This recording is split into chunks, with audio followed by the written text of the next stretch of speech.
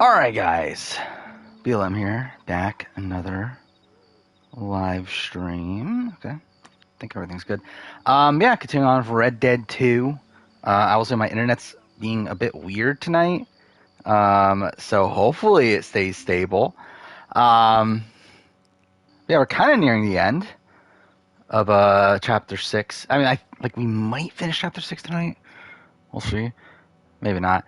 But, yeah, obviously Survivor episode happened. BB Can.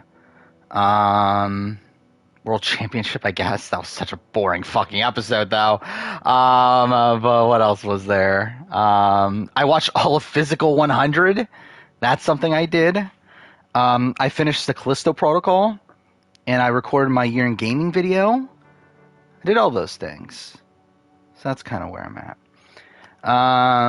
I think your biggest party for Reset. Poor Kane. Yeah, I mean, they kind of foreshadowed it quite a bit, though. But it's really funny, though, that, like, he's literally just Dwight. That he just, like, essentially... I mean, I guess, to be fair, Dwight didn't actually have the idol, though. But, like, still, it's, like, essentially a situation where, now Jamie is, like, the, Janine who thinks that, she had an idol taking on the game. Where am I going? Here? Oh, this is the, okay. That's the funeral mission, right? Okay, yeah, I think we'll do that. Yeah, this was a little bit of a rebound episode for Carolyn. I think for me right now, it is Carolyn or Jam Jam. I'm much more in the Jam Jam realm, but I do think this is probably what Carolyn needed. The one major criticism for me of Carolyn's edit this episode is the fact that she was so gung-ho about wanting Danny out, and she didn't get her way. The fact that that was like such a prominent thing at the end of the episode, I think that's really bad. But we are kind of in the new era where I feel like... Didn't that happen to Marianne at one point? Where she said she wanted the vote to go one way and it didn't. So it's like, it's not like completely knocking her out, but... I don't know. I'm still all in on Jam Jam after this. Again, like, he's straight up the main character. Like, I mean, he's like, we're seeing like his perspective of almost every single scene. And like something I realized too. So again, I'm fully caught up on the review as well. I forgot about that. I am fully caught up on the Survivor 44 review. And like something I've noticed too is I feel like we've been getting a lot. Like this season has been like so filled with like advantages and all that bullshit. However, we've been getting a lot of camp scenes with just Jam Jam being like the main character of them. And I feel like considering how much Jam Jam talks about his social game, I feel like this is the editors trying to show his social game. And that's why we're getting all these like camp life segments with like Jam Jam being the main focus of them. So I feel like, yeah, I'm pretty all in on Jam Jam at this point. I do think Carolyn can win, but I think more than likely it's Jam Jam and Carolyn at the end, and Jam Jam wins. But I do think it's... Again, I could see it being, like, maybe close. I could see it being, like, a Dom and Wendell sort of thing. But I am leaning towards Jam Jam as the winner, though. But yeah, the Tika 3 are for sure... Again, I mean, like, this has been the thing since the merge, but... Like, I have no doubt that Tika 3 are going to make at least finale. I don't know if all three are going to make final 3. That would be an interesting outcome. That'll probably be the best outcome for the season. But again, it feels a bit too, like, idealistic.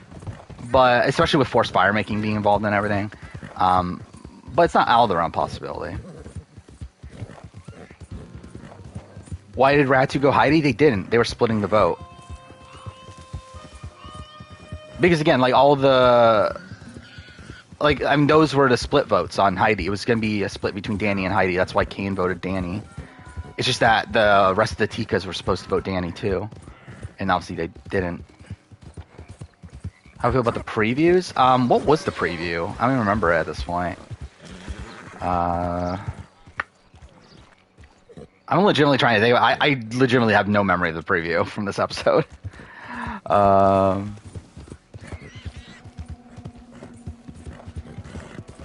But yeah, tomorrow is double eviction for BB Can 11. I will say I did think about potentially streaming tomorrow, but I'm not going to be able to though. Like it's not going to happen. But it would have been cool if I could have after a double, but that's not happening.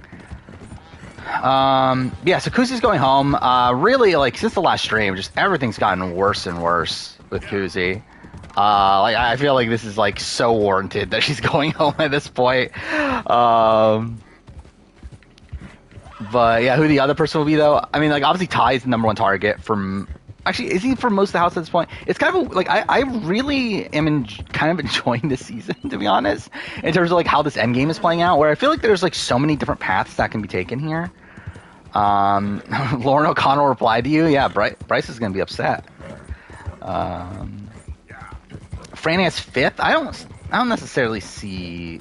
I think Franny might be one of the next few boots. Because like I feel like at this point like they're very much setting up Franny as like a threat in the game, especially a threat that recognizes Tika, and like considering how like I think it's very clear that Tika is gonna win out. I think the fact that Franny is being the most anti-Tika presence on the show more than likely means she's probably gonna go out soon.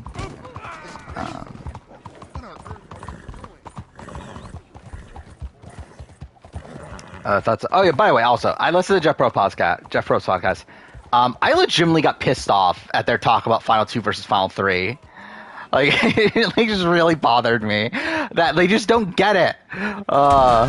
Okay, cool. But yeah, it pissed me off, to be honest. Like because like they're just they're just making the dumbest arguments. Where it's like it just feels like they don't get the actual reason. I mean, like, to be fair, like, people have different reasons for why they like Final 2 over Final 3. But, like, for me, and I feel like the case with, like, most people that are, like, into the strategy of the game, the reason is not because of the outcome. Like, when they talked about Final 2 versus Final 3, all they talked about is, like, oh, it leads to a strong player versus a GOAT. While, like, in a Final 3, you obviously have more of a chance that another strong player is there, and I get that. However, the point of a Final 2 is that it makes it so that the road to the end is better. Like, it's not about the actual final tribal. It's about the entire path to final tribal. It makes it so the entire road to final tribal is a lot more difficult. It's so that you have to make, so you have to play a lot more individualistically, as you can't have, like, a 3-person alliance, with, like, a couple other offshoots that are able to, like, just run the game. It makes it so that you have to like essentially play for yourself for a lot of the end game as, and like also it makes it also so that like there's more of like with Final 2s also like despite the fact that yes it can lead to, like a GOAT and a strong player, it also can lead to the 2 GOATs at the end, which is too fair. Is not what Jeff Probst wants, right? That's completely against what he wants. But like that's like a more interesting outcome even then. Like so like it's kind of like better in both ways. But like even then it's like I mean again having a Tom Schwartz win fucking win Survivor SA is like a pure example of like how chaotic a Final 2 can be. Remember Mr. Morgan? My husband weren't so lucky. You lost your husband. I lost my darling Annabelle. That poor boy Kieran. Yeah, I mean, again, I get why producers like a Final 3. I just think they don't get why a Final 2 is also good, which is the annoying thing. Because Jeff was essentially, like, completely anti-Final 2. And then, like, through, like, the podcast, he was like, okay, maybe eventually. But, like, also, it's like, none of the arguments they were bringing up were the actual arguments.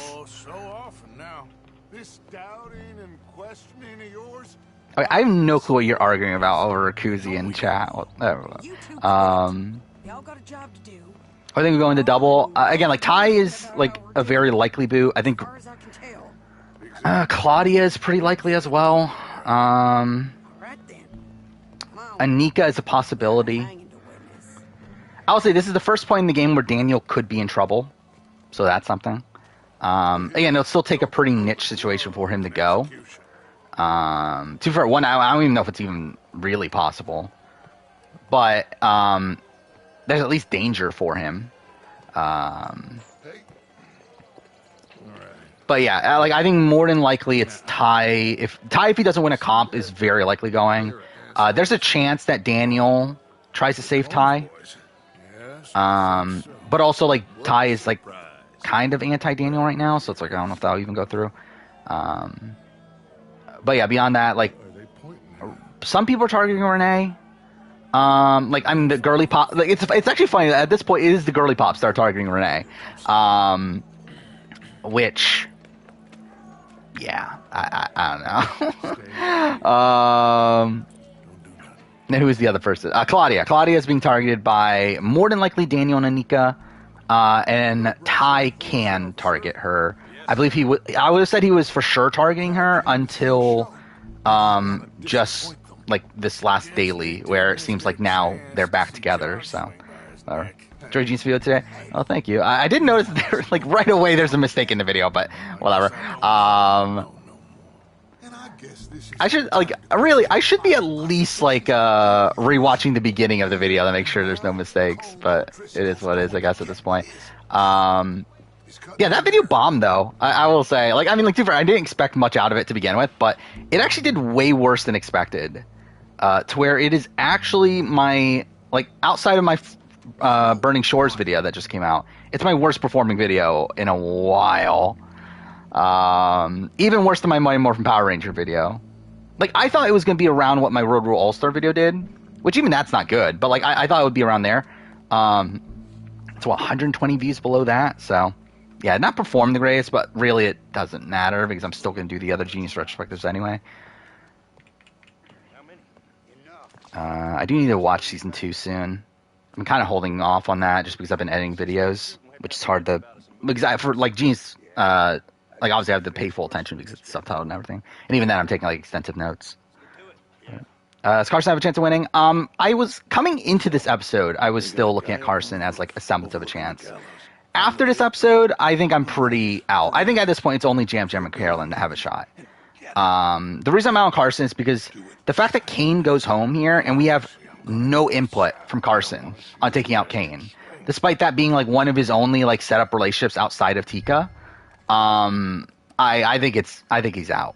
I mean, again, it wasn't even mentioned a single time, the Carson Kane relationship. Find a way up to the roof. Thoughts on USA 2 boots? Disappointed. The entire trajectory of USA 2 right now. Disappointed. Which, too fair, in me saying that, it is kind of a spoiler, but still, I mean, disappointed.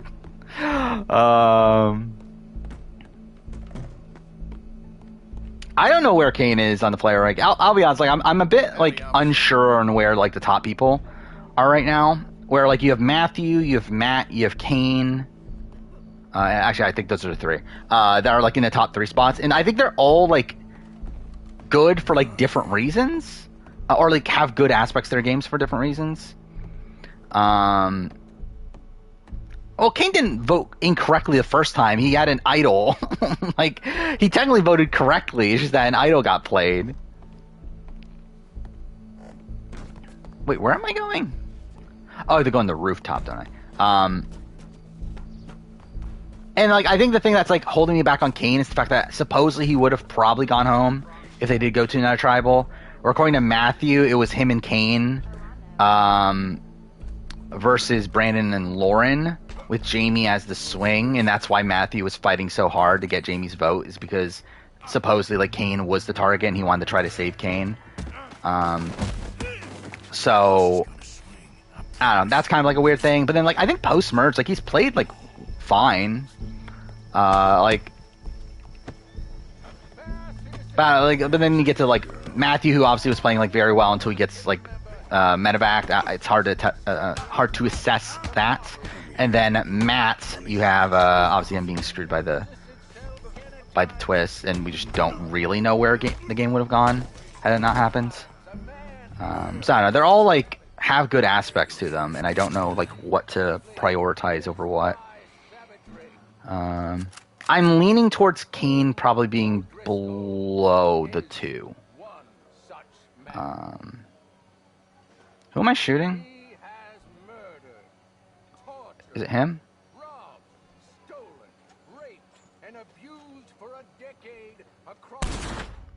Oh, okay. I guess not him. Whatever. Is Ty number one contender? No. Like, Ty has to win out. And even if he wins out, he's not even guaranteed to win. So it's like, he's definitely not the number one contender. Like, right now, Daniel's still the top contender. Like, Daniel wins every single jury vote scenario at this point. Like after Kusi leaves. Like, every person on the jury has been very pro Daniel. Like, it's just a matter of getting there, which is obviously, like, a bit of a worry. But I think now that, like, again, he came in second to Ty in this comp. Maybe he can turn up, like, in comps now. Like, I do feel like there's still, like some untapped potential there in terms of competitions, especially in terms of, like, in terms of, like, endgame comps, I guess, like, there is, like, that physical one that, like, Josh won. And that's something, like, I don't really see Daniel winning, right? But, I feel like he should be in a somewhat goodish spot. And, like, I mean, obviously just, like, position-wise, he's in a good spot. Like, right now he has what? He has the final two with Anika, has final four with Claudia and Shania, has a final two with Renee, has a relationship with Ty. Mind you, that one's, like, getting a little bit rocky. But, like, he should be, like, pretty set socially for short term. But yeah, in terms of, like, I do feel like him and Anika are going to need to win some comps soon, though. But again, if he gets to the end, he pretty much is guaranteed to win at this point. Where, like, as of right now, like, based on the way that the jury is looking, like, it looks like Daniel's the biggest jury threat. Anika is probably the second biggest jury threat. And then it's probably Ty. And then after that, the girly pops it's Claudia. And to be fair, Claudia and Ty is probably, like, kind of close.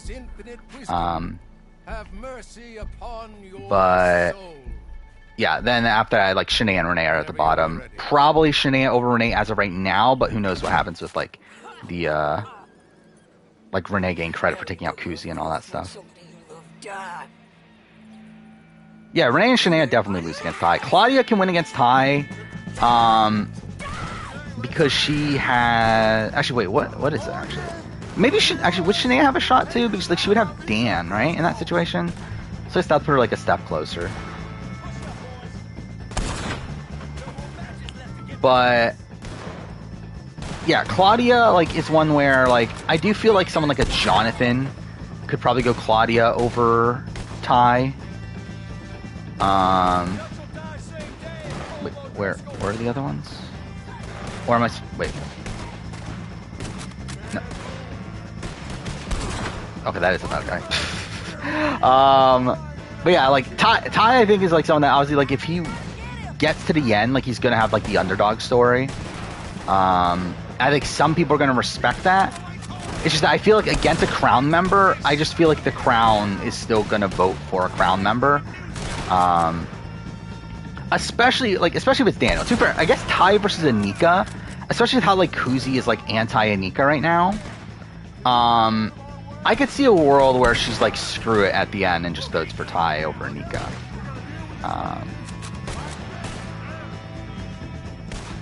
But at least, like, coming into this week, at least, Anika was a pretty big jury threat.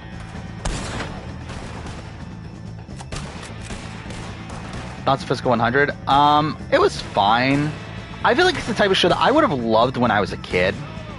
Like, this is definitely the type of show that, as a kid, like, I would, like, try to, like, create spreadsheets on, like, who would do well on Physical 100 and stuff.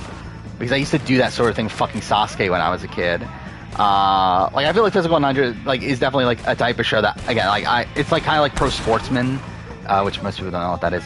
But, no, it's like these sort of shows that, like, I enjoyed when I was a kid. I feel like it's kind of in line with that. I do feel like as a whole, like, it's not, like, perfect. Like, I don't know. It's like it definitely is. Like, it's tough to follow a lot of it. Like, where there's a lot of, like, people on the show that, like, they introduce, and it's like they, like, just go out, like, they just go out at some point. Like, it's never really, like, shown, or, like, not really like, properly shown. Where, like, again, like, they spent the entire first episode like, setting up the cast, and then, like, they eliminate half of them by, like, episode 3, but then, like, it doesn't do, like, a proper check of, like, who's left in the game. And then by the time we get to the end game, it's like the weird thing is that like the people at the end, like I don't even know who most of these people are. It's just such a weirdly like put together show in that way, but I don't know. Canadian streak ended. Oh yeah, I forgot Kane was the only Canadian, right? So yeah, it's over. Kane was your winner pick? I'm kind of surprised. Like, I didn't see anyone being high on Kane preseason, were there? I was pretty low on Kane, right? Actually, I have the spreadsheet. What I have Kane preseason? I know it's from that Mary. Mary? She ain't worth it. Where's my power ranking? There we go. Who is? Better tactical you, Nori, or doubting you, Nori? Probably doubting you, Nori. Made for better TV, at least. My dear I had You Kane. never showed up. Oh, okay. Actually, I had Kane higher than I thought. I had Kane at 9. I understand why. I thought I had Kane lower. Okay. Maybe I wasn't super low on Kane. Must send it. Arthur. Oh, Arthur. Russell Wilson has Kane's his winner pick just because he's from Canada. Is Russell Wilson from Canada? I didn't even know that. But like, so, or is it because like just because like Erica and Marianne have won from like being Canadians, and they're like, I guess he'll win because he's Canadian. Queen Jamie is winning. Yeah, Queen Jamie's definitely not winning. I did like that was so funny. I think that's probably like one of the funniest moments of the season to me. The moment where oh, is this the Miss Sadie Adler mission? Yes. Okay. So we're very. I think we're gonna finish the like the actual main story by the end of this episode and get to the epilogue. Yeah, like that moment where like Jamie's like gloating about her still having her idol, and then they like just like sneakily put on screen one fake idol. That was hilarious. You okay? Again, Jamie did not have a Gabler confessional. You sure? Because the thing about Gabler is not just the singular confessional, it's the fact that it became a storyline that he brought up constantly. Jamie has never mentioned the fact that she's an MVP outside of that one time. And every single time she's shown as an idiot. It's not like Gabler, where like Gabler's supposed to be looked at as like a competent player. Like where like I feel like even in the pre-merge where like we see him doing something bad, they counter that with showing him do something good. Like there's never a point where it's just completely dunking on Gabler. Where with Jamie, this is like everything that she has is her being is her getting negative content. And to my husband? I mean, this fake idol wasn't even the like this wasn't even a production fake idol. This was a genuine fake idol. Like I actually like don't have an issue with this fake idol because like, again, this was one that Matthew made on his own. I'll do it, but there's something you could help me with. I'm actually disappointed the way it went out. Like because now it's like Jamie just thinks it was real. And John, listen. Like she will never like. I was hoping for the moment of her like playing, like being super confident.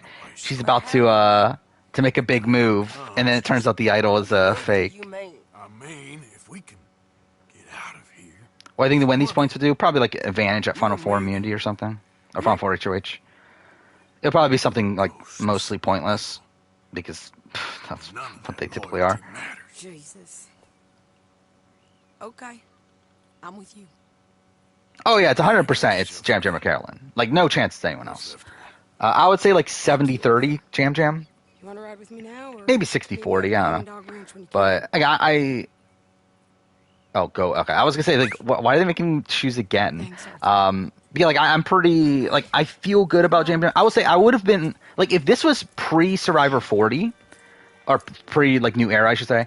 I think I would have been 100% on Jam Jam right now. Like I really like from a pure like editing standpoint. Like Jam Jam really hits all the marks at this point. The thing that's holding me back is that obviously like we have had someone like an Omer who in 42 who had like a very solid edit as well and not win. Mind you, I do think Jam Jam's edit is probably better than Omer's, but I think that's like the one thing that's like kind of holding me back from not just like going all in on it's just Jam Jam. Hey. Because again, like it's like he's the main character of the show. Like literally every single fucking episode. Like in my review, every single episode. Like outside, I think episode 3. Yes, it's episode 3. Like there's this like checkup on Jam Jam and like what he's doing, what he thinks about the game. It's a big ranch. It's like it feels like they're going out of their way to like introduce him to the themes of being underestimated by just like making it as like Tika as a whole is being underestimated. Again, like the moment back with the Brandon and Matt vote where like Brandon just like pretty much outlines like Jam Jam's storyline, like that was something. I don't know. Like I think all the like points are going towards Jam Jam, but like I guess there is a world where he could be like Final 4, Final 5 boot or so. But I don't know. I'm very much inclined to think that it's Jam Jam. Yeah, Danny definitely got a lot of activity here. Even but like 2 firsts, like he wasn't winning anyway. I don't get why Danny was even in contention for some people in the Edge community. Like, where you look at the Edge community, like, some people had, like, Danny at, like, number 5 or something for, like, most of the season, like, early on. And it's like, I don't get it. Like, his, like, content was, like, the definition of circumstantial. Where, like, he was literally almost invisible in the premiere. Episode 2, he's shown because of the Birdcage Idol. Episode 3, same thing. It's like, he doesn't get personal content, what, episode 5, I believe it is? I don't know. Like, it's like I don't get why they ever thought of him as someone that like even had a chance at winning.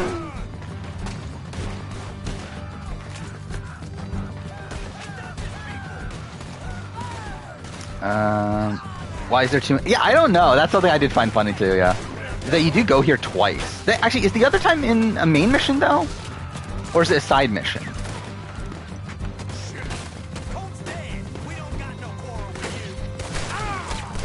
Actually, what is this mission? What have you been doing in this mission? I didn't even pay attention. Like, I know you're obviously helping Sadie. Is it just, like, wiping out the rest of the O'Driscoll people? Oh, yeah. I mean, that's Challenge USA spoilers, but, yeah. That is the thing that's happening. Which I called pre-season. Like, that was kind of obvious, right? Is that, oh, yeah, like, minor spoilers for USA, too. Nothing game-related. Well, I mean, kind of, but not, like, results-related. That Tyler and Alyssa Snyder are hooking up, which, yeah, I mean, that's pretty obvious. Like, where people were saying preseason that, like, Alyssa's gonna hook up with, like, Fessy, which, like, no? Like, again, she hooked up with Kyle. Like, I think it's pretty obvious, like, the type of, like, I don't know, person that's more of a Kyle in this cast. But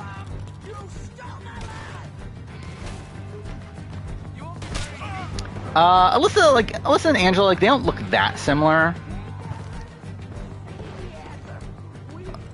But I mean, I guess like if you're picking as someone that does look like Angela on the cast, you would pick Alyssa. But yeah, they're not like super similar. This is the worst season of all time. I would not agree with that. But it's not the best season of all time. I mean, I think it's on par with the rest of the new era. I think it's probably better than 43, I guess. I don't know.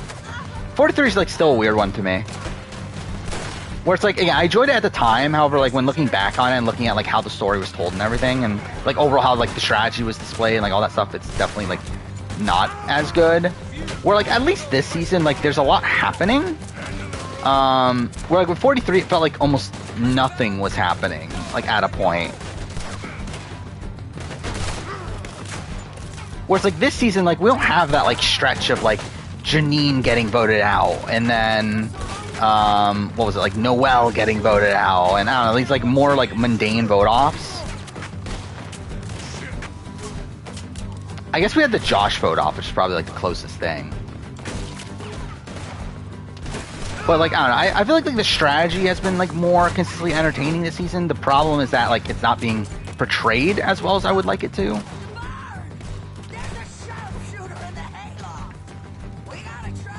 Now see, I think, to me, if I'm ranking the new era seasons, as like seasons of like television or whatever, like I think I would probably go 42, 44, 43, 41, I think. Maybe 41, 43 would switch.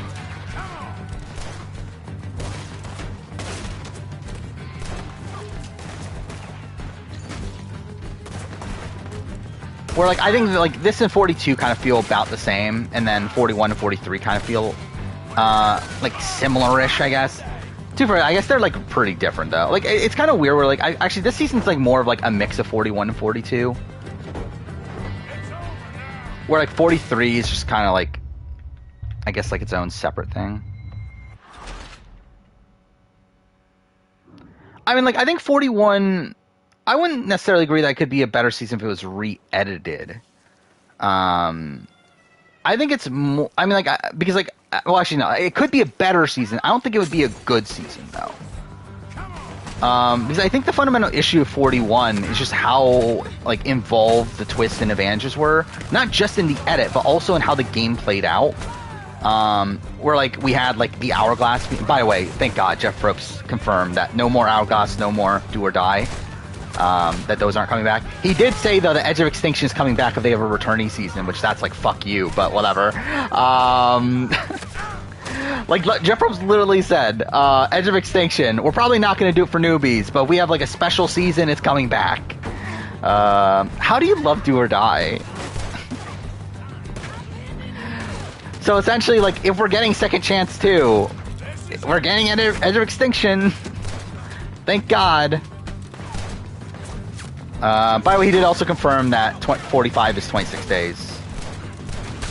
Because he claims that he loves 26 days, and that's not changing. And that it would only change if it's a special season, according to him.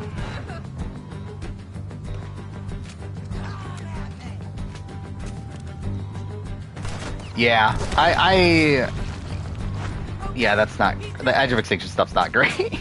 Again, like, I do think as a whole, for Winners at War, like, looking back on it, like, I'm kind of fine with it there, and the fact that it was these, like, legendary winners. Again, like, I wish that, like, the overall screen time was able to be distributed better. But I think, like, overall, like, as, like, us getting to still see these players, and this being, like, this final farewell to, like, a Boston Rob and a Parvati and, like, people like that, I feel like it was, like, fine for that. But, yeah, as, like, for every returning season moving forward, that's kind of shit. Yeah, Winners at War having 90 episodes was definitely, like, needed, which is a shame that we didn't get it. Dude, for Winners at War is still, like, isn't it the longest season ever? If we're talking about, like, full, like, screen time, maybe All-Stars would beat it, but, like, I'm pretty sure, like, Winners at War, like, because, like, we had a 2-hour premiere. Well, I mean, one, we had 15 episodes, right? And then also we had a 3-hour finale, 2-hour premiere. Didn't we also have a double episode? But then again, that might have been just 2 episodes mixed into one. But either way, yeah, like, I'm pretty sure, like, Winners at War is, like, the longest season of the show. If not, like, second longest. But it's still, like, not good enough. Yeah, Edge of Extinction up until the merge, that's, like, palatable. Yeah, Edge of Extinction till the end of the game, though, is fucked. But yeah, like, just listening to Jeff talk about Edge of Extinction is, like, really annoying, too. Also, by the way, he did say, nowhere we're doing, Redemption Island ever again. Because we got a better version now. We got Edge of Extinction. Which is... Yep, that's definitely what I thought. Again, like, I personally like Redemption Island more than Edge of Extinction. Where at least it feels like the people, like, fight more to get back in the game, not just have this, like, one random challenge that determines everything. What am I doing here? Oh, wait, am I supposed to go here? Wait, why is she going here then? Whatever.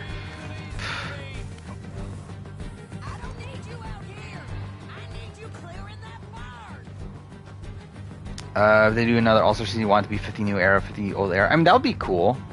I don't think they're gonna... I doubt they'll do that, but yeah. It'd be cool if they did. God damn it. Yeah, I probably stand by that.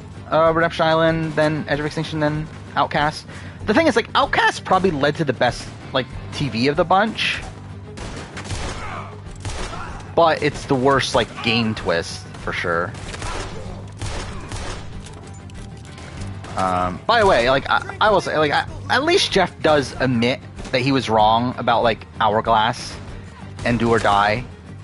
And he does, like, admit that, like, okay, we should be telling the players about the twist beforehand. Okay, fuck.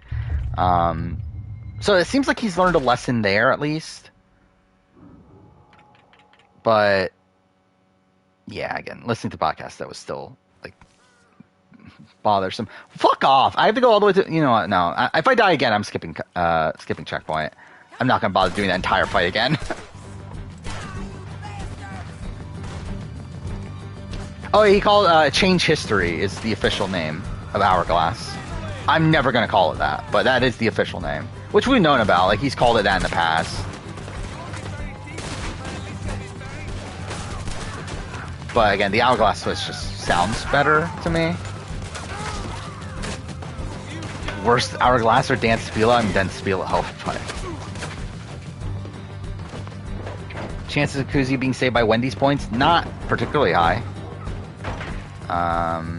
Because if she was, they would have announced it, I feel like. They would have announced that, like, a twist is coming.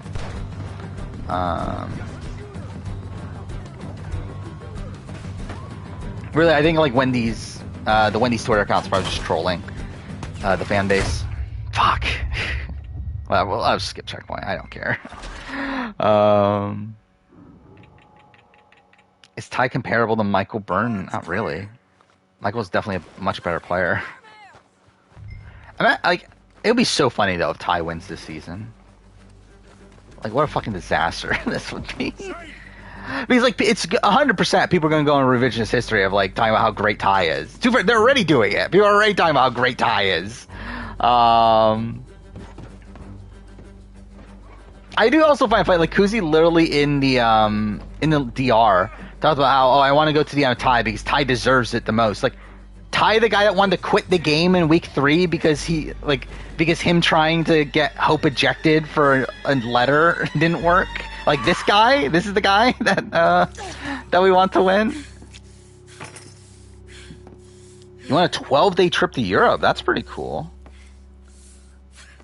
Who I think is playing the best game? I mean, as of right now, it's Carson in terms of, like, on island. He was a good like, it actually is, like, insanely impressive what Carson's been able to do. The fact that, like, it seems like all sides are trusting him the most of the Tikas. Where, like, for some reason, Danny, like, really trusted Carson last week, which makes no sense. Like, why? I miss him every day. Every moment. Well, obviously, he's, like, ingrained himself in the Rat Twos to where they thought of him as, like, a solid number as well. But my memories of him. I think Carson will probably make the top 10 new era player list. I ain't even got that. Jam or Carolyn could also make it. I don't know if anyone else is going to at this point. I mean, we're pretty late into the game at this point. We're at, what, final 8? We only have, what, 4 more rounds of normal gameplay? We should get away from her. Yeah, I don't think there's enough room there for, like, anyone else to squeeze in.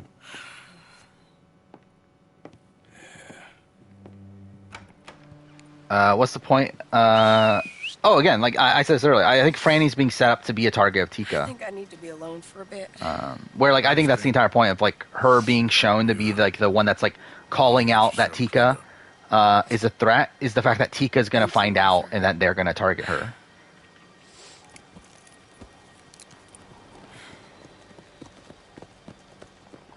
The daily was not cool.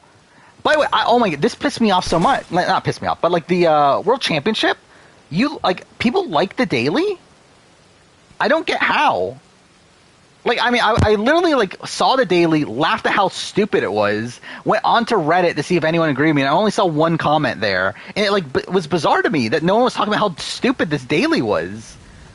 The daily was literally jumping from one truck to another at a very small gap, grabbing a key, jumping back, which, again, probably takes, what, like 10, 15 seconds? Turn the key to open the door for the other person to drive out of the car, and then them just pushing on accelerate until they pass the finish line. There's nothing there. Like, there's no challenge. It's literally, what, like a 10-second jump across the truck and jumping back?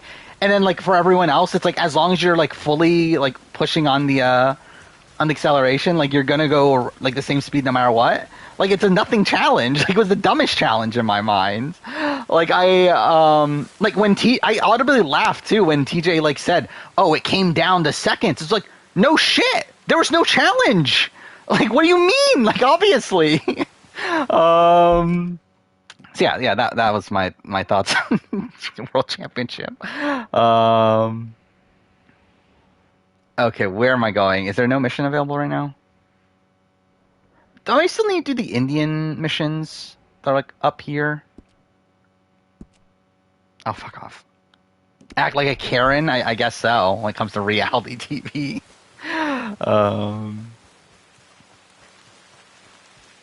New Era player ranking: Jesse, Cody, Omer, Erica, Ricard, Shan, Marianne, Carson, Jam Jam, maybe Mike. I think that's pretty much my list. I think I had Cassidy. And did I have someone? Well, obviously, like, Carson, Jam Jam aren't on the list yet for when I made it. Like the preliminary list. Obviously, I'll edit it again after 44 and then make the video. But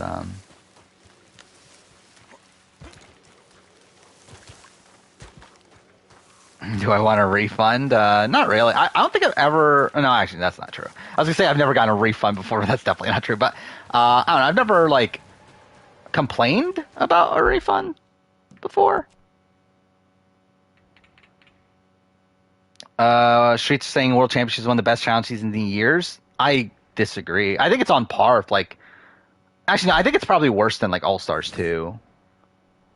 But yeah, I mean, this episode was just, like, completely boring. Do I think Cassie is a better player than the game showed? Probably. And we'll see on USA too of her overall social strategy ability there, but yeah, I think she's probably a better player than her actual game represents. Why is no mission opening up, by the way?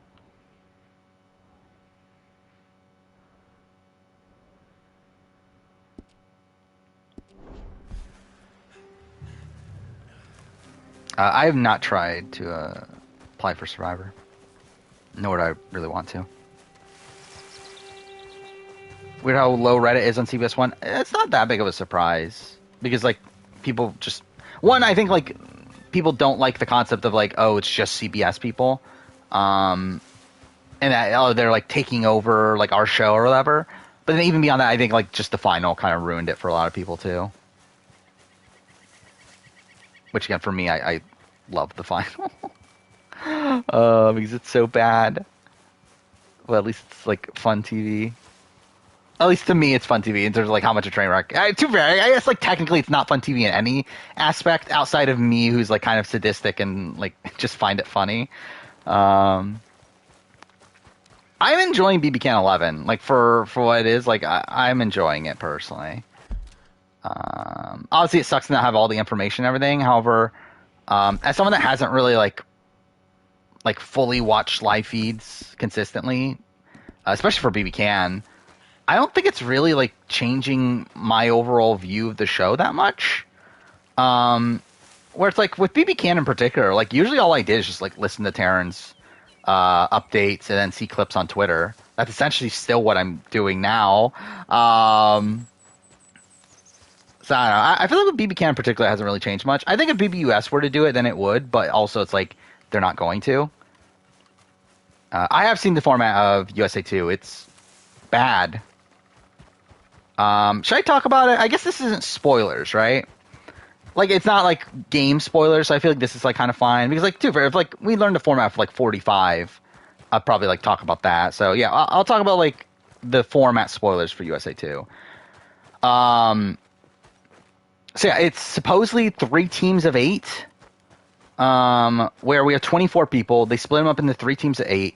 2 MTV people in each cast, which I guess they're only qualifying MTV people as the people that like are exclusively from MTV, which is weird.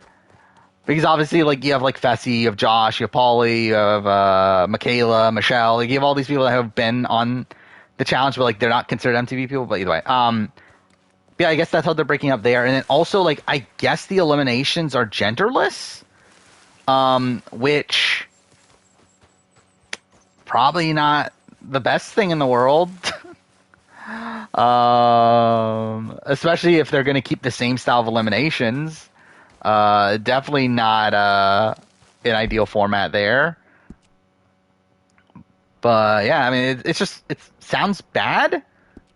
Like, obviously, we'll see when it eventually happens, like how it actually is. But like, yeah, it definitely sounds really bad. Justin Booth loved Survivor 43, maybe, and maybe saw like the early 44. He was like, I definitely love all these women being taken out from not being good at physical challenges. I love this. We gotta have it happen all the time. When Tiffany takes out Bananas, that'd be hilarious. I would love that. I would love if like Bananas lost to like the most random like person. Like, that'd be great. Like, imagine like Bananas losing to like Alyssa Snyder. I think that'd be funny. Fuck off. Okay, I guess I can't climb that. Of course, someone will be the first winner born after Survivor. Yeah. How old is so 20? Wow. If you're 23, you can be. Oh no, actually no. You would have to be. No, because the actual anniversary is in a few. No, in a few weeks, right? But either way, soon. There's like 23-year-olds that are gonna be younger than Survivor. That's so fucking weird to me. I don't know what I'm doing. Again, that's me like half the time. I don't know why I'm running. By the way, I keep on forgetting that there's a horse whistle.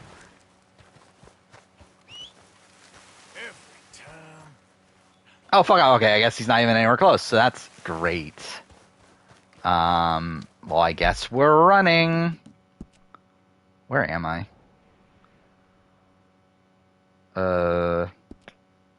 Yeah, that's not ideal. The tire lasts longer than 10 seconds? I would hope so. Was it even 10? Maybe it was 10. I don't remember. I'm surprised a moose didn't go and hit me right there. Like last time. Bananas versus Rupert elimination. That'd be hilarious. How old is Rupert now, though? Rupert's like 60-something, isn't he, nowadays? Oh, okay, there's Kyle, finally.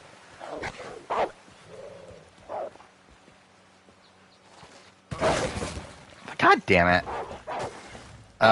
Middle race or Scamming Horse Race? I think Scamming Horse Race is better TV. Okay, what the fuck, game? Oh, wait, what'd you post, Raccoon? By the way, I did mention you in the Year in Gaming video that I recorded today. What is this cast? Angelina, Chrissy, Sydney, Dean, Devin, Dominic, Gabby. I'm not gonna read it all out, but Rob Zabatnik. I love when like it's a lot of like, okay, these are people that actually could probably come back to Survivor, and it's fucking Rob Zabatnik.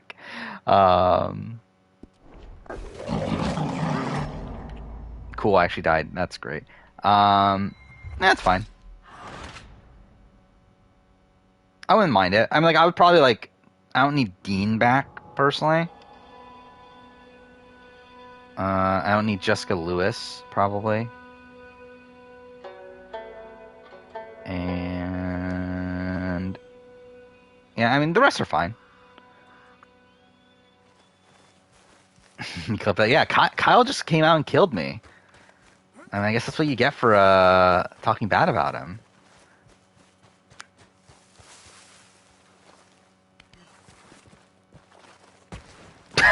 I don't know why I just tried to do that. Oh, whatever. Could my winner pick be? Let's see. I already closed the cast. But I don't know, like Devin Pinto seemed like a decent one right away. right, I got back up.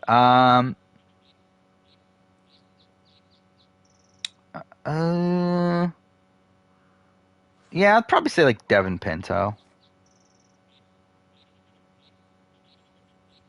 Maybe like possibly like Lauren O'Connell. Maybe even like Mike, actually. I feel like Mike could probably do well in a return. See, I feel like Sydney, like, I feel like people are, like, would be on to Sydney. I guess she would actually be a decent pick, though. Yeah. T-Bird, I'm kind of like, I don't know, does she fit in this cast that well? I guess I guess it would be fine, too.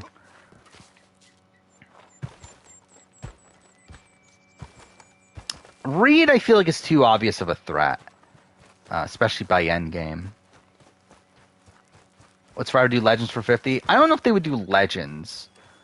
Like, straight up, I don't think they'll ever do a Legends, like, actual called Legends season, just because, like, one, I don't think there's a point, and two, I think there's, like, it's, like, a bit reductive in a way. Like, it kind of makes it so that, like, I don't think they would want to do a game changer style situation, but, like, because, like, the game changer situation is, like, kind of a different one, where, like, game changers, like, they didn't like mean game changers in the way that we meant game changers, but like with Legends, like there's no way about it, right? That like whoever you're casting on this, you're essentially calling a legend.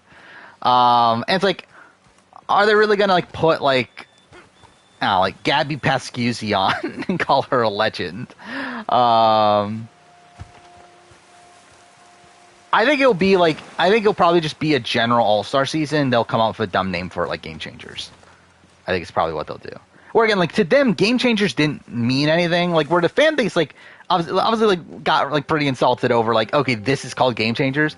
When like to them, they were thinking, oh, these are just people that like changed the game on this season. Like to them, they're just like creating this like really dumb like name for the season. They didn't really like actually care that much. But obviously, like when we saw the name was Game Changers, it was like, oh, this is fucking stupid. That fucking Haley Ford and Sierra Dawn Thomas are Game Changers. Bitches the nose. Yeah, that'll definitely happen.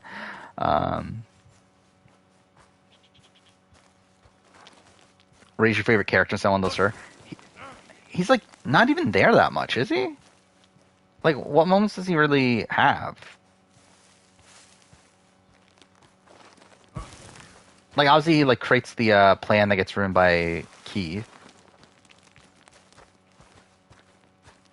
He like leads the talk on the discussion about the negotiation for Flint. Though even that was like something he didn't even want to do. That was like something that they told him to do. I guess like the speech, right? Grandmother speech, which I never liked that. So I don't know. Oh, by the way, I did record a video recently where I did talk about Kenny. So I'm sure you'll be happy about that whenever that video comes out. Which won't be for forever. Because it's literally like one of these videos I'm like putting on the back burner for a very long time. Because it's like, well, I just might as well make it now because like it's like it doesn't need to specifically come out anytime. But yeah. Kenny did make a cast. I'm not going to make a player ranking for the Genius. Like, I don't know. It's like, yeah, there's not really much of a point. Especially because, like, overall, like, the Genius is a game where, like, mostly it's by placement anyway. Like, because, like, the Genius isn't like, Survivor or Big Brother where, like, there's a lot of, social strategy aspects that, and, like, I don't know, there's, like, usually just a lot more, like, luck-based things with Survivor and Big Brother. Where like there's obviously luck on the Genius, but like not as much of a degree where I feel like most of the time, like if we're doing a player ranking for the season, like it's more than likely around the same as the actual placements. Like outside of like maybe like a couple spots. Like it's very rare that you're gonna see like a radical shake up with the Genius. Especially with like the death matches being like the way they are, but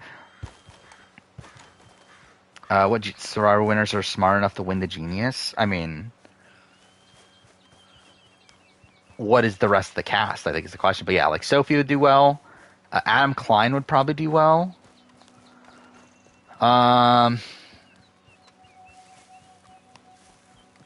don't know, who else really comes to mind? Kim could probably do well. I don't think it's a guarantee, though. Marianne would not do well in the Genius. I don't think. Sandra would not do well in the Genius. Tony would not do well in the Genius. Buster Rob might, maybe. I think Buster Rob could potentially do well.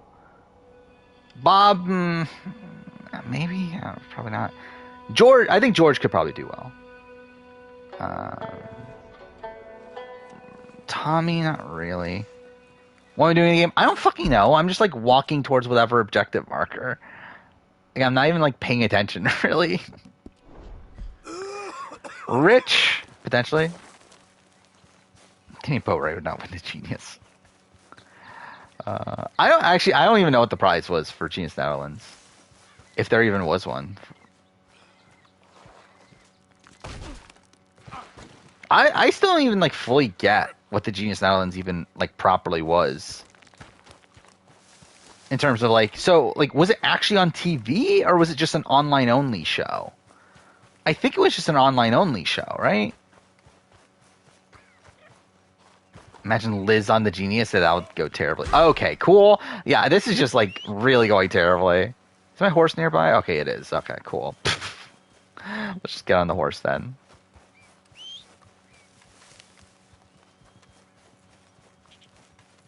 Wait, where? Oh, there he is. Or she. It's Rashika, isn't it? Yeah, Rashika spelled incorrectly. Oh, no, it's not Rashika. Oh, did I not take Rashika? Okay, I guess not then. Cool. Who the fuck is this guy? Want to see Coach on the Genius? That would be hilarious. It wouldn't go well, though, but it would be hilarious.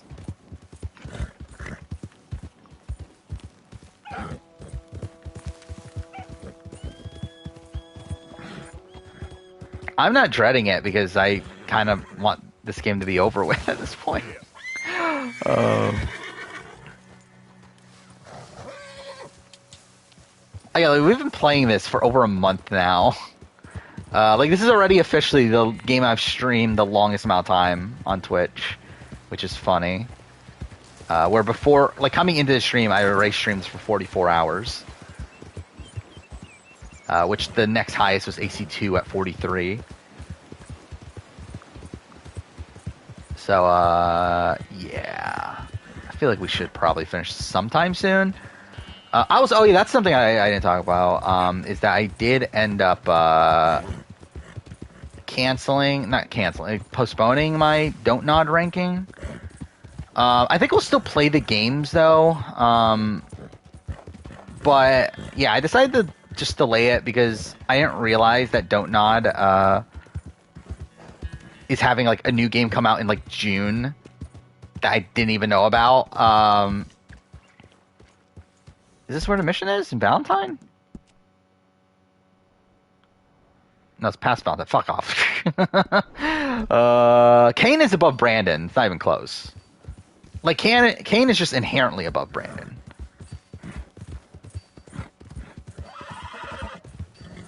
Like, I don't even think there's, like, a proper reason why Kane wouldn't be,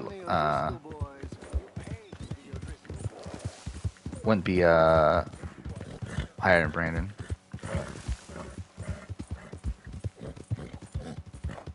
But Brandon, the only reason he voted for Boo is, actually too far, yeah, I guess, like, the the Matt Tribal. But, still, it's like, he never survived a single round without any sort of safety. Literally got saved by an idol in the first round of gameplay. Was supposed to be the first boot. No, Brandon's not going to be at the very bottom. But I think, like, against Kane, like, Kane was literally supposed to be voting out Brandon in the first round of gameplay. Like, technically Kane was with the numbers there. Also a situation where, like, if you say that Brandon got idled out, it's like, Brandon also technically was going to be voted out had the idol not been in play. Like where Jam Jam and Carson and Carolyn actually wanted Brandon out. It's just that they decided that, well, they're going to play the idol. Then like, what's the point of us voting with them? We might as well keep our cover. So it's like Brandon was going home anyway. And through that, essentially, like Kane just naturally outlasts the round further than Brandon anyway. No, I'm not going to bother putting Bruce on the actual ranking. They did. We? This ain't our fight. It surely is. Whatever it is, you're planning. Yeah, Kane would have been voted if they lost immunity, but Brandon was literally almost voted out. Like, without the idol, Brandon would have been voted out. A few of them in the valley. Disarm them, tar and feather them. Like, literally, Kane would have outlasted Brandon if it wasn't for an idol. You have energy for prank? In a situation where Kane literally votes Brandon out. Knows a little. I need you to help me. Yeah, and if anything, like, that idol play screws over Kane even more to where he's on the bottom because of that idol play. It's perfect. People will see. $1 Million Island Australia trailer dropped. I'm not going to bother. I'm not going to watch $1 Million Island Australia.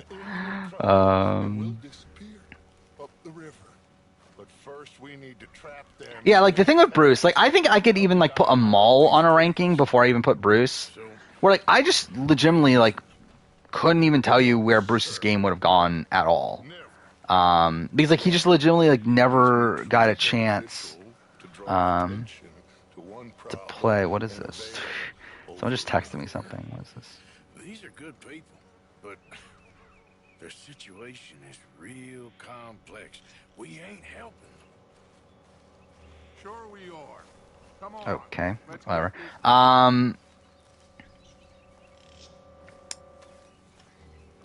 But yeah, like, Bruce, like, we just don't know. Like, we don't know anything, like, really about Bruce's game. And, like, he never got to properly play the game because he had a concussion the entire time. We don't have a lot of time. The patrol should be coming in a few minutes. Okay. Hurry. Yeah, running headfirst to a pole is bad game. Yeah, I mean, if that's what you want to qualify it as.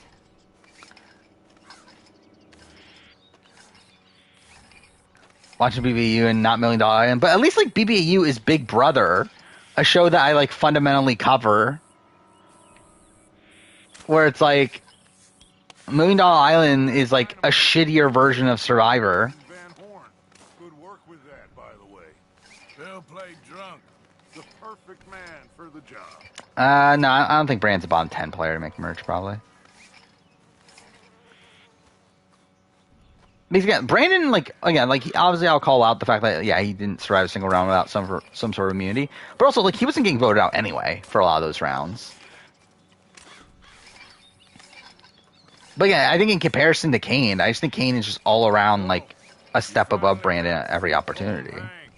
Yeah. After all those years, hard to believe. Oh, but it was worth And that's the why wait. Donglin's the greatest of all time. Tying up the loose ends, Arthur. One by one.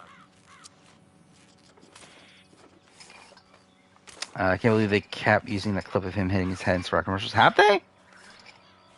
I didn't pay attention to that.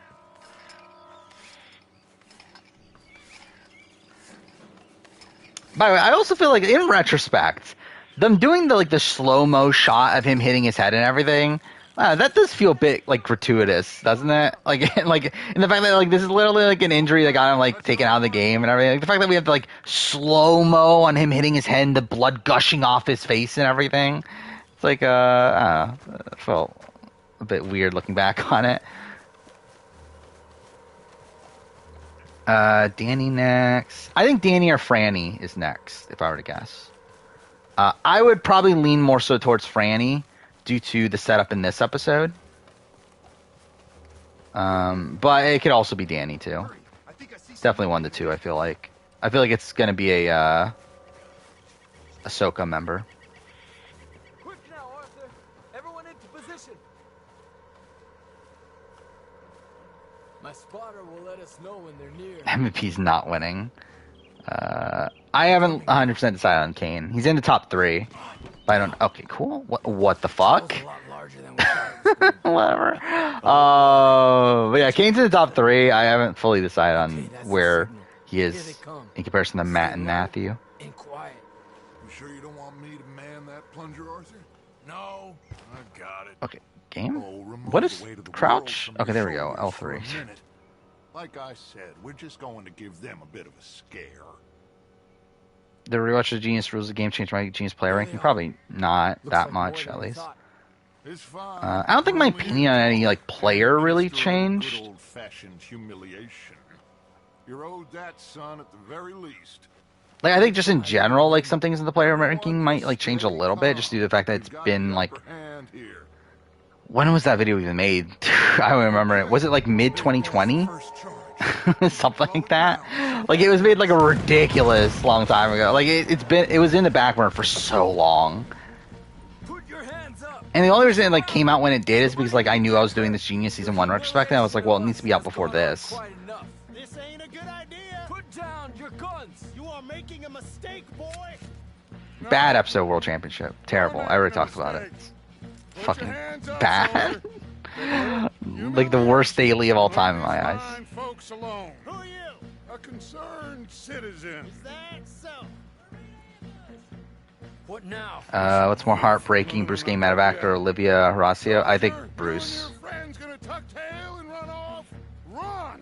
Excuse me. I'm getting bored of this. Because again, Bruce didn't even get the chance to play. Your friend's Mind you, I think now with the context of like, okay, he's back for 45, then like, that's different. But like, at least at the time that they happened, I was probably more upset for Bruce than I was for Olivia and Horacio, who are going to come back again anyway. Or if they want the like, at least if they want to come back, they'll be back. Like, this isn't the end of their story. While like with Bruce at the time, we thought it was.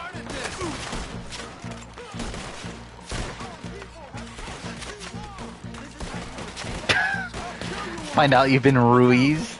That's what you're calling it now. He's being that's Jamie Lynn's last name. No, that's not happening. Again, like last year, even last time with Gabler, like I saw the Gabler winner. I just didn't think it would happen. I legitimately, like, there is no winner at it for Jamie. Jamie's not getting a winner at it at all.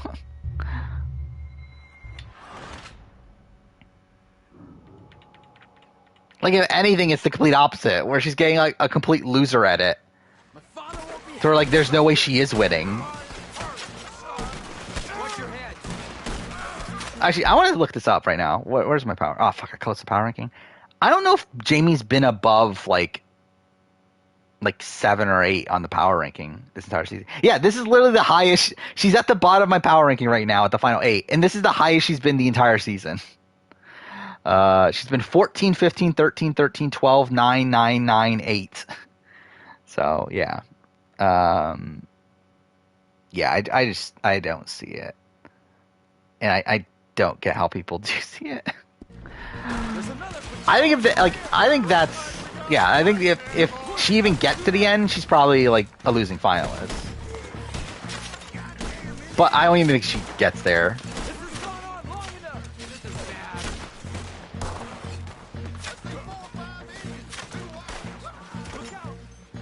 Wait, where'd they go?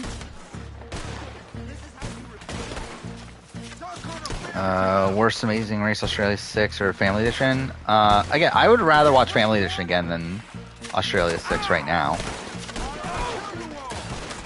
Like, realistically, probably Australia 6 is better, I think. But as of right now, I would rather rewatch Family Edition. Again, Jamie's a fun character. It's just that she's not winning.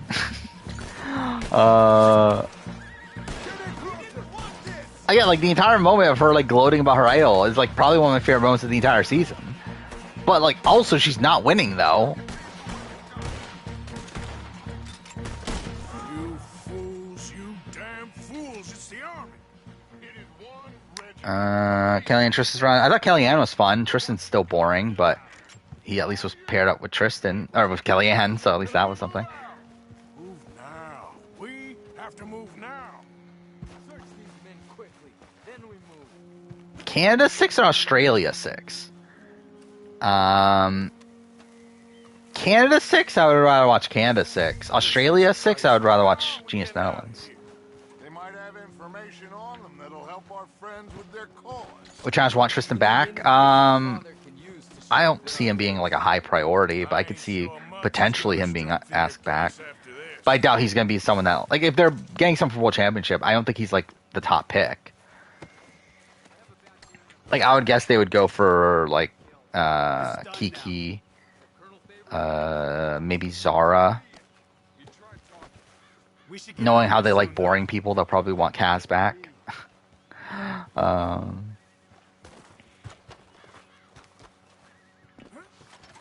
I do very. If they want boring people, they also will want Tristan back. Then, don't they? Best season of reality TV. I mean, you'll have to see in 2.5 months. Find anything? Yes. Yeah, Kiki, I think he can definitely come back.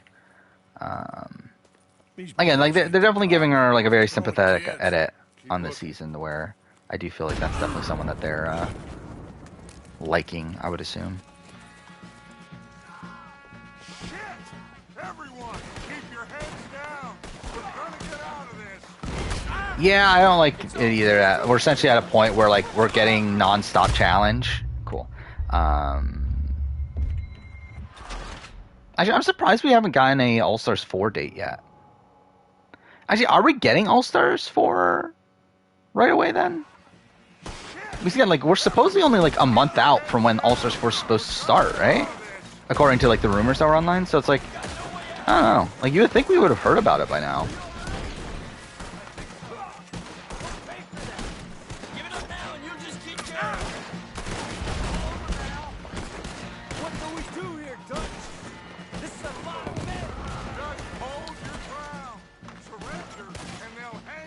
Where are they?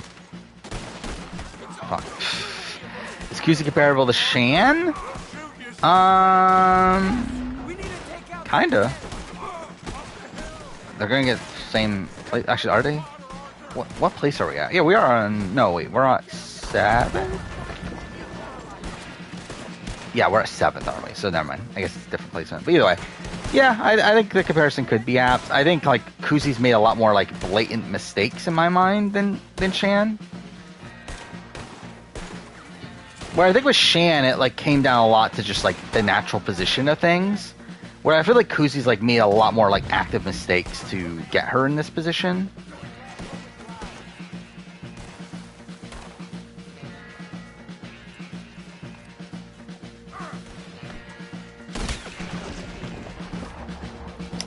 Worst BB1 or UK Panama? I mean, probably like debatably on BB1, right? I would rather rewatch UK Panama in most given situations. I guess like right now I haven't watched BB1 forever, so I'd probably rather rewatch BB1. But just in general, like BB1's just long. And you'll keep doubting me, and we'll keep failing. It ain't like that, Dutch. Look at me. Look at me. I'm just. This ain't how we do things. I know. Who's Pilo or Peely? We should go. Where's Eagle Flies? Run! Recording a review for AGT All Stars. That's even a thing still? We're in like April, right? Oh, Peely from BB Can 3? Talking about? But no, I haven't been paying attention.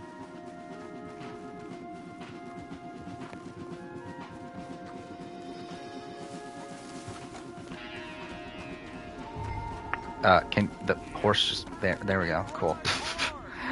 I don't think we could say about USA too. Like we haven't seen the show. Like we don't know anything. I finished Callisto Protocol since last stream, which I kind of liked. Like I'm surprised like that it got as much hate as it did. What's this breaking news? Oh, is this the yeah. I did see this. People are making like a much bigger deal of this, I feel like, than what's like warranted. Or like you see like the comments, like everyone's like showing this as if like Memphis and Christmas just like randomly beat up somebody. When it's like that's not what happened. Like if you read the thing, like what happened is like they own a bar. A guy tried to go into their bar when they're closed. They told him, "Hey, we're closed," and he decided to try to get in a fight with them. So like the guy like started the fight. Like it's not like Memphis and Christmas just like randomly beating up a guy. So I don't know. It just seems kind of stupid that like this is like that big of a thing. But yeah, I enjoyed Callisto Protocol. I didn't find it boring personally. Like it's not actually good. In terms of like the story, it's like extremely underdeveloped. Where like don't give a shit about any of these characters, and you can tell by like the way that like certain scenes are written that like they think that they're like they think the story is like fantastic, but like really it's just like so surface level. But like I enjoyed the like base gameplay. Like I haven't played Dead Space that much, so it's like I don't really have anything to like compare it to, but or not much to compare it to. But I like the overall like gameplay loop. The one thing that really annoyed me was the checkpoint system, where like for some reason every single time there's a checkpoint in the game, it's like before it's like essentially the checkpoints are like when you get to a rest area, but not after. So like when you get to a rest area, like you can obviously upgrade your things, but then there's no checkpoint after you upgrade those things. So if you die after that, you have to go and re-upgrade all your things again. It takes forever because they fucking have you actually like sit there and wait as like it's like the Last of Us sort of thing where like you see like the thing being built and everything. It's like it just takes forever. And like there's this one point in the game where like I kept on dying over and over again, and like because I had to wait like a minute and a half every single time to like fully upgrade my weapons back again. Like that pissed me off. But I don't know, I enjoyed the game as a whole though. It's relatively high on my 2022 list. Surprisingly so. I really did not think it was going to be. Better rank Callisto Protocol or Tales from Morania? I mean, Tales from Morania is barely written, so probably Callisto Protocol. Come on, let's see if there's a way out through here. Sounds like Midnight Suns. I guess so. Yeah, probably won't end up playing Midnight Suns at this point. I'm going to stream Persona 5 Royal.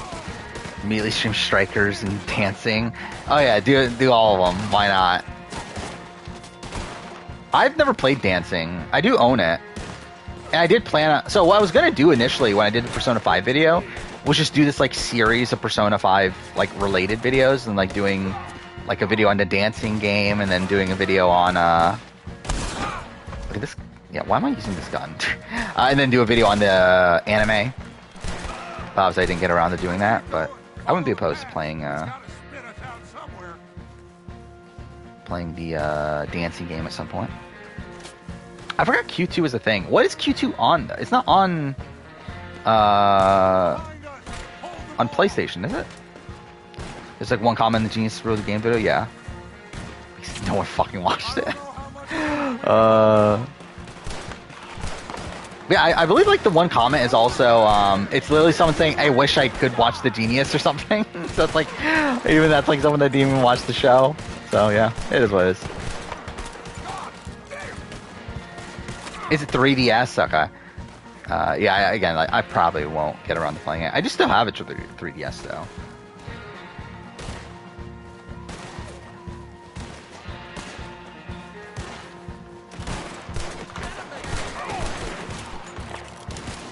Was Sharn's biggest flaw? I think her lack of, like, owning her game. And also her wishy-washiness. What's the format of the tester? I don't even remember anymore. It's, like, a judge, like a panel of judges that determine who goes home, I remember. Put your hands up! I don't remember outside that. I said put your damn hands up! Okay. I mean, the way that Midnight Sun saves after a mission is completed, but not after the next day starts. You can upgrade. Okay, yeah, so pretty much. Hello. Like, it's so stupid, too, because, like, there's a manual save system, too. Come here. But then when you manually save, it just saves you to the previous checkpoint. It doesn't even, like, actually create a save at the point that you save. It's really stupid. Keep your hands up and come here. I see you mean Callisto Protocol is above We can't. Immortality? It's not. Your man. Oh, I was not paying. I had to push back, didn't I?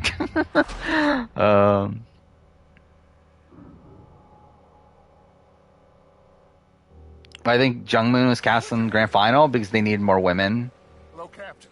and not many women were willing to come back. Your hands up and come here. So they were like, well, I guess we'll get Jungmoon. We can't do that. Your man. But yeah, I think... Okay, do I actually have to push surrender then?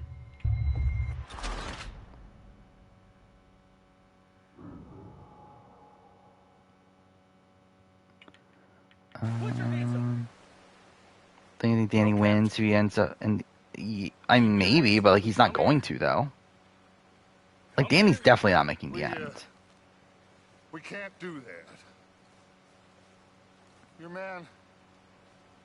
Like, really, at this point, I don't think we have, like, a solid grasp on, like, who actually wins They were good men. in, like, these scenarios. We just know what is going to happen. You're fighting nature, Captain. Get over here. He's like, at the end of the day, it's like, Edgic is not based around, like, the practicality of things. It's based around, like, what is the story. Fight, change. And based on the story, we know that Tika is winning. I see that. However, like, in reality, does that mean that, okay, Danny would beat them? Like, or, like, would Danny beat them? Like, we don't know. Like, maybe, probably. No. That's the biggest party. Is Shawnee the Netta of Survivor? Not really. I mean, in what way? I think Netta's a much better Big Brother player than Shawnee is a Survivor player.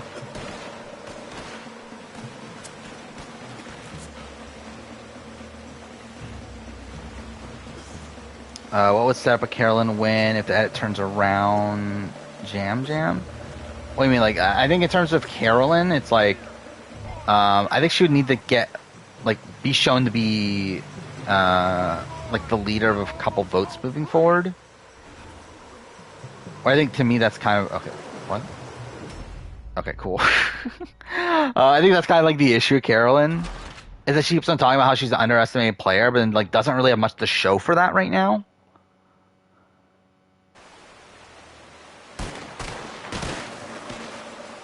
Where I think it would have to, like, fully lean into, like, her overcoming being underestimated.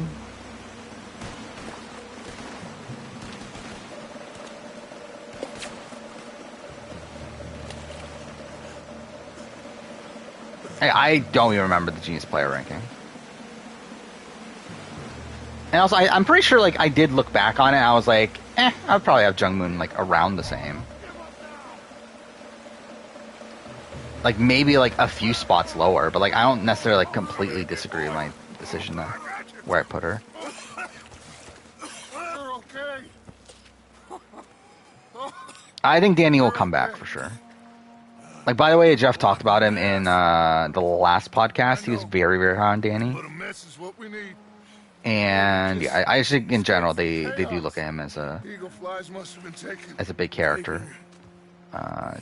Jeff explicitly called him a great player, so that's something. No, not now. Charles, we'll send them.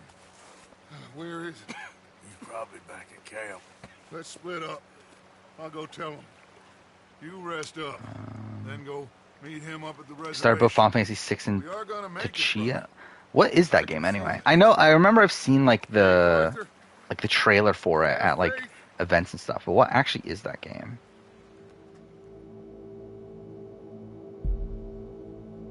Action adventure game.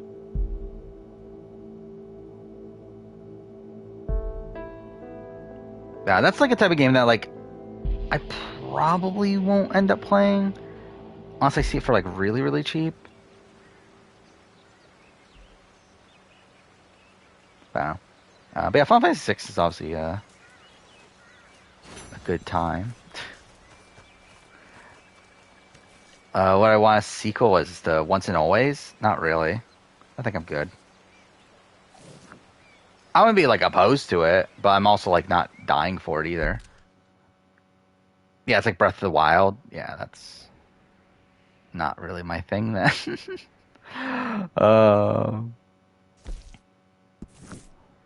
Okay, King's Son. We're only an hour. Yeah, we're definitely finishing Chapter 6 tonight, I feel like. Oh, is it free on PS Plus? I didn't know that. I don't have PS Plus anyway, but, like... It's interesting that that game is free on PS Plus. So what, Stray was also free on PS Plus, right? So I guess they're doing that a lot of, like, these, like, kind of indie-ish games. These, like, kind of, like, bigger scaled indie games.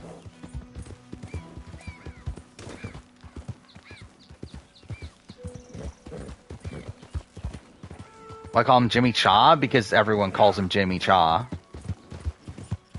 Like, no one on the actual season calls him, Minseo.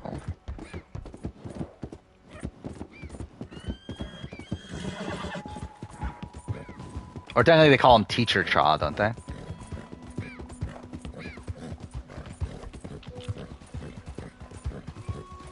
Need Tanya return? Yeah, I think that wouldn't be bad. It's really weird too because like Tanya's like one of the captured rangers and like they just don't care about her. I really a lot of that. Like there's a lot of like things in Once and Always that don't make sense, but obviously it's Power Rangers, so it's what you would expect. 44 what I like to see on the challenge? Not really anybody, I don't think.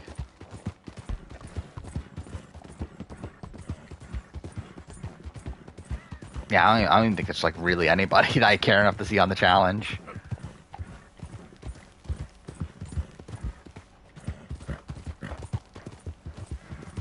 Yeah, not Tanya Vance. Do we need Tanya Vance return? I feel like I'm good. I feel like any people from like the old school era of Survivor, like Tanya Vance is definitely not like the top person. I would want to see back. Oh yeah, I'm sure it's fine, the Tachia game, but I'm also like, it's not really my type of game though.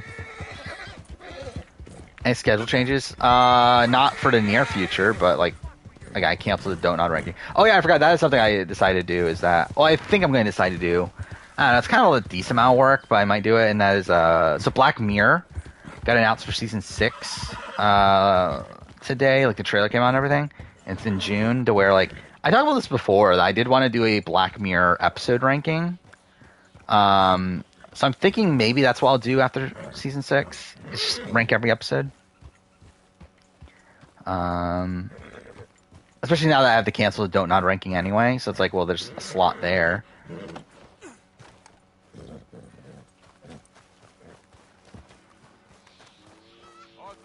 I barely remember season 5 at this point, but yeah, I do remember. Like, I didn't particularly like. I don't think any of them. Thank you for coming. I will include Bandersnatch.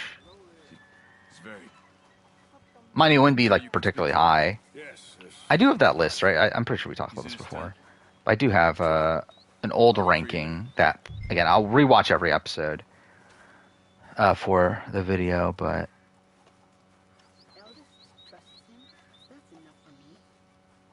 Yeah, like, none of the Season 5 episodes are that high on the list. Speak to the chief, Arthur.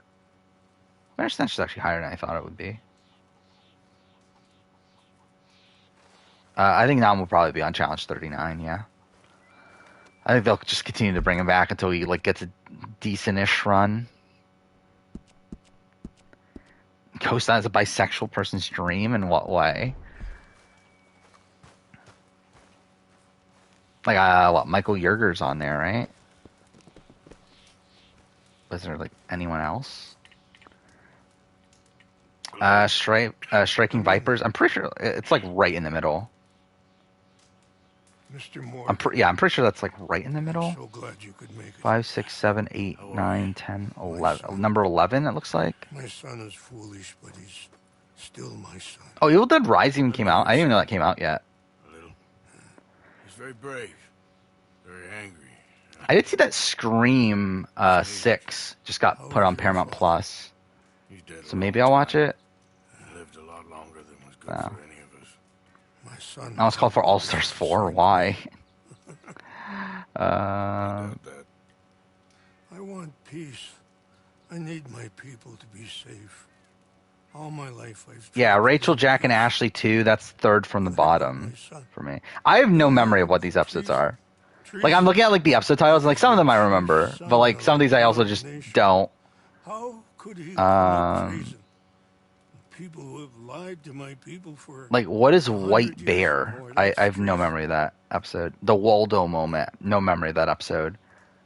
Crocodile, no memory of that episode. I don't think there's much Um, chance reasoning with Colonel Favors. No, and any chance Hated in a Nation? I don't even remember that one. Mr. Vanderland has ensured relations between us and the army are worse than any point Smithereens? in That's the season last 5 5 episode? years. Don't remember it. I'm sure he means well. Yeah, I don't remember a lot of these. Like, the ones I remember the entire history of you. Complex and he Hang the was- DJ, I think I remember. White Christmas, I remember. National Anthem. This is, like, from my ranking. What is Be Right Back? I don't remember Be Right Back. Charles will try and rescue your son. USS Callister, I remember. Nosedive, I remember. 15 Million Merits, I remember. Playtest, I remember. Where are you? Black Museum, I remember. We need to get his son back, of course. Just Um, not sure how. San Junipero, I remember. think there's a way. Ozzy Bandersnatch. Shut Up and Dance, I think I remember. Be Right Back is the Amazon dead relative. Yeah, I still don't remember that. I don't know. We'll see. Like, I'll rewatch the entire series before season 6. I might do it. Should I just start now? I guess it doesn't really matter, does it? Because, well, yeah, because like I'm gonna edit the 2022 year in gaming video, and also I need to get caught up on Survivor and the Big Brother reviews over the next couple days. So it's like, well, I can't really watch The Genius, and I finished Physical 100. So it's like, well, I guess I might as well like watch Black Mirror during that. Watch All Star Battle again. Now I'll have to wait. There's more important shows to watch. Scouting the fort. I'm probably gonna watch Canada 9. Yeah, I won't do a video on it, but I'll watch it. If we can get the horses across the river, I found a route that should Which get news us about really close. Bear? The fact that he got Late enough. There's a place we what should- do you? I don't even remember what he got. He got sentenced though, right? Whatever you think. I trust you. No guns, just knives and arrows. If we Geez, start that was making a good. lot Would I of have made a noise review for it? No, before we I get wouldn't have closer. had time Okay. either way. I left 2 canoes downriver in case we need another way out of there. Okay, good. Or just fucking random quotes. You know, this wouldn't have happened if it wasn't for Dutch. Yeah, but we all went along with it. He saw Eagle Flies Yeah, 21 burn out, months. and he fanned the flames. He never had any intention of helping those people. This Was point, Sangman better in deathmatch? If Sangman was better in deathmatches, it would be number 1 in the Genius Player ranking. he could Probably not. Like Dongman would be number 1 no matter what. all the money. Ain't that I think he might be above Jinho, You feel but that'll be it. There's rain on the wind. I know. Listen, Charles. Yeah, these are episode titles, right? That you're posting. You get yourself out. You got more to lose. No, come on. Best female BB player of all time. I didn't tell you before, but Who's number 1 on mine? I don't even remember anymore. it's pretty bad. Is it Danielle Reyes? Is it Danielle Reyes? I don't remember. Any day we can die. I don't remember. Like, is Maggie in my top 10? No, right? Son out of a cavalry fort. We could both die tonight. Yeah, I did see that Disney suing DeSantis, which is funny. To know. Also, I did see that the UK blocked the Microsoft deal. That's also really funny. You The Microsoft still have Activision time to deal. make amends. The others, Hosea, Lenny, Sean, all them, they didn't. And what about the Calendar boys? Both killed Trigers. Ferocity wins 39. Is he a top 10 male competitor? I don't know. Seems a bit early. It's only 2 seasons. You're lucky. You got the chance to do something better. My guess is maybe that's why you're here now. I'm here now because Yeah, I saw the fuck, what's her name again? The one that plays Ashley in Along with his plan until I In Space. Tracy Cruz, was that her name? Either way, I did see on Twitter that she was like advocating for a In Space reunion, which I wouldn't be opposed to. I feel like I'd be like fine with like most Power Ranger reunions. I think Sangman played better in season 1 or season 2. And season 2, You all right? like it's not really a question. That current's strong. Up here. Follow me. I have watched The Boys. It was good. It's not really a show that like sticks to my mind, Yeah. but Might help us with sneaking in there. yeah, I don't really. But I mean, I enjoyed it for what it was, but it's not like my favorite show of all time or anything. After the meeting with Colonel Two for Megaforce reunion, we're taking. if they could do it competently, I wouldn't be opposed to that. Yeah. Because like the problem with Megaforce is not like the actors or anything; it's simply just the writing of the series. To where it's like if they could actually do something like if they could actually like properly write these characters, then I feel like there's like something good there, or like something could be good there. Or like you could tell, like I was like listening to, I remember like, and this was a while back now, but like I remember like I listened to like podcasts with like the Megaforce actors back when it was airing, and like they were just like openly like frustrated at like how like the writers wouldn't let them do things, like how like they would complain about how like dumb things are, and they wouldn't let them like change things up. Like they were like upset that like their characters were given no depth and everything. It's like I don't know, it's like they could have done something good. But they just didn't. I guess this is it. I've heard about Power, but I didn't know anything about it. Let's keep quiet. I'm trying to find a way in. I think The thing is that they don't hear yeah, us. it was RJP, right? It's like Really? that they're doing a podcast about it or something.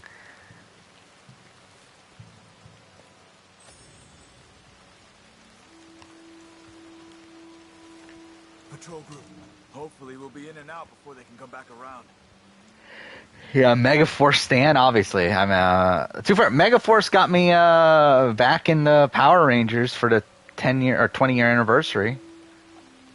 That's why I made that stupid Power Ranger channel, is because of Megaforce. Too bad it was fucking terrible. Deal with those two at the gate first. You take one. I'll take They start your rewatch process of watching every Scooby-Doo movie from Movie Ring. How many Scooby-Doo movies are there? There's a lot, aren't there? I hate this mission. This mission takes Take the shot. way too long.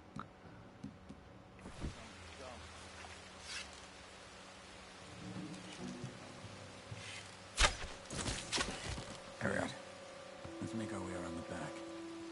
Stay close to the wall. Only knock against him is that it takes him a few rounds to get his footing. But still, it's like I feel like he completely runs like the majority of that game, where he's like really running circles around everybody for like almost every death match or every main match after episode 4, right, or 5 maybe. So like in the original show, like there's in season 1, like there's points where like he's kind of out of the loop on things. Okay, let's go.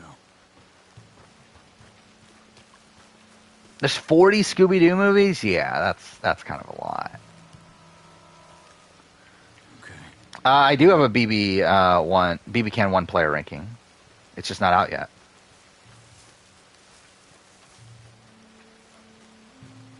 Hold up. Slow.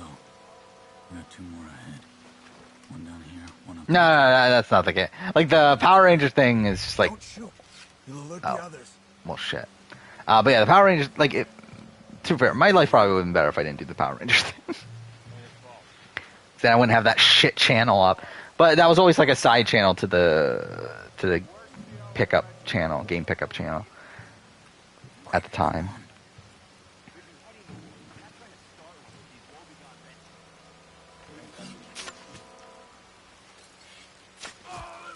Oh. Sure. BB-8 player ranking, Jessica's definitely number 2. I don't know. Probably not. To be fair, I don't know much about Jessica's game, but I wouldn't expect her to be number 2. This is the spot.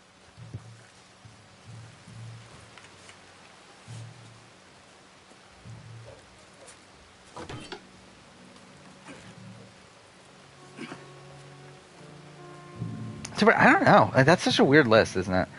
I might go Zach as number 2, but I don't know. Yeah, that is the thing. Is that Heroes vs. Villains, like they had like this weird like motif with ships in the post-merge, right? It's not just jumping ship and sinking ship. There's more than that, right? Because isn't there an episode called like no, it's loose lips sink ships or whatever. But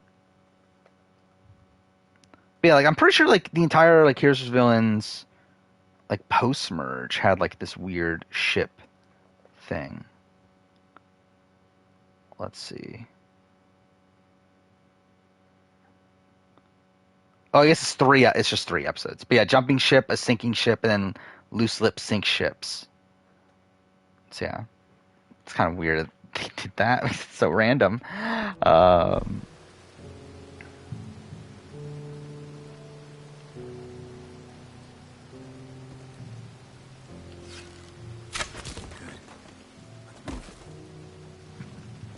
Man of Kimmel's worst game? I mean, just by placement, it would be Heroes vs. Villains, but I mean...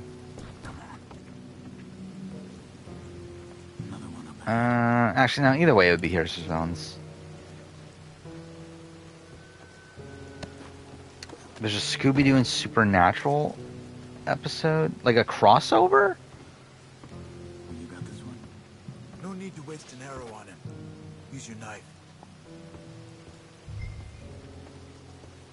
Circle Back is good. Oh yeah, I never did get around to watching the premiere.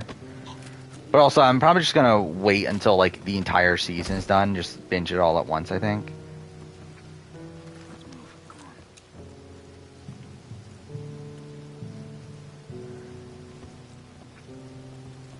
I don't give him credit. I'm just saying it's not as bad of a move as people say. Like same thing with like Gabler with the saying the shot in the dark thing. I don't give him credit for that. I'm just saying it's not actually that bad of a move. All right, let's go. But again, it's not purposeful either way. So yeah, it's like I'm not giving him credit for that. Scooby Natural, that's what it's called. Where I play Plague Tale Requiem or Callisto Protocol, Plague Tale Requiem, but that's because Plague Tale Requiem's higher on ranking anyway. Back while I check the tower.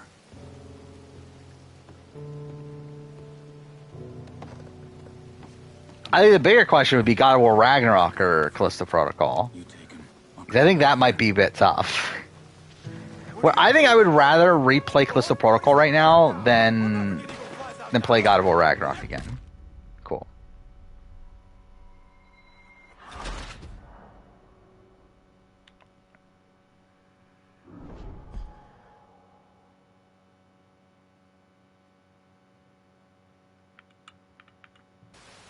Yeah, I think like the thing is like I think on paper it seems bad, right? For Zach not to save Eric. However, like in reality, it's like he loses to Eric. And like if he takes out one of Dick or Danielle, at that point, like he can't compete in. Oh no, he can't compete in the next situation. Wait, no, wait, what was it? Oh yeah, it's that. Like if he does that, then he gets to a final 3 scenario where essentially he needs to win. Wait, no, that's not it either. What was the thing again? I don't even remember what it is anymore. But still, it's like it's a situation where like either way he needs to get the end of Dick or Danielle. Essentially, is what the thing is. Is that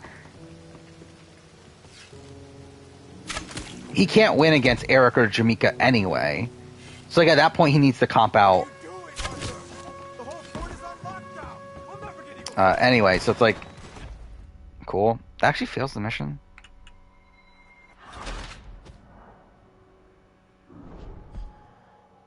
I mean, the thing is, like, but it's not about Final 2, right? Like, no matter what, like, he can make Final 2 pretty easy. It's about winning the game. Like, if we're talking about, like, his optimal move for making Final 2, then, like, keeping Eric around is probably his optimal move then. But, again, that's not the point. The point is to win the game.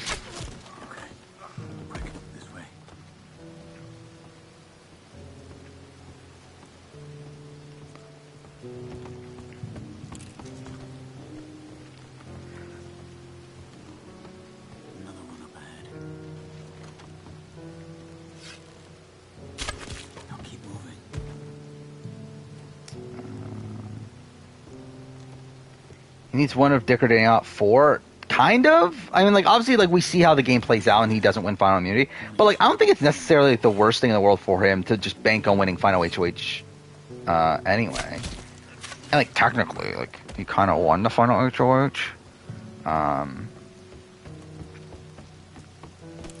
To where it's like, if it wasn't for Dick cheating in the Final HOH, like, he probably wins there anyway. Or at least would have a much better chance at it, so... Okay, let's go. All right, good. The jail should be just down here.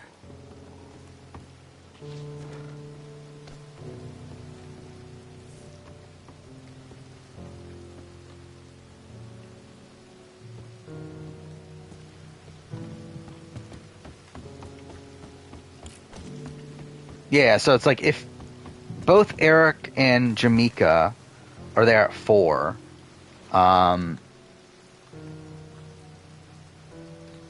wait, so Dick at that point can't win HOH, right? So it's like Eric or Jamaica are going to be HOH. Or actually, no, it'll probably be Zach, right? Zach would win. Actually, yeah, that's the thing that kind of messes with things anyway. So Zach would probably win the Final 4 HOH anyway. Try to put an arrow into the lantern above that stack of wood over there. Start a fire. You should have a clear shot from... Wait, was that not the... Okay, cool. Infinity War Endgame? Infinity War. By the way, Infinity War video comes out tomorrow for whatever reason. I should not have made that video in retrospect, but it is what it is. We'll never get past these guards. Not that I dislike... Like, I actually think the video turned out, like, fine. Like, I was actually, like, kind of okay with it. Try to put an arrow... But also, it's like, why did I make it? that stack of wood over there. Start a fire. You should have a clear shot from the water.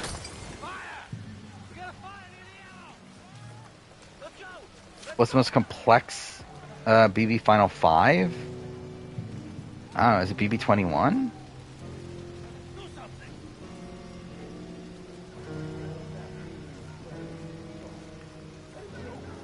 In here. Follow me.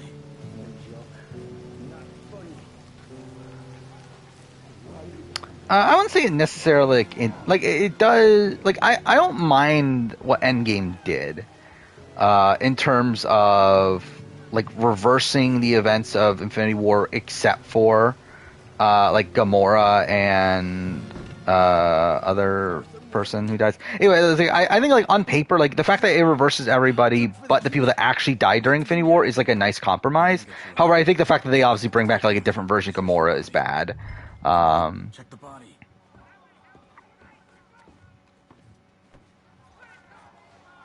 But still, it's like, I mean, Vision's actually dead.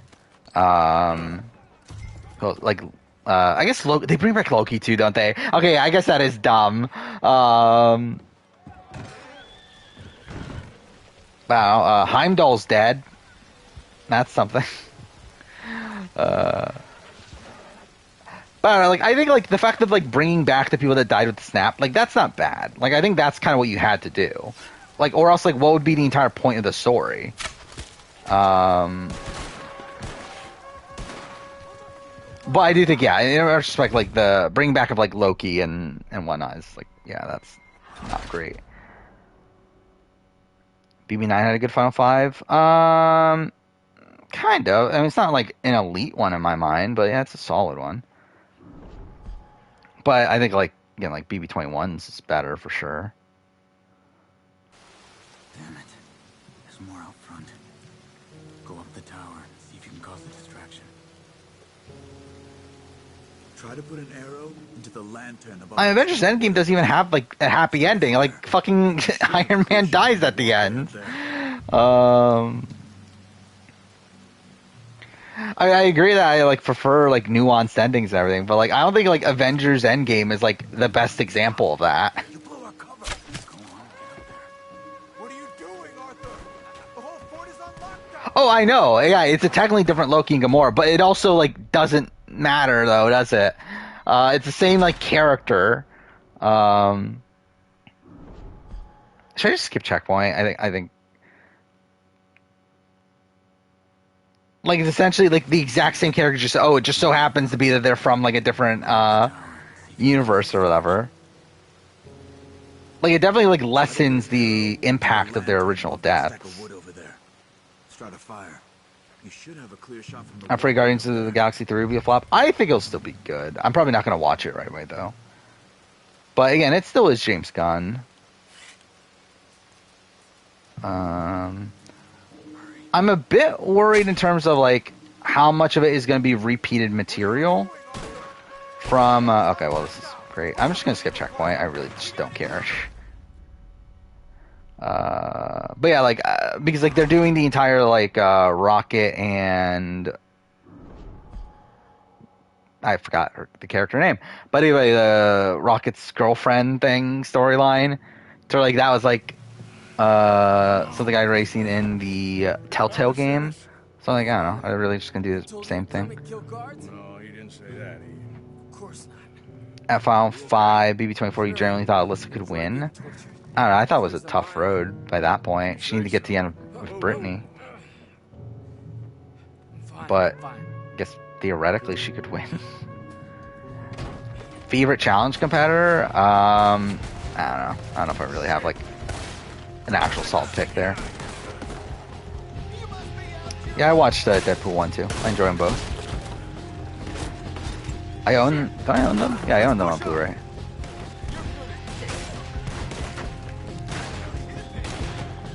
Tooth update? I mean, there's not that much to update. I still have the temporary crowns. I still can't eat hard foods, which is annoying. To where, like, actually, like, things were, like, starting to get better. On what day was that? Was that Monday or... No, it had to be Monday night, right? So, like, things had started to get better, and then, like, I ate something. Okay. Was that just on my end, or did the, like, actual game audio just... either way. But yeah, like, then, ate something hard to where, like, it started to hurt again, so, like, that wasn't great. But, I don't know, it's just kind of, like, whatever. Still the temporary crowns. Still 2 weeks? No, a week and a half until I get the real ones, so, yeah.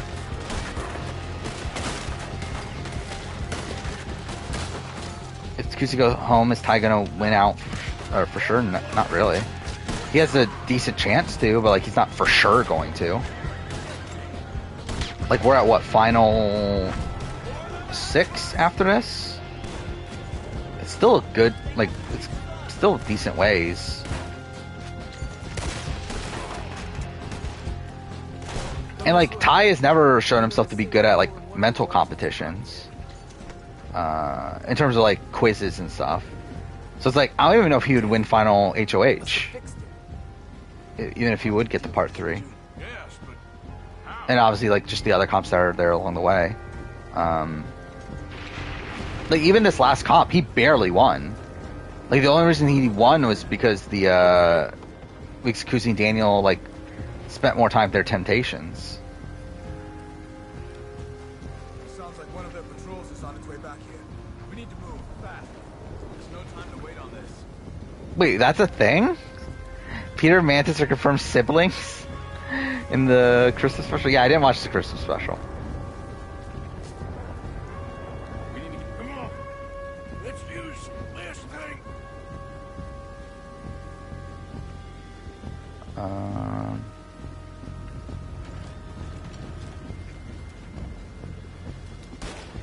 Sounded very close. You need to blow that wall now, Arthur. We're out of time. Well, I said yes to Russell's top 100 player. I don't know. Maybe. I don't know. It's kind of a situation where, like, I don't really want to, but I also feel like I probably should say yes.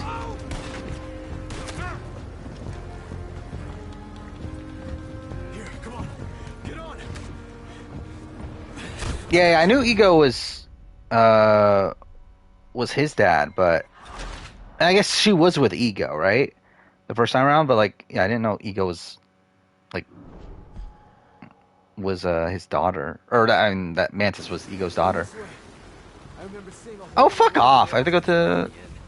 Yeah, I have to do this again. Yes, but how? Come on. Let's use this thing. It's gonna be a girl in the final 2 because BB, or first time since BB Can 6. Yeah, has it been that long? Oh, that's fucked. I never actually thought about that. Yeah. How's it been that long? The woman's been in the final 2. That's so weird. But yeah, at this point, like, we're almost guaranteed to get it. Like, the only way we don't is obviously Daniel Ty final 2. Which, to be fair, is not, like, completely out of the realm of possibility. Here, come on. Get on. But still. Is it 5 comps? I think it's 4, isn't it?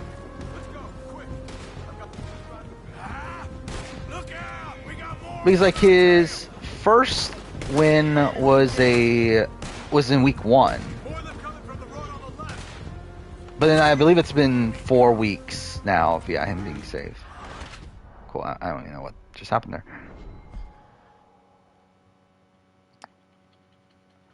I think the thing is like Daniel in the last few days has been talking about how like it's kind of like a Kuzi thing, like where Kuzi was thinking the same thing. It's like, well, if Ty's gonna win out anyway, I might as well like work with Ty and make sure Ty takes me to the end. The thing is, it doesn't look like as of right now that that's what Ty's actually thinking. But it's actually like not a bad strat for Daniel. Like, if I'm Daniel, this is the 100% what I would be doing, is trying to get Ty to take me to final 2.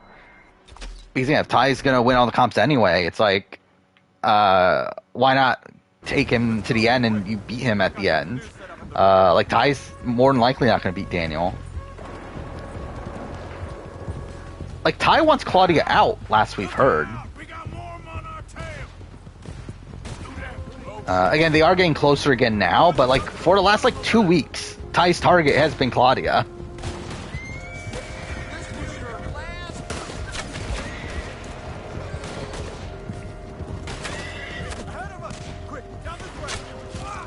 Oh, I have the wrong gun pick. That's part of my issue.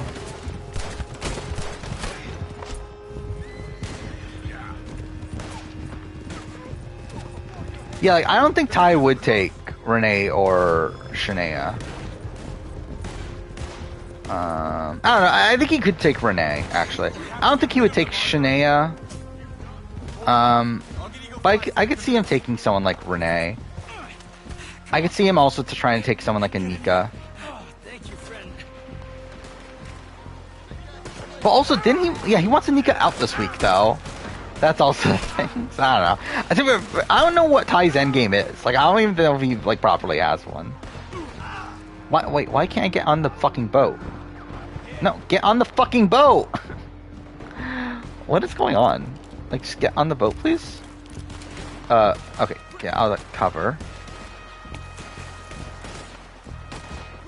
Wow, like, cool? There we go.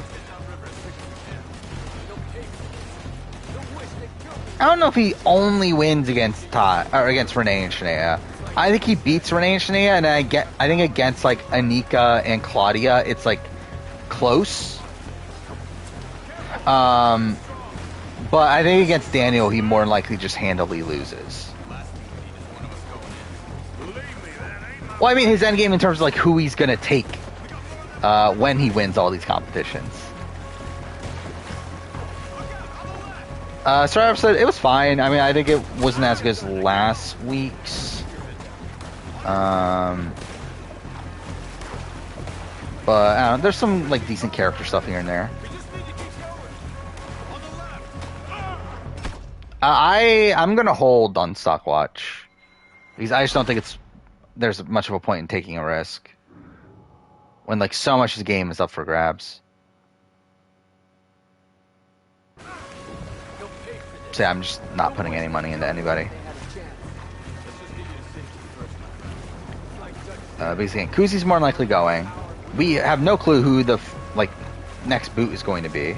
Obviously because there's a double. But then even after that, it's not even like, again, that's what I've found out with doubles, that it's not even worth putting your money on people usually, unless like you're so confident someone's like gonna just run away with the game.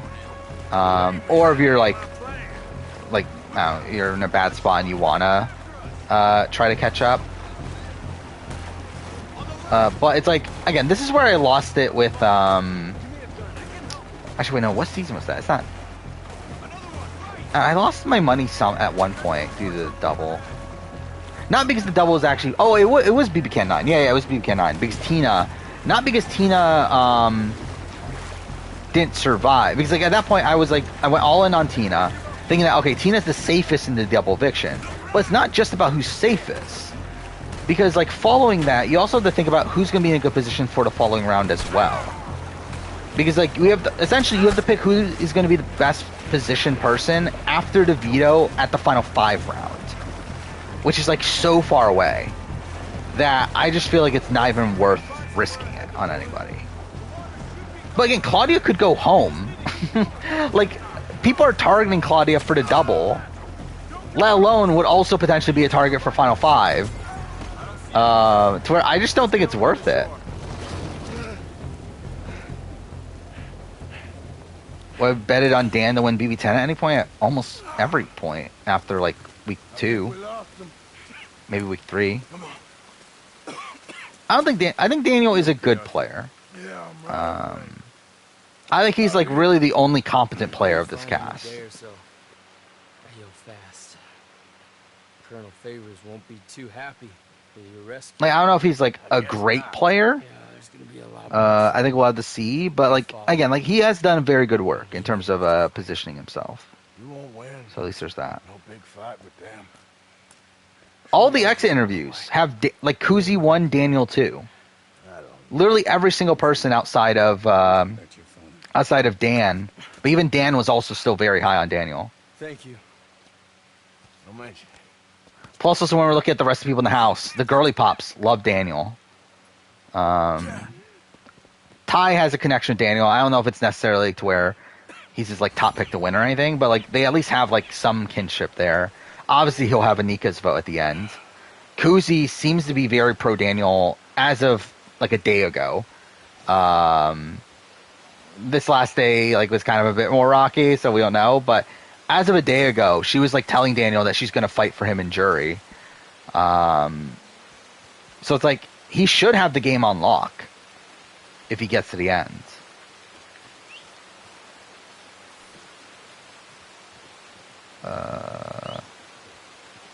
Horse.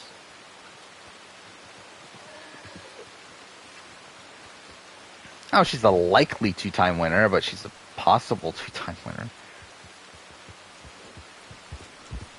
If they had Stockwatch for Survivor, I would have put my money on Rick Devens, and I would have lost it all.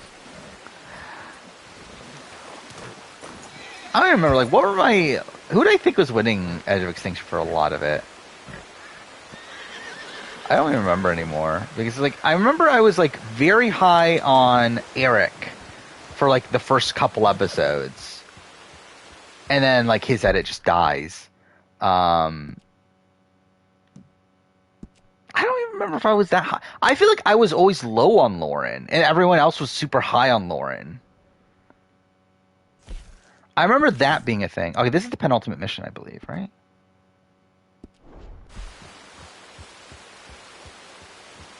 Because I remember, like, everyone was, like, hyping up Lauren in episode 2 with, like, the moment of her finding the idol. And, like, I was like, why? Like, this is, like, all, like, really circumstantial content. But, like, people were, like, super high on Lauren from, like, episode 2. It's like, I didn't get it.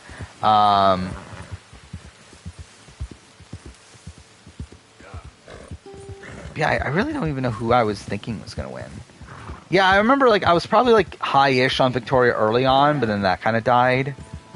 I was definitely high on Rick by, like, the last couple episodes. But even then, like, I don't even think I was high on Rick until the last, like, couple episodes. So I really don't remember what exactly I was thinking.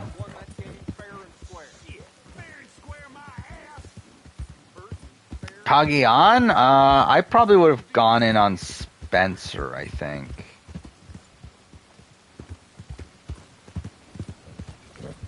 Especially at that point, I would have gone in on Spencer. Nowadays, I think I probably would have gone in on, like, Wu coming into the finale. Actually, maybe not. Maybe I would still go Spencer. I don't know. Yeah, Heidi finding the idol was very anticlimactic. Just really came out of nowhere. Kind of like her other advantage find. But also, I think to me that was another damning thing with Heidi is like how much of a nothing moment that seemed to be. Though then Cass, again, Cass was not winning that season. Especially like coming into finale, literally the last scene we saw of Cass is her flicking off Trish as she's going to the jury.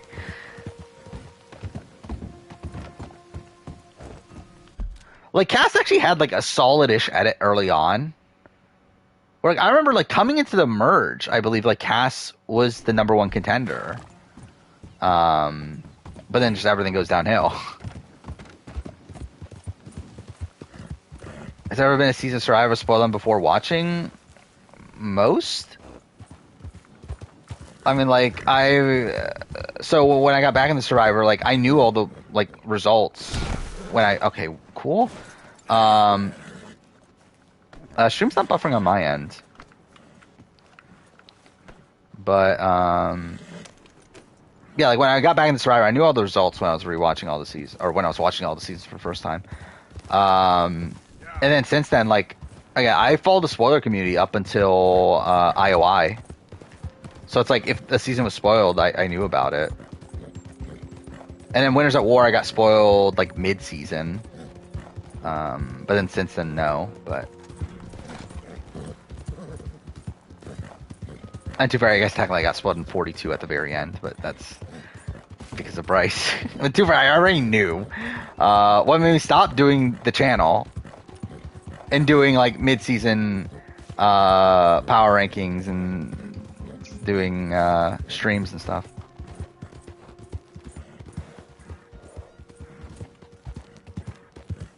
At this point, if Ty wins out and cuts Daniel at the end, not really. I don't care if Daniel wins or not. I think it'll be funny if Ty does win out. This would be like the most ridiculous fucking storyline. I mean, I had Marianne like as a top contender for a bit. Like I had already like especially after the finale, like obviously Marianne was gonna win. Like no one else could win. So like when Bryce spoiled it, it was like, okay, well then you're just confirming what I already know. But yeah, it's like I don't know, I had Marianne like as a top contender for like since like final 8 or so. And like even before that I was already like I think it's Marianne, but like technically Omer's edit is like kind of better. Or like at least like less flawed on paper.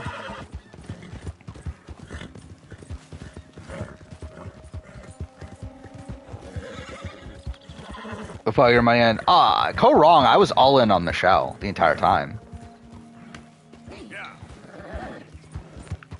Like, there was never a point where I didn't think Michelle was going to win in Go Wrong.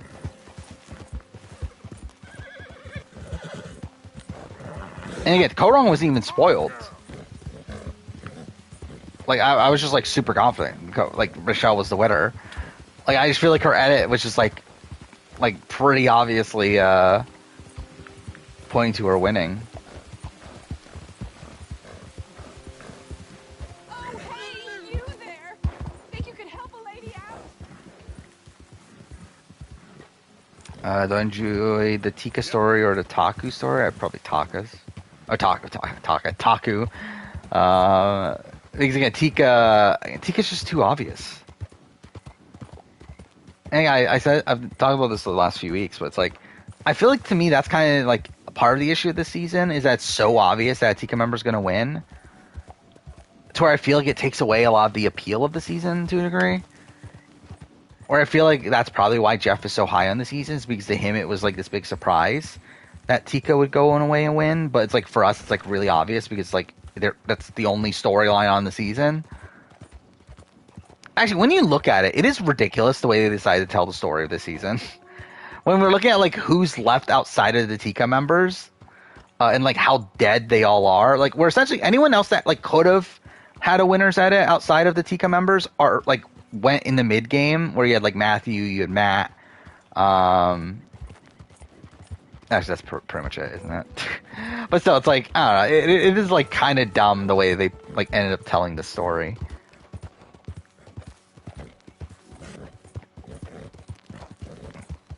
Why was the old lady my winner pick over Julia and Anna? From an edit perspective or preseason? preseason, it's because I thought Michelle was hot, and she was like a Survivor super fan, and like came off as nerdier, I guess. In terms of winter edit, it's just that she's like, she was like constantly getting shown at points where it was like completely unnecessary. Jam Jam's edit and Cassie's edit are radically different.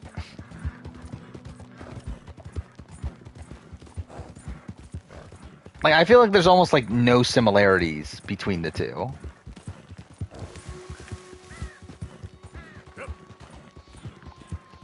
Like, if anything, I think Cassie's edit and like Carolyn's edit might be a little bit more similar. I guess we're saying this. Oh wait, okay. I think I know what you're saying. That you're saying because of the like everyone I targeted is gone. That aspect of it. But I think like everything outside that, on like from an edit perspective, is like not similar at all. Or again, Jam Jam is just so much more out in front than Cassie was. No, I'm not really in the Michelle nowadays.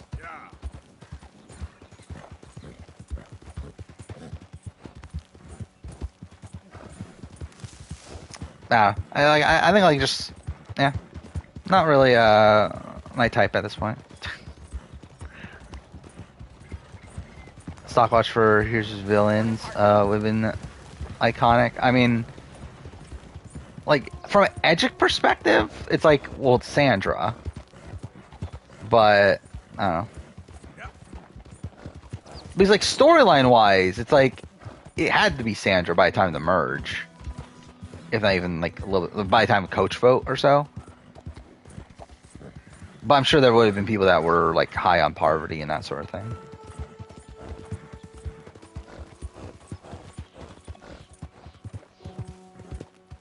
Oh, you're talking about, okay, so you're talking about like he got vetoed by someone else. I wouldn't consider that like safe, like actual safety when it's like it's not him that's winning the comp.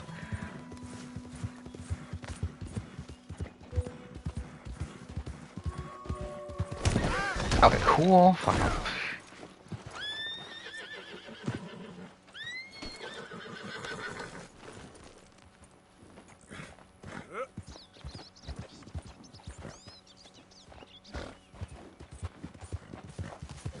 Who's my type? I don't even know anymore, to be honest.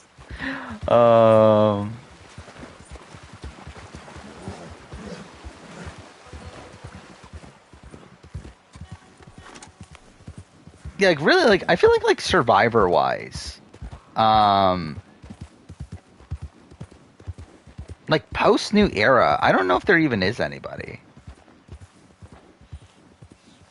Pansexual king. I mean, nah,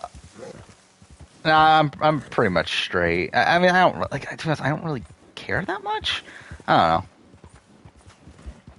Like sometimes they debate asexual, but I'm like, I'm probably not though. Am I? I think it's more so that I just don't care enough to actually be in a relationship than anything. Than it is actual, like, not, because it's not that I'm not like sexually attracted to people. It's just the fact that I just don't care enough to actually be in a relationship with people. So it's like, it's more so like antisocial than anything. They fall in love at some point, maybe. I don't know. Not looking too good right now. Put in the stream tag. Yeah, I never even pay attention ever to what's in the stream tags.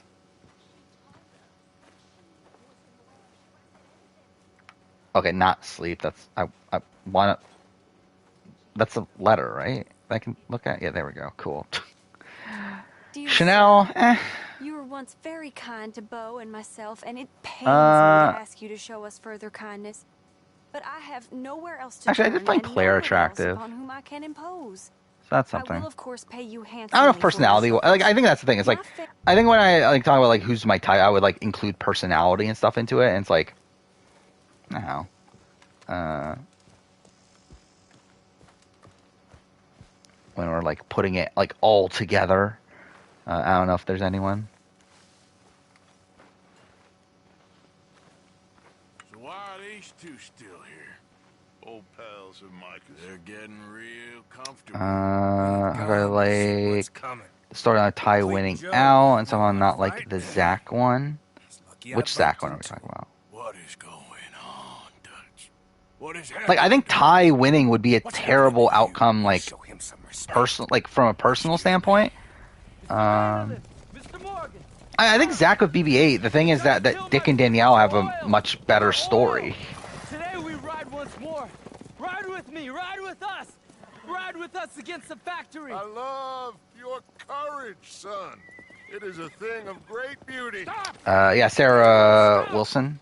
That's her name, right? Yeah. My son. But again, don't really, like, My last son.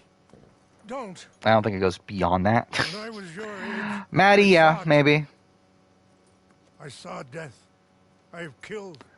More into cute than sexy. Yeah, I think me too. My firstborn, your Probably brother. needs like a nerdier side to them, or maybe like just not necessarily nerdy. I guess more so like My wife introverted had her throat slit. side to them. But not side. That's like more so a personality type. But you get the Knew point. not to trust. Or like I feel like someone like a Claire is someone that is like very like bubbly and like the life of a party sort of person. That's not like someone I'm particularly Maybe into. none of these men are good. Maybe a world in which they came to us is a world Eh, that I wouldn't we go cannot Sydney. Endure. But endure we Not really must. my type personality wise. Do not die for pride, my son. Is season ruined now that Kuzi's going on? Not really. Trick. I think it probably makes. I don't know. It doesn't make for and probably doesn't make for a better season, but it's like I don't know. I think it's like an interesting downfall for her. Again, it's entirely on herself. My only boy, my precious boy. Do not Yeah, like she's mistake constantly making mistake after my mistake at strength this point, for where weakness. I think it's As just your chief, funny. I Yeah, Big Meat. implore Too for you. Big Meat is someone that I definitely. Words mean would. nothing to me, Father. At the time, I had a crush on Big Meat. At the time, BB-18. Stop. Please. Stop. Please, Mr. Morgan, have to help me after we spoke. As for her behavior towards Renee, I mean, in terms of what, I think they're both My son, my people. doing the same. Like they're all like bashing each other. I don't think there's any like real difference in terms of What that. else you been doing behind Dutch? What? Oh, I call her Big Meech in bed. We have lost. These young men will be annihilated. Sure, yeah, why not? See what I can do. Imagine. I mean, I'm sure that there are cases of this, right? Where like Oh, I'll ride people on. want to be called their like Who weird knows what other nickname. secrets I'll learn about. Who else? I will. And me. Me too. Queen Amanda. Which Amanda are we talking about? me. Amanda Yes. Garcia. All right, let's ride out. I'm pretty sure I had a crush on Nicole Franzel at the time too, of 16 at least, not 18. Oh, I had a big crush on Jesse Kowalski. That was someone I had a big crush on during BB-15. This mess from getting any worse. Maybe that didn't work. Why the hell would they attack the oil fields? What do you mean? It's perfect. Who else? Like again, like I also don't really have like crushes on people nowadays, but The industrialists. I'm trying to remember like all my like Big Brother crushes. Everything from these people. Yeah, I remember Big Meech in 18. I don't remember. Did I even have anyone? I think by 19 I was kind of like out of it by that point. Like John, if we hadn't got him out of that prison. Hey, Did I have a crush on anyone for 17? Oh, I think I had a crush on Julia, kind of. I had a plan. Because it's weird too, because like Julia, like when it comes to Liz and Julia, like Julia was like the more like introverted one on the show. That's enough. Um, What's wrong with you all? yeah, like out of the show, it doesn't really seem like this case. What did? Thank you, Javier. Bill, right now, it doesn't matter how we got here. These men need our help. Yeah, because I like when it comes to Liz and Julia, it's like I thought like Julia was the more like I don't know, like shy one of the two. Tired of this. They're definitely not shy nowadays. Tired of it. Now come on. No, I never was a big Haley person, BB-20. Yeah, I don't think I didn't really have one in BB-20.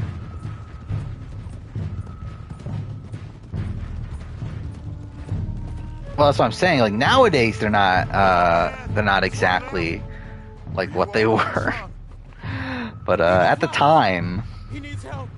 They all need help. Quick, somebody help him. Go. Please. I mean, Jessica from 19 is obviously very attractive, but not really like my type.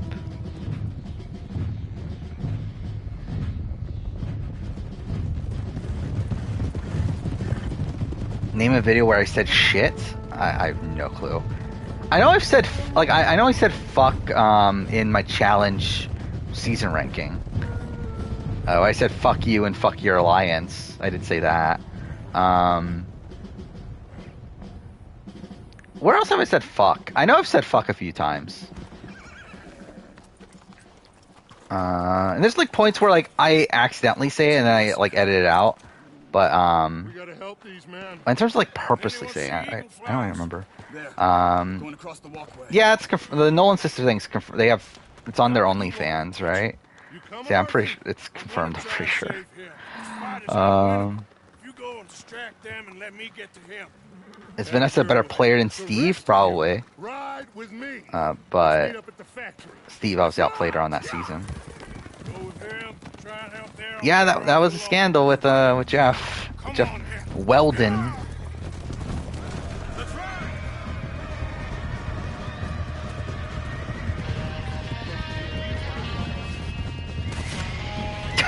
You don't know the Nolan sister thing? I mean, you're probably better off.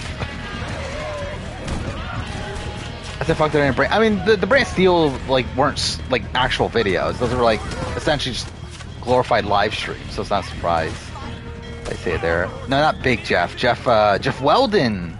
Everyone's favorite Jeff Weldon. You don't know Jeff Weldon?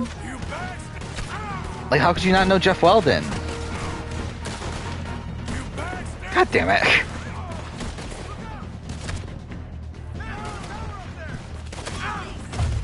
Cool. Great. I watched like the first 2 episodes, I think, of Invincible. Not too much. I read the comic. Let's find Eagle Flies. I love the comic back in the day, but I did not finish the show.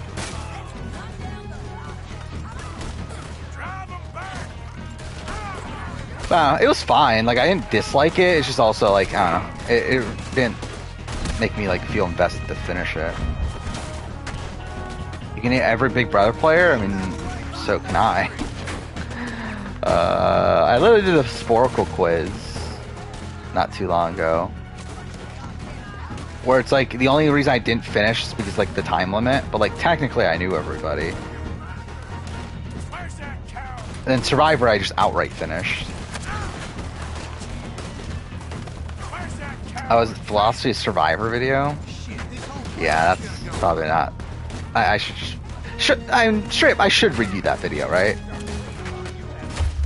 I probably should. Like, maybe I should redo that video for 5-year anniversary of that video, whenever that is.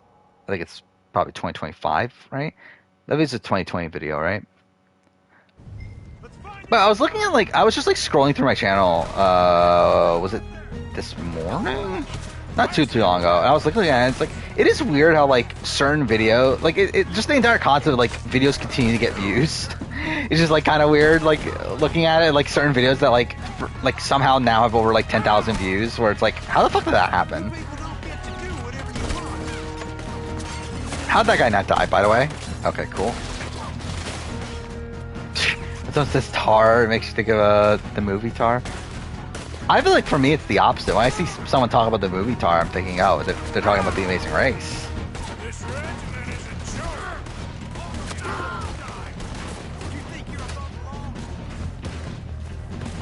charge. No, I don't think anyone on this season would crack the top 10.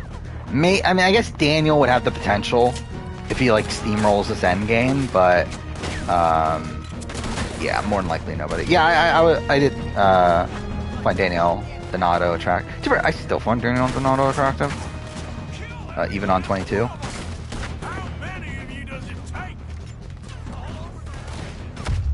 God damn it. Do I skip checkpoint? I want to continuously do this, but also it's like I don't care about this fight. How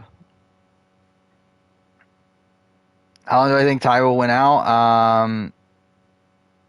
I think the thing with Ty is that he more like I think he more than likely will win a comp tomorrow during the double. I don't think that's out of the realm possibility. Final 5, I think, is a danger spot for him. Where I feel like the comps in Final 5 can be like inconsistent enough to where like I could see him losing one there. Final 4, I feel like Final 4 veto is something that he should be good at. Considering it usually does require like some level of physicality. However, I also feel like Final 3, like the final part of the final HOH is a danger spot for him as well. Is Final 5 veto physical? What was Final 5 veto last season? Helena won it, right? But what was it? Nah, maybe it is. Like, I do remember, yeah, like the Final 5 veto in BB 5 was super physical, I remember. What's Anika's winning path? This Final 4, they have the girly pops probably. The girly pops cut Daniel at 4, and then she wins Final HOH or something. Or, too far, I guess not. That wouldn't even necessarily be the case. I guess, like, a girly pop to go at 4, and then she... I mean, essentially, she just needs to get to the end without Daniel. And at that point, she probably wins. Especially if she's at the end without Daniel and also without Ty. To where, like, Ty's, like, underdog story isn't there. Like, I feel like Anika almost definitely wins.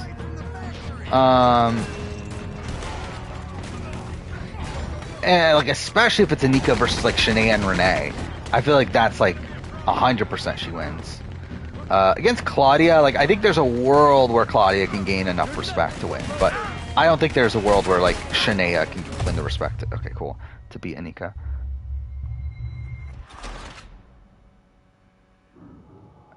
I think, like, normally someone like Ty would easily win at the end. The problem is that he's Ty.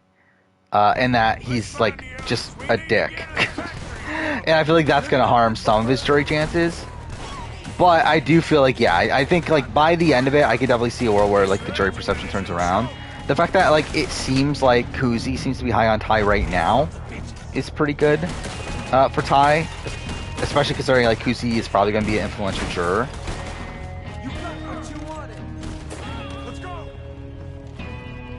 I've never been a big Tori fan, personally. Like, again, not really my type. I've never been into, like, the beauty queen sort of people. Like, pageant girl sort of archetype.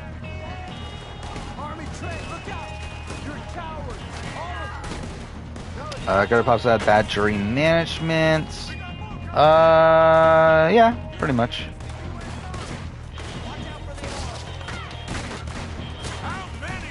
I think the funny thing is that Renee had a good relationship with, like, Hope, and, like, it just went nowhere, and, like, now it's at the point where, like Hope just, like, skips over her when asked if he's gonna vote for her.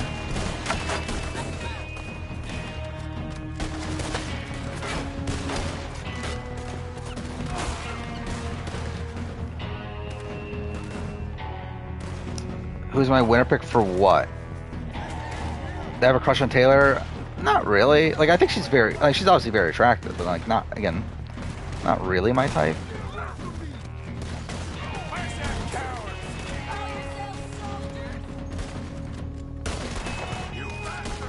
God damn it. Of course I missed that easy shot there.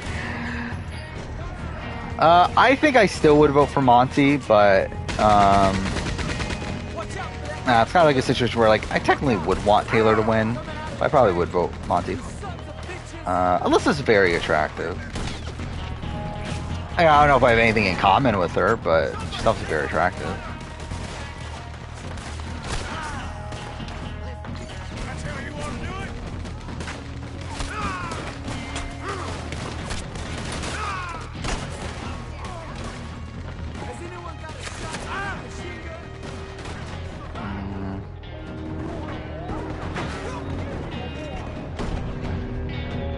again, for me, like, awareness of your game has never been a thing that's, like, been a major sticking point for me. So, like, I know it is for a lot of people, and that's, like, why people, like, Marianne obviously won over Mike, and, why even, like, Gabler to a degree won over Cassie, and, like, I don't know, there's, like, obviously all these instances, but for me, like, that's never really been a main, sticking point for me in terms of where I would personally vote. Mind you, it's different saying that from, like, from watching the show than it is on an actual jury. Okay, I'm gonna skip checkpoint if I die again. Because, like, on an actual jury, you don't have all the information. Like, from the show, like, we have more of the information on, like, who was aware of what situation, who, like, led the charge on certain votes. Where, like, on the actual jury, all you have to go by is what you observed and what they tell you. And I feel like that obviously shakes it up a bit to where, like, maybe you would be a bit more leaning on what the players are, like, what the finalists are actually saying. However, again, based on, like, how I would assess things, like, from not being on the show, I wouldn't really factor that into my jury vote. Yeah, that's what I'm saying. Like, I think Taylor has a better story. And, like, I think the story of the Taylor win is obviously a lot more interesting than a Monty win. But I do think Monty played better for more of the season than Taylor. Rank most the least likely boots for tomorrow. Least likely Daniel. After that, probably... After that's tough. Like, after that's, like, it's pretty brutal. I really don't know. Like, I think any of them could go home. I think Daniel's the only person that is, like, very safe.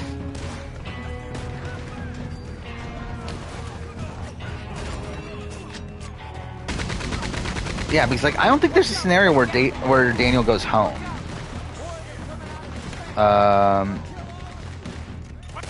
Oh, fuck off, game. But I think everyone else, like, has scenarios. Like, maybe Shania is probably the next safest. Maybe. Oh, like, what is the scenario where Shania goes home? Actually, no, Shania could definitely go home. She's on the block against Renee.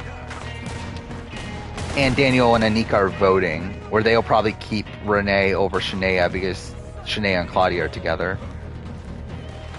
No, Nika's not the safest person because, again, Daniel will stay over Anika. As of right now, at least.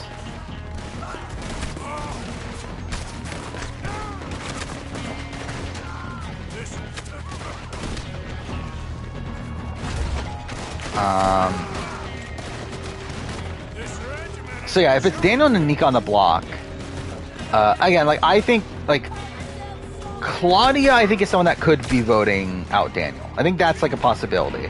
However, I think Shania would want to keep Daniel. I think Renee would want to keep Daniel. And then Ty, I think, would want to keep Daniel in that situation. But I think that one could be a bit close. But either way, I'm very much inclined to think that I think Daniel does stay. If it's Daniel and Anika on the block. Okay, we'll skip this. Who's Shania and Claudia putting up? I think they're targeting Ty.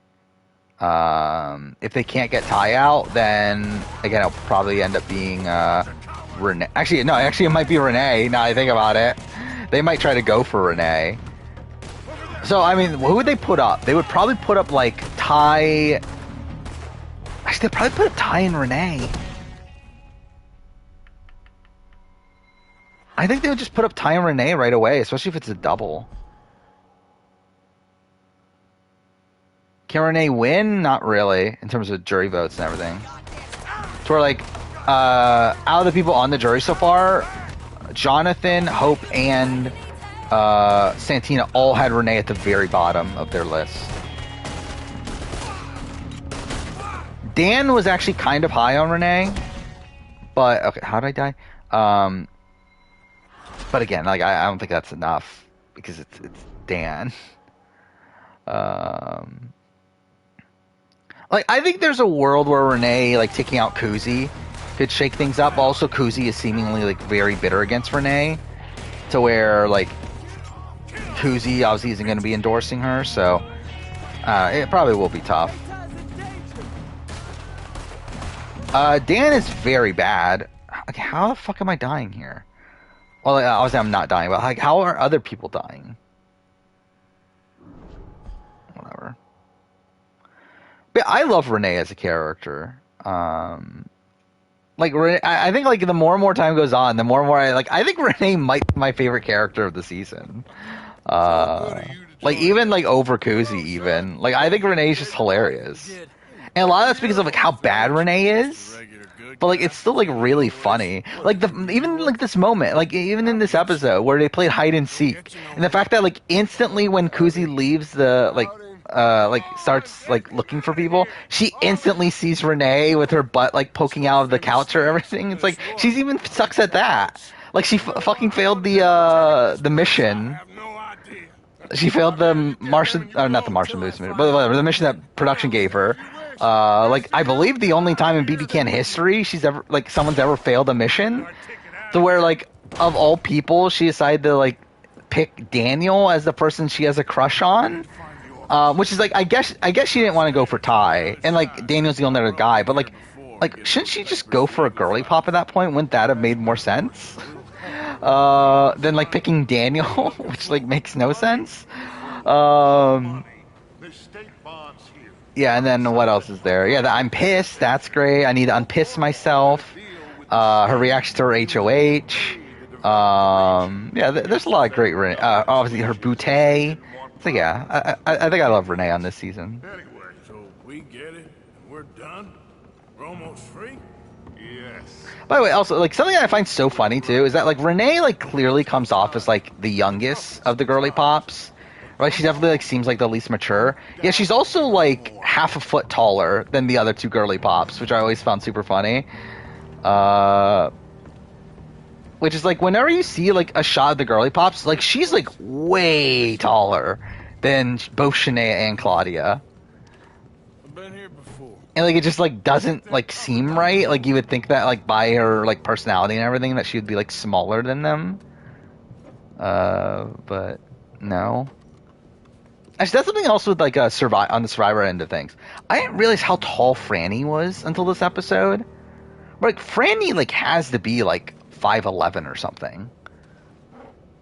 Because like she's like the next tallest person after Kane. It's like I didn't realize how tall she was. I got him. Yeah, at first Renee came off as annoying. Like even in her preseason interview and everything, like she came off as annoying. But I think now it's like kind of gotten to the point where like it's endearing. $1,000 worth, maybe more. Oh, we are nearly there. Yeah, she does become this massive Kingslayer and takes out Daniel and Claudia and wins. Does she become a top tier winner? Not really. Let's go home. She'd probably be I don't know, bottom middle tier winner maybe. Flop version of Rachel Riley. I don't know, is Rachel Riley the person I would compare her to?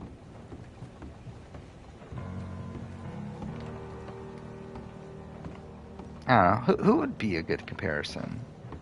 Did you hear that? Like, I would say, like, more so, like, I think she's more like Danny Donato than she is Rachel Riley. We got what we wanted. Let's go. But even then, Danny Donato is not even, like, a great, like, comparison. Your friend? Who'd Ty put up if he wins HOH? I don't even know at this point. But he's again, like, for a while, it was supposed to be Claudia and Shania, but I don't know if that's still what he's doing, though. Or, like, for a while, he's been targeting Claudia. Like, especially after Claudia put him on the block. Like, Claudia was his, like, #1 target for a while. But then now, it's like, he's supposed to gain back with Claudia. So it's like, I don't know if he still plans on targeting her or not.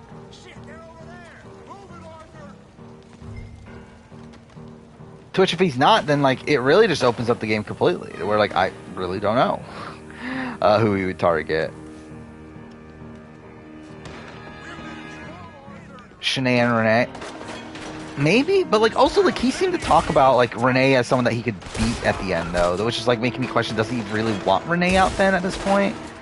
Like, I really just don't know where Ty is.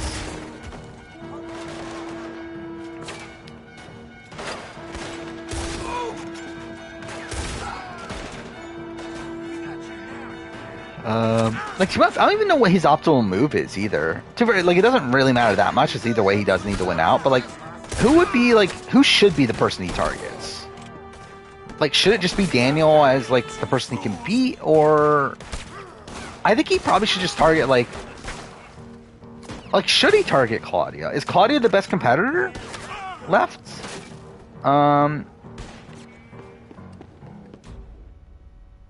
I don't even know. I think, yeah, maybe it should be Daniel. Because, like, Daniel is a bigger jury threat. But it also, like, Daniel came in second in this comp here. And, like, very much could have beaten him.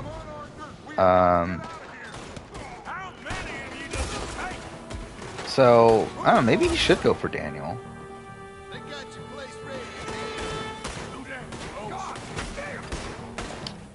Fuck off, I can't get the shot. Oh, of course it wasn't fucking load either. Okay, well that's great, cool. What the fuck?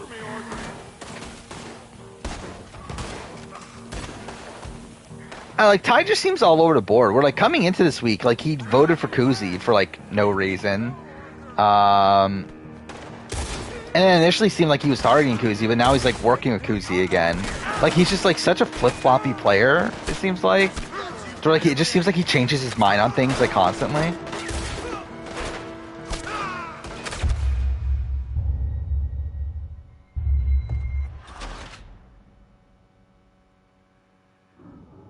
They blocked that message. I mean, again, comparing Daniel C to Big D is ridiculous. By the way, I also like I don't get why Twitter hates Daniel so much. Like, is it just because like he was like close to Ty or close to Zach? I mean. Because, like, they've been hating him, like, the entire season. I don't really get it. When it's, like, because, like, they keep on, like, blaming him for, like, oh, if he didn't use the veto on Ty, then everything would have been okay. It's like, again, Ty was never going home anyway. Like, and again, I still stand by that. That was the optimal move for Shady Bunch there, to use the veto on Ty. It gained them leverage with Ty for following rounds. Really, at this point, it still probably gains Daniel some leverage with Ty moving forward. But again, like, Ty was always staying that week. Mind you, he was staying because the Shady Bunch wanted him to stay. But, like, still, he was never going home. This regiment is a joke. Yeah, is it really just because of the Zack and Ty thing? Yeah, I think now because he wants Kuzi out, right? But, like, he was hated even before that, though. Cool. I'm just gonna skip checkpoint. I love it. Like, I'm skipping, like, almost every checkpoint in this mission. This is definitely not ideal, but I also don't care. I don't know who's heavier between Big D and Daniel C.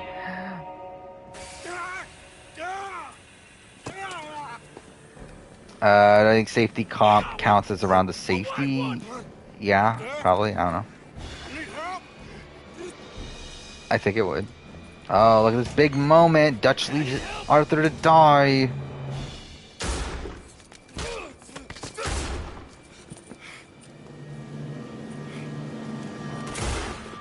How many people in this season would be bottom tier winners? Well, I don't know. Would every girly pop be? Renee would definitely be at this point. The other two would probably be bottom tier. Ty would be bottom tier. Anika would probably be middle tier. Daniel would probably be like bottom top tier. And I mean Kuzi's whatever. If the crown maintained their numbers, like Kuzi probably is like a dominant top tier winner. But obviously things didn't work out that way. Anika's not a likely winner. She's a possible winner, though. Of money. Come on. Everything is coming together. Exactly as I planned.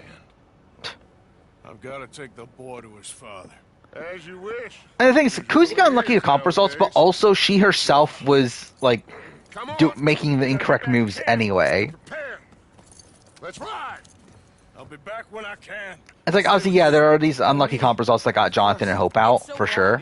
But also, like, at the opportunity that she had to make a move, she gets Santina out, a person that was going to take her to Final 2.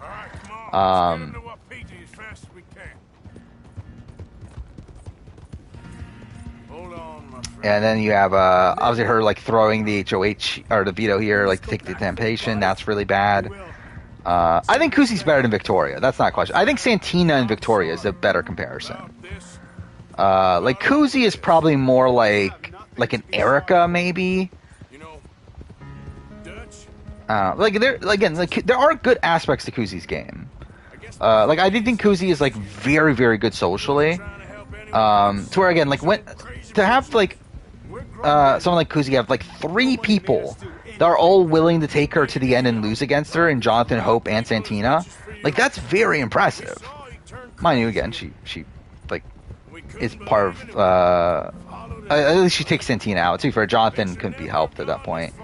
And she was obviously against Hope at the, on the block, but so it's like, I mean, she plays a factor into, like, causing them to go out, but it still is like, really impressive that she's able to get in that position to begin with. But yeah, it's like a situation where, like, she's now gotten to the point where, like, all the people she's getting, that she got, like, deep into the game with, are people that aren't going to take her to the end. Claudia is the only girly pop that can win. Shania only beats Renee. And for Claudia, like, only beats Renee and Shania, and then maybe Ty. Actually, to be fair, maybe Anika. How would Anika? So Anika has 4 votes.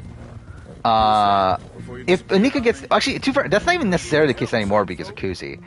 But, like, on paper, she would have the entire crown. She would have Kuzi, Daniel, Jonathan, Hope. To where she would only need 1 more. And that's in any scenario she's not there with Daniel. The question is, does she get that 1 more? Where, like, I don't think she would get Renee or Shania. I don't think she would get Ty against Claudia. Dan would probably go Claudia over Anika, I would think. And then there's one other vote, Santina. Santina is the deciding vote, which, don't know. Obviously she wasn't, like, on good terms. I mean, she wasn't really on good terms to either of them, but she had, like, more like, high profile fight with Anika. Though also she's extremely close to the crown.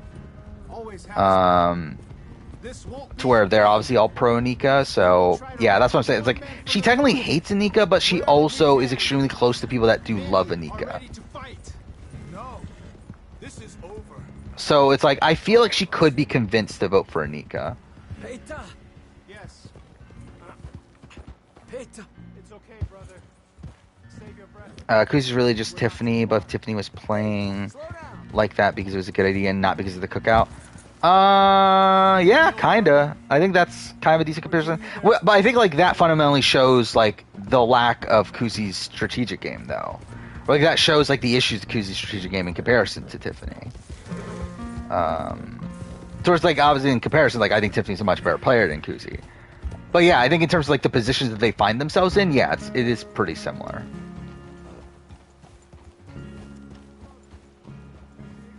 But again, it's like, with Kuzi, it's like, it's more so of her own doing, well, actually, I guess that's not. It's more so of, like, her own, like, misreads on the game, while, like, Tiffany had an accurate read, so that she obviously did it for a different purpose.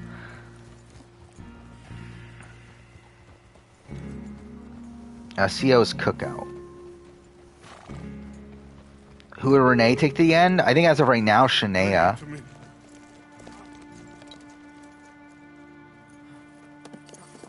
Again, I think purely on, like, personal reasons, and then I think, like, game-wise, it actually is her best move, but I don't think she, like, actually knows that. But also, it's like, I don't think she, like, I think it's still even tough for her to beat Shania.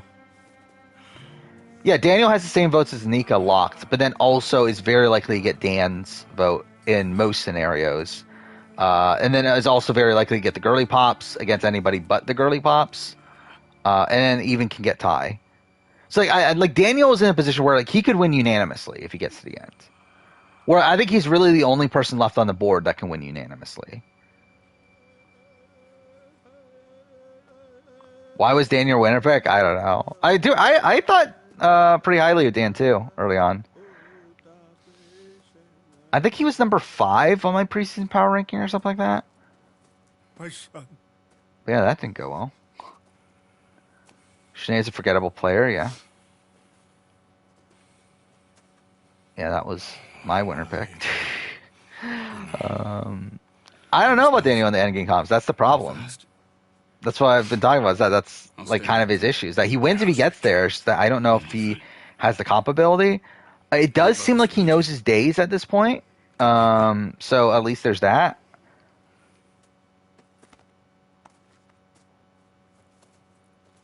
But again, like in terms of like most competitions, like I think he'll probably lose the tie in like most like physical competitions, obviously. Beyond that, like I don't know, it really could be up for grabs, but I do feel like as long as Ty's there, he's probably not likely winning a lot of comps.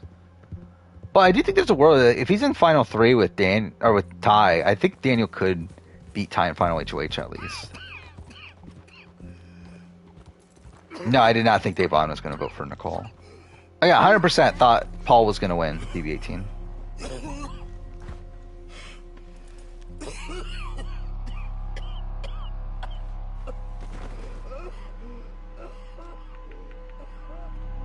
Do I think if Claudia or Shania evict Renee, she'll be bitter? Yeah, I think she probably will be. I don't know if it's enough to the point where she'll never vote for the girly pops, but I think she will be obviously very angry. When's the double? Tomorrow. Please, drink this. Next Bailey to vote Casey. Yeah, I think everyone did. Like that was one of the like biggest locked votes. Was for Bailey to vote Casey. It was Bailey and Rockstar both to vote Casey. It was the other ones that were up in the air.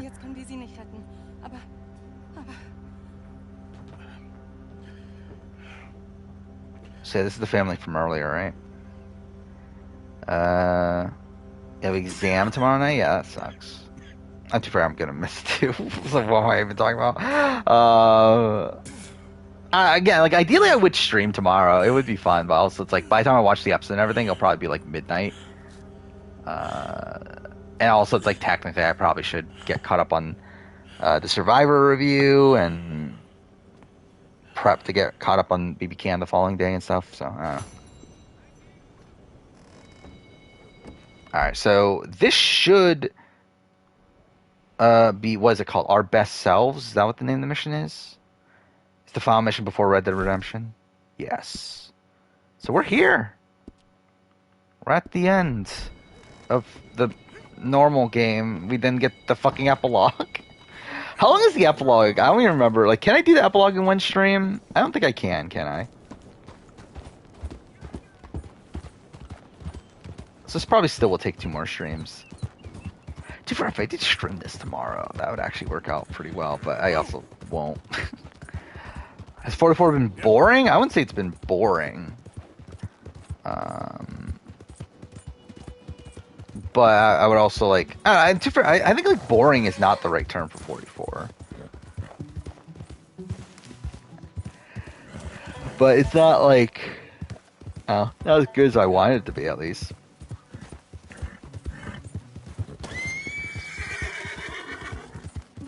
Wait, how did I kill a rabbit? Did I just run over it?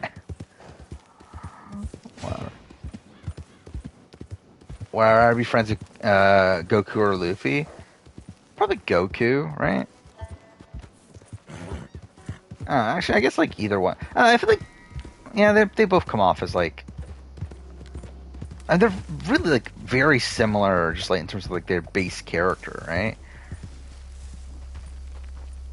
But I don't know. I think there's like at least more of a logical mind with Goku, I guess. Would I like 44 more than a rewatch? Potentially? I don't know. Maybe not.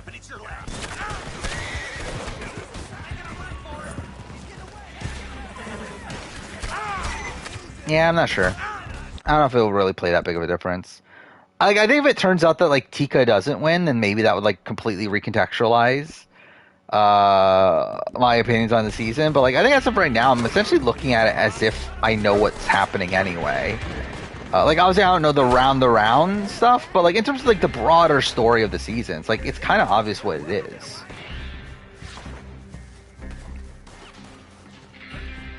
To where it's like I don't know how much like a rewatch will necessarily affect that. Where I feel like all the setup to a Tika win is like stuff that I'm already like picking up on. Luffy's fucking annoying? I mean, I don't know about that. Most likely next move for 44, I think Franny would be my number one pick. And probably Danny would be second. I think it's probably a Ahsoka member. Again, it would make sense with their storyline of like stirring on this war between the two sides. And then also Franny just got content about how she's like catching on to Tika, which makes sense for that means that she's gonna be taken out by Tika.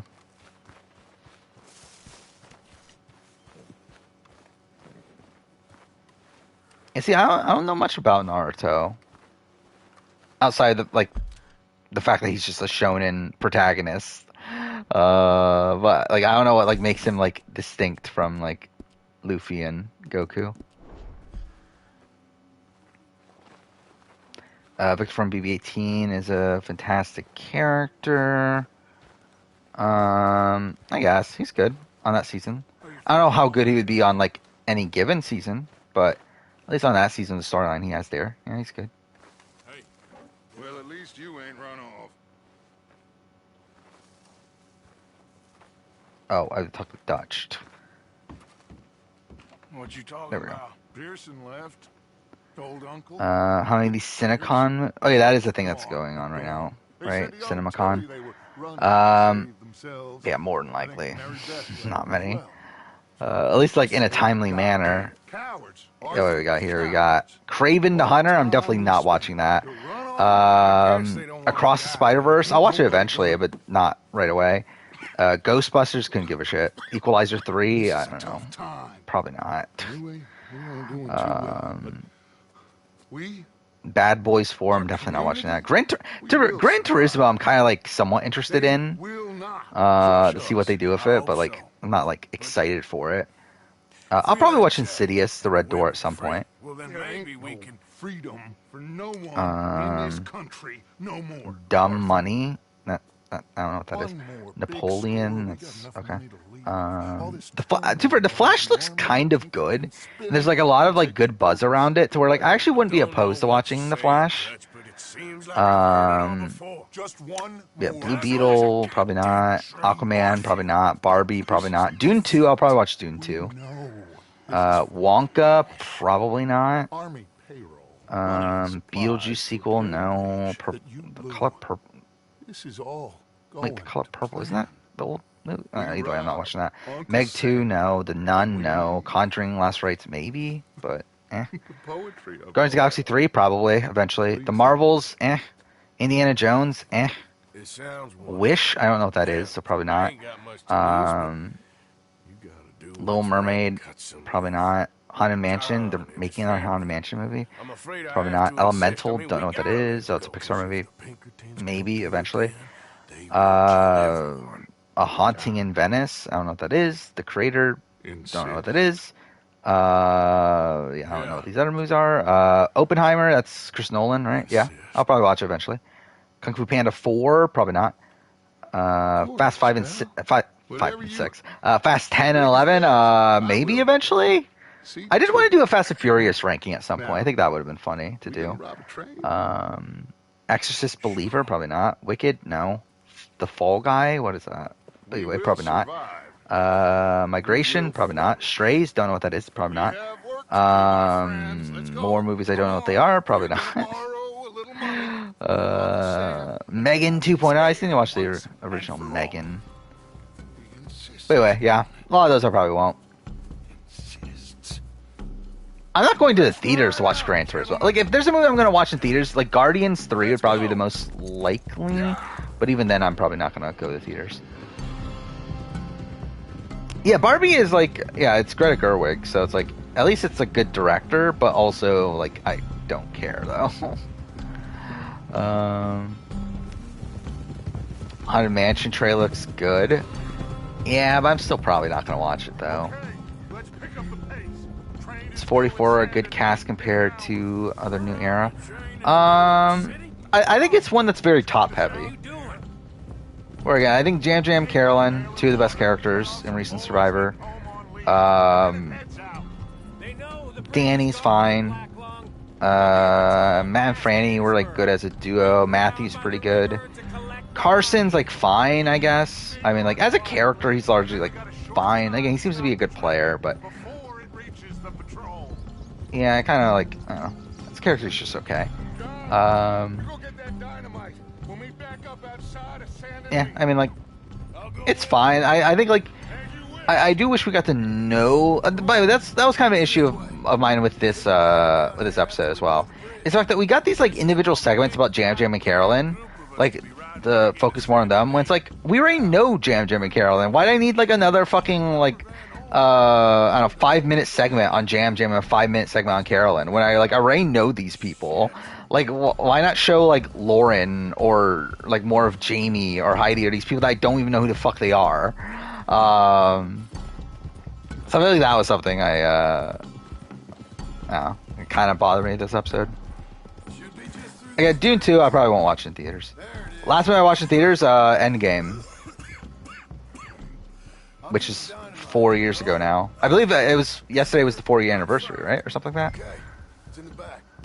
By the way, Infinity War video will be coming out today for some reason. Game, thank you.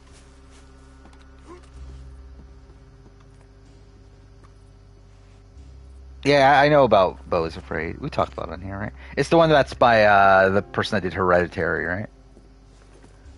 But yeah, I probably won't watch it. All right, let's get this done. Mount up, Arthur. Okay, boy.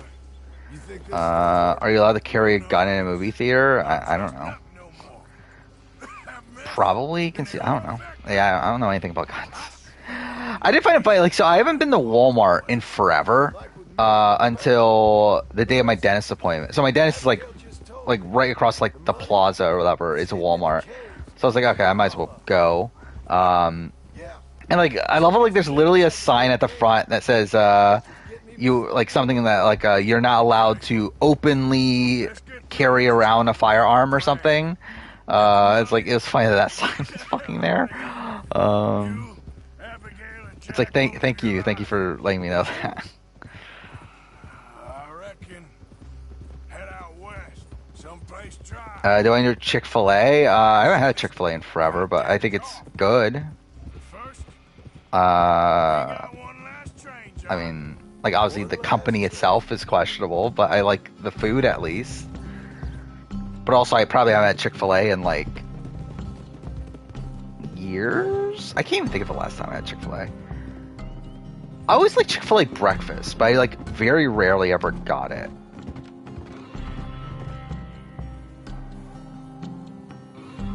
Favorite fast food? Probably Wendy's would be my go-to at this point.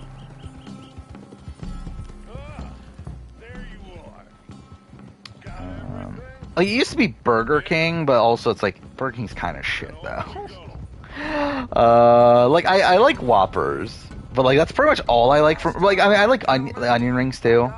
But like also like all the Burger Kings around me suck. To where like they're all like run like really shit.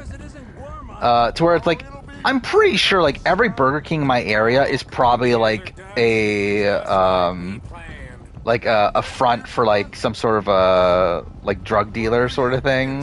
I feel like that's definitely the vibes I get from like the Burger Kings around me. They're all like really sketchy. With the fact there's only like 1 or 2 workers there. And it's like, yeah, I don't know. It just like, it feels very sketchy whenever I go to a Burger King around me. But yeah, I mean like, yeah, Burger King fries are good too. But yeah, like I think like I'd probably still have Wendy's, Burger King, then McDonald's. I've never personally liked McDonald's. Like McDonald's has always been one that I actually had McDonald's a week ago or so. And like McDonald's has some like good, like I always like McDonald's chicken nuggets, but like I don't know, like burger wise, like I just feel like they're just by far the worst to me. Like in terms of like again, like I had the Big Mac, and like Big Mac's just like not that good. I don't think we have A&W in America. I don't think, or if we do, it's like just not around me. I mean, I believe fuck me, I love how I said all of them but the one I'm trying to say. I believe McDonald's is the cheapest, actually, of Burger King and Wendy's at this point. Burger King's, like, really expensive last time I saw, comparatively. I don't think there is an A&W around me. I've never seen one. Or, like, A&W, I believe, is, like, they're big in Canada, right? Like, I know it's an American company, but I believe, like, the fast food locations are, like, big in Canada. I guess there are some in Florida, but... yeah, nowhere near me, though, or, like, that close. Zaxby's? I've only had Zaxby's once, and I did not care for it that much. Like, it was okay, but, like, I would rather have, like, KFC or Popeyes or, like, other, like, fried chicken places. Like KFC fries, they were okay. I think the one time I tried them, but they didn't really like stand out too much to me. Yeah, I've turned into a big Wingstop guy out of nowhere. Where like I never had Wingstop until like a year ago or so, and then now like Wingstop's like kind of like my go-to like DoorDash order.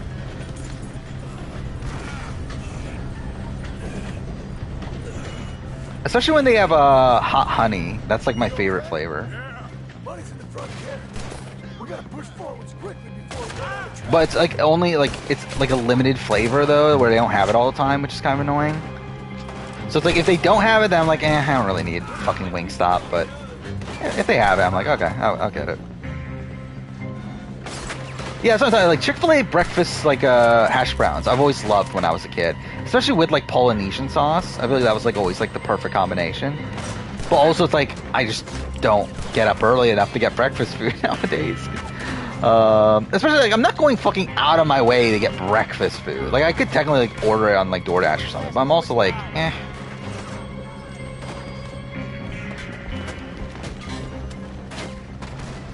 Thoughts to talk about? I actually like had Taco Bell for the first time since I was a kid, like 2 or 3 months ago or something like that. Actually, not even that. I think it was like maybe a little bit over a month ago. I remember the exact day because I remember I was like not the exact day, but like around the time because I remember I was watching fucking Dino Fury during that time. But it was okay. It was all right. I'm not big into like Mexican food to begin with, but for what it is, like fast food, like tacos sort of stuff, it's fine.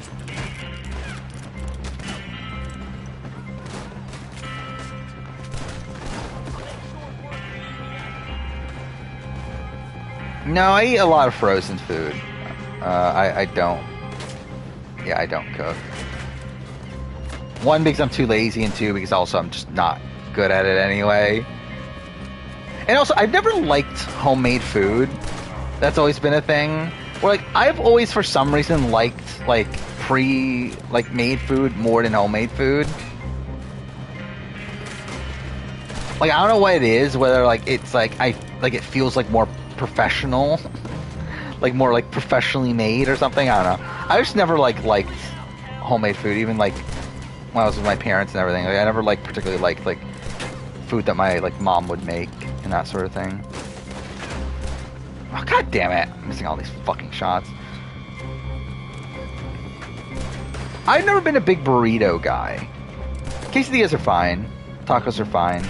But I mean, like, again, really, I never liked Mexican food that much. But yeah, burritos have been like something I've just never clicked with.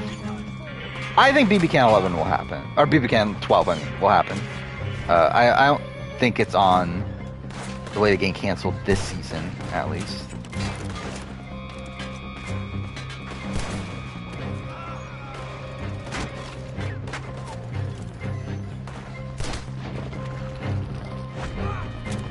Yeah, I've never made like, box. Yeah, like cake or brownies or anything like that. Yeah, like at that point, I'm just gonna buy a cake or brownie, but also like I don't buy cake or brownies. But, fuck off, game. Yeah, I would just like buy it instead of, having to make it. Digital Dailies, I think this was a test run for them. I could see a world where they bring it back, but also, like, bring back feeds, I mean. But, like, more than likely, yeah, it probably is here to stay. I don't know exactly how the season's doing ratings-wise. Where, like, there haven't been, like, precise numbers out there in terms of, like, TV ratings. So, yeah, I'm not 100% sure. I've been enjoying the season personally.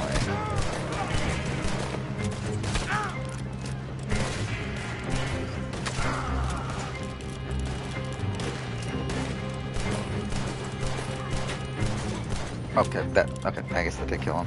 Or did not?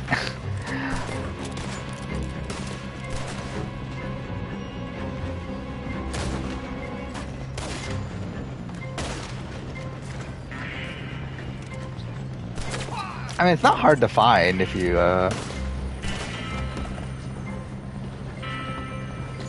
just look up any, like, watch series sort of site.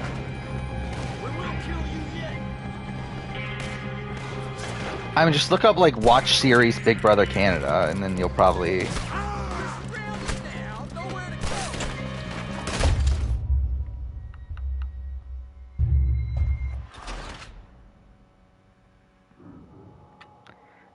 If Ty's HOH wasn't controlled by Canada, Santino would have gone home. Yeah. That is a thing. It is funny, like, how many times on this season that the HOH was going to make a move, like, bad for their game, and then they just, like, luck out by, like, a twist or something that ends up forcing them to make a move that was better for them. I don't fully know where 11 lands on season ranking right now, but I would guess, like, near the middle. Like, it's not as good as 9 and 10, for sure.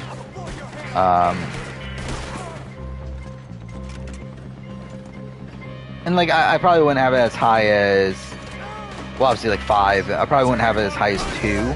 But I think after that, like, it's in the conversation with, like, the seasons after that. With, like, 6 and 3.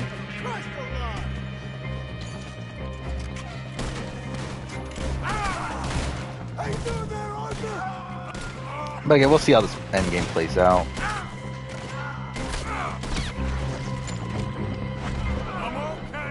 Let's go, Arthur. You can, yeah, if you have a VPN, you could also just go to the actual global website and watch it there.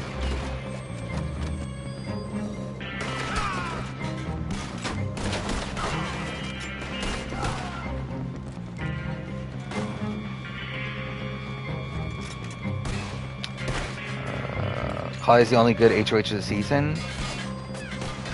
Oh, does she? I guess, yeah. But again, it's another one where, like, she makes the best move for a game on accident.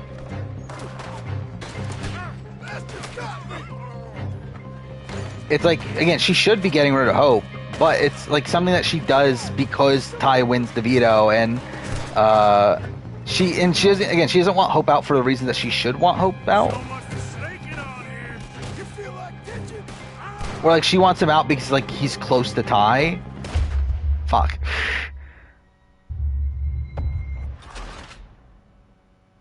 When it's really like Hope's connections to like Kuzi, and also his potential compatibility beyond that, like, is the main reason to take him out.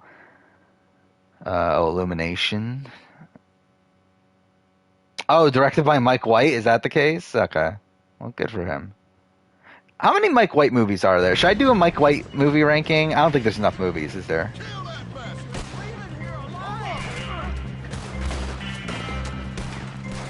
Yeah, let's see. How many White might... Well, I guess how do you qualify that? Because, like, there's, like, directed and then... Yeah, he's only directed... Actually, that's not even... Wait, where's movies? There we go. He's only directed 2 movies so far. But he's written a lot. What is that? 14 movies? He wrote Pitch Perfect 3? That's really random. Actually, some of these movies are really... I did not realize, like, what a random grouping of movies this is.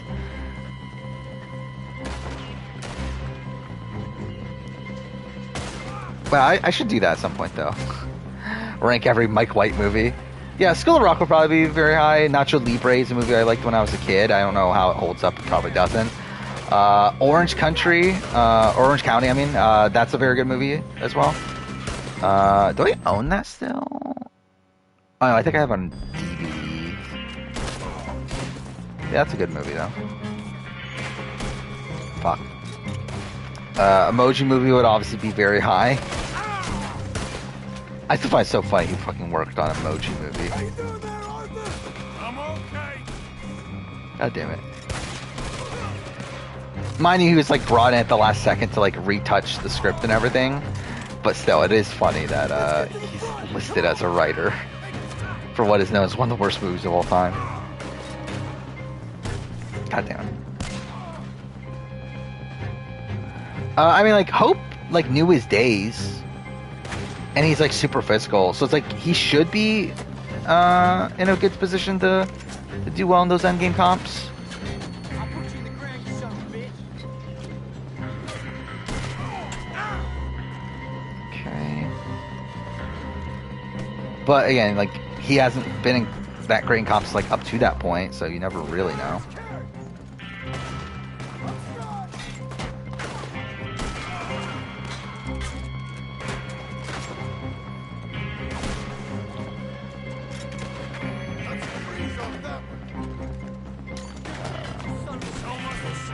Yeah, I do want to like do videos like that though, of like these like scripted movie rankings that have like some connection to Survivor, but also it's like I don't know how many ideas there actually are for that, right? Because like there's obviously like ranking every Mike White movie. That's a big one. You got like just ranking these like movies based around. Wait, what the fuck? How is this guy not dead? Look at that. Wait, you have like the ranking of the like movies that have like connection to reality TV. But like outside that, it's like how many other ideas are there really? Oh yeah, rank every. How many Jeff Probst films are there though? There's only like 2 or 3, isn't there? Like I know Finder's Fee is a movie. And there's at least one more, right? What is it called? Kiss Me, that was what it was called. But yeah, he's only directed 2 movies, so it's like not really enough. What is Kiss Me anyway? Haley Osment is in it? That's really random. Oh, it's about 2 15-year-old girls. Why did he make a movie about 2 15-year-old girls? I suppose he produced the movie too. Wait, I just realized. So this is 2014 also. So this is what? This is post Cagayan? He directed a movie? that came out post Kagiyan, like that recently. That's so weird to think about.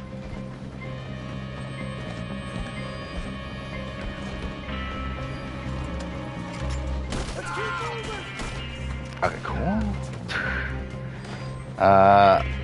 What rank like the other reality shows that these people have been on? Like what, like Family Beef? That was the Tom one, right? And then what was it? Holding Hands? Was that the name of the other one? Oh yeah, well, Wendell has the HGTV show, right? See, I guess that could be a thing.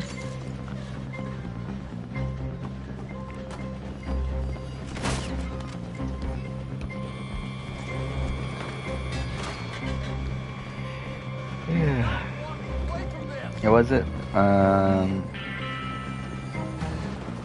Yeah, I'm not gonna bother rank. Okay, cool. What? Those are all like the last boots before the merge, right? Did I skip checkpoint? The fact that I died here three times means that this is a long checkpoint. So yeah, we'll skip it. Yeah, Mike White's dad is gay. I was the one that he was on. Yeah, okay. I just looked at the replay just to make sure. Yeah, he did disappear there for a second. Yeah, obviously he was on Amazing Race with him. That was like part of the story on Amazing Race, right? Was about how like they were both like out at that point, right? More liberal conservative Survivor players. I would assume liberal. So I think early on it was pretty split. However, I think nowadays it probably it very much leans liberal to where I would say like as a whole there's probably more liberal than conservative. Thoughts on what is this? How much do you think Lev knows? How much do you think he knows about what Abby did to Joel?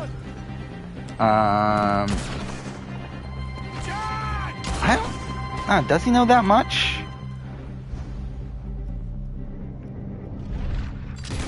Like, I think he knows, like, broad strokes, right? But, like, I don't know if he knows, like, everything. I don't know if, like, Abby actually, like, sat him down and told him everything, but...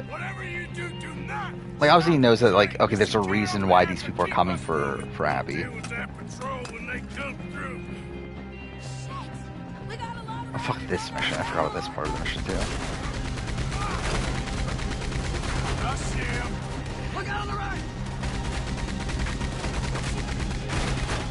Wait, where's the... Okay, there it is. I couldn't see the cursor there for a second.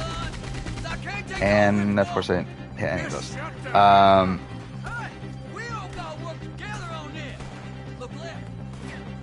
Yeah, I guess if I'm doing it like... I guess I would include both Sean and Austin, right?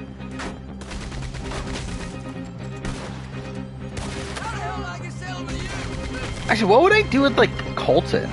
I never actually thought about that. Yeah, if I were to do, like, a ranking of every player, like, booted before the merge or whatever, or before the jury, either one.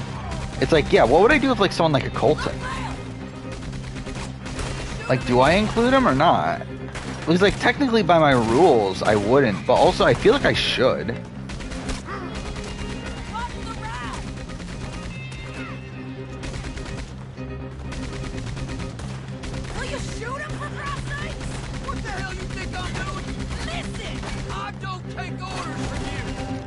Do all Survivor media ranked.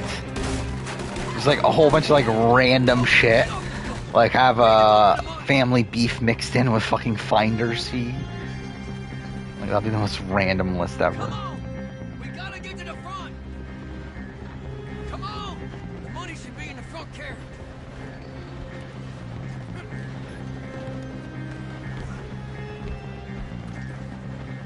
Something for a show to clarify in season 2. They're not even gonna get to it in season 2, are they? Like that's like season 3 material. Let's go. The money's in their carriage. Alright, guess you better roll this thing. Yeah, how far are they even like what are they even gonna do with season 2 at this point? Because like they've been talking about how like they're gonna change things up now. So it's like I'm assuming we're probably gonna get more There we go. More like Joel and Ellie stuff, like from in between, I would guess. Oh, yeah, Ellie Noire. Yeah, Ellie Noire can. Like, how many video games have Survivor players in it? Not that many, right? It's probably just Ellie Noire. But that would be an interesting ranking if there was enough things to rank there. Should I, for the history reality TV, actually that wouldn't make sense. I was say for the history reality TV video game video that I was talking about, like, should I just like add in Ellie Noire just because Sugar's in there?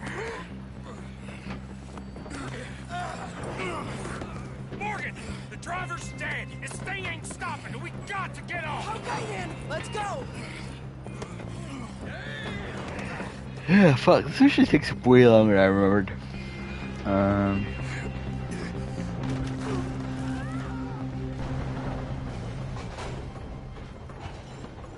Jesus.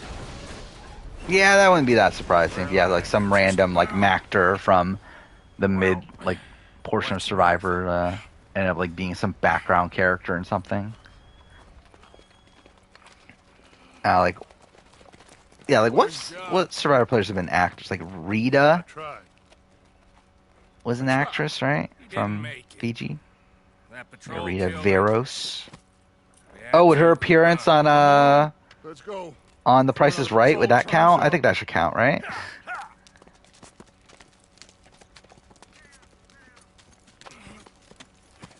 I love how like she has a Wikipedia page of all Survivor players. Fucking Rita Veros of all people.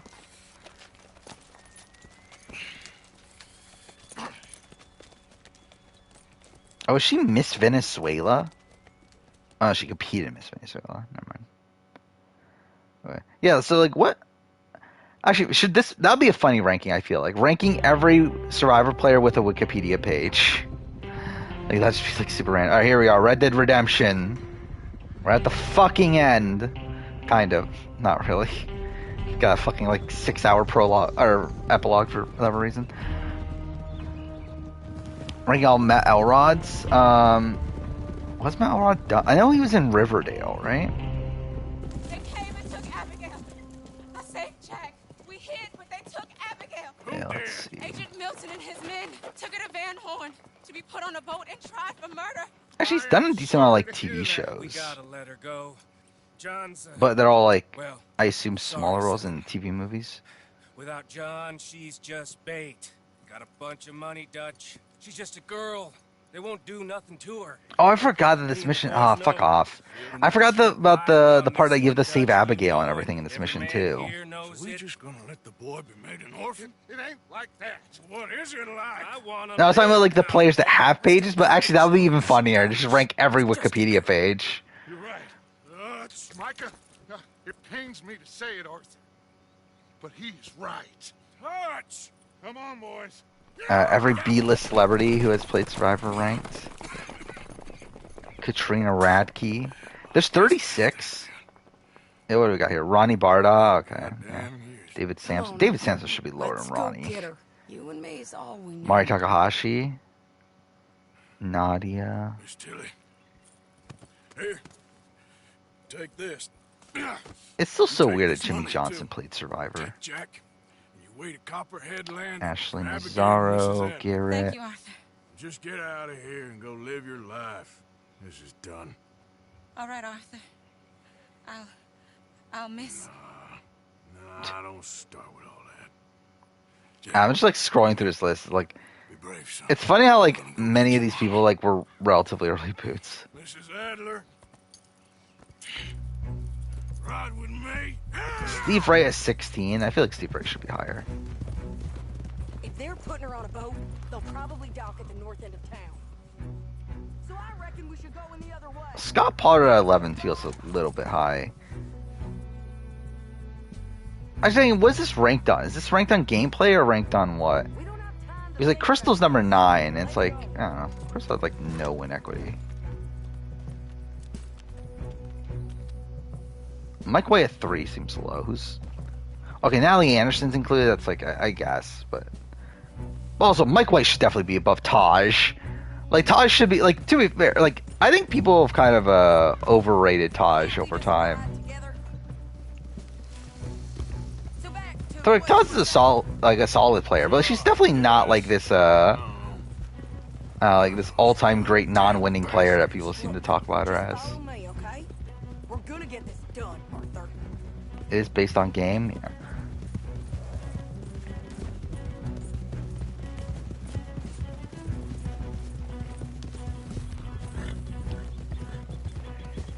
Yeah. Is Ozzy a bad strategic player?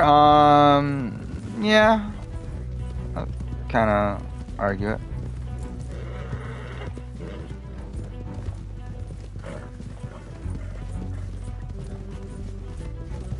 I think Daniel is likely to get Ty taken to the end. I don't think it's like likely. I think it's possible. Like I think that was his plan for like most this week, but then now it seems like I don't know.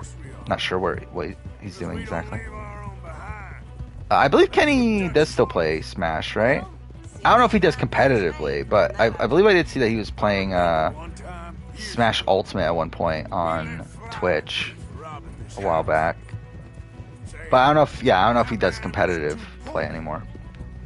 Taken from him was no different from the system we was fighting against. Now, he don't care who dies, so long as he and Micah get rich off of it. Micah's a goddamn... Zazzy's best game, Cook Islands or Micronesia? Probably Cook Islands, just from the fact that he was so close to winning. Abigail knows where the money's hidden. If we can get to her in time... Any chance Kuzi stays? I mean, there's like a sliver of a chance, but not much.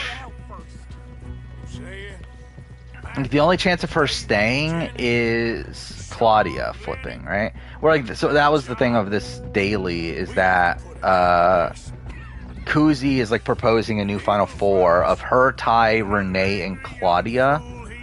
That Claudia seemed to buy into right away. But then like kind of got talked out of it. But like still seems to be like kind of considering it. However, again, like it still relies on Renee following through this, which I don't think Renee is going to go through this either. So,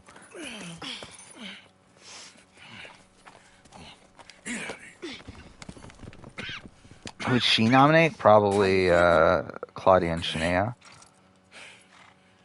I think you should cover me, and I'll go in there and get her. 'Cause you're the better shot. I mean, That ain't what you mean. I can still fight. I know, Arthur. But just It's so weird this do it last my way, mission's honey. so It's for the long. best. Get up someplace high. I guess it kind of makes sense if we're talking about Lighthouse like or redemption. something. I guess you do need this And part of it cover in me. there, but Please. Okay. no. According to Kuzi, she wants to take Ty to the end at this point.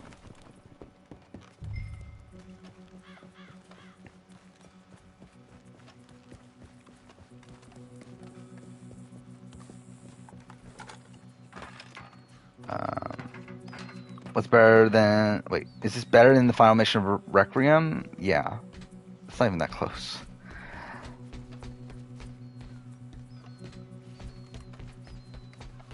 Wait, where am I going? Is it in the... Okay, it is. Like, this is, like, legitimately one of the best... Like, at least contains one of the best moments in all of gaming. Wow. Plague Tale Requiem's ending is kind of, like... good, but also like a bit fucked. Why take Ty? Because he won't win. Okay, Mr. Milton. Where are you? Because again, like Kuzi and Daniel both easily win against Ty. And if he's the one winning competitions, then you might as well align with him, because at that point, if he's winning competitions, he's gonna make moves that like progress you forward. Sadie.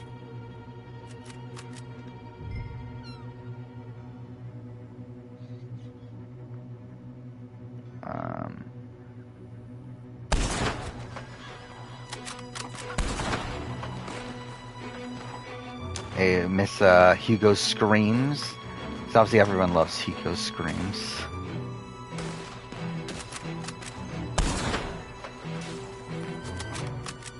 I think Daniel, like, who would be a good comparison for Daniel?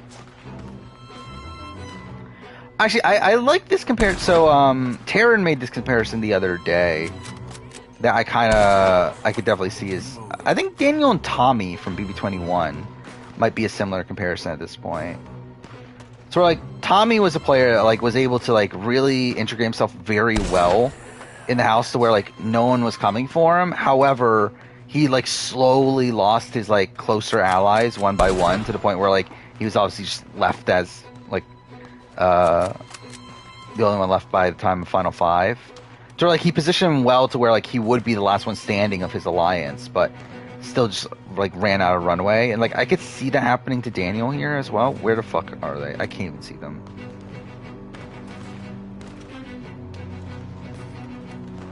Where are they?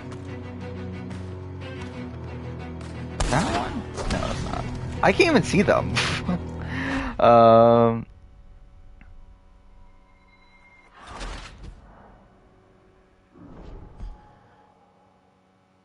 Dan BB10, I wouldn't. I think the problem with Dan BB10 is the fact that, like, technically the only person that was taking Dan to the end was Memphis. It's just that he obviously optimized the chances of that happening, and obviously optimized the chance of him beating Memphis at the end.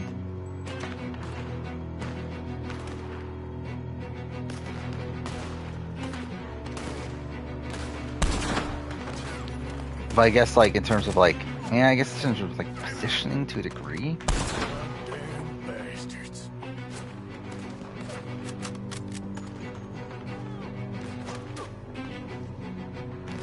He's also, to be fair, in this situation, like, the only person that's probably taking Daniel to the end is probably Anika.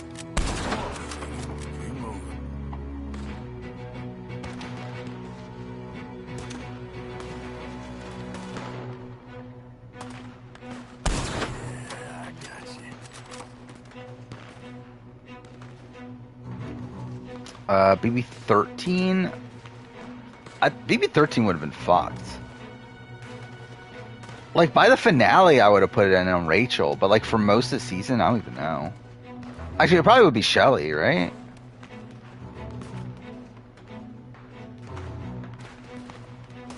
Oh, there it is.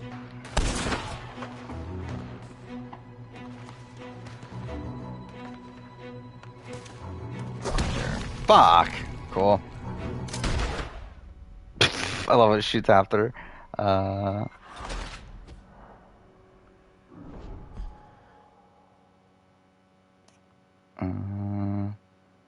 Can 10 review. Don't give enough credit to Helena for making strategic moves to protect Kevin. Yeah, probably. But it's also like, I don't know how relevant it is to the overall story.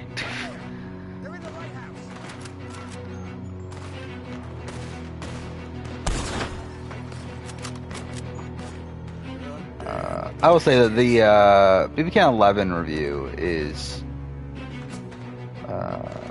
actually, is it already longer? Actually, how long is the BB Can 11 review right now? Okay, it's not longer yet, but it's like 10 minutes away from being longer than the BB Can 10 review, so it's definitely going to be more extensive. Which, by the way, also the Survivor review, I was talking about this last stream, that the Survivor review is definitely going to be longer than last time. And there was like talk about like, is it going to be my longest video ever? Again, before the last video obviously comes out. I think at this point, it might be. Again, like after only episode 8, the video is already 2 hours and 1 minute long. So, oh fuck, I did not mean to shoot there. Which I believe it's like over 30 minutes longer than where I was at this point in the 43 review.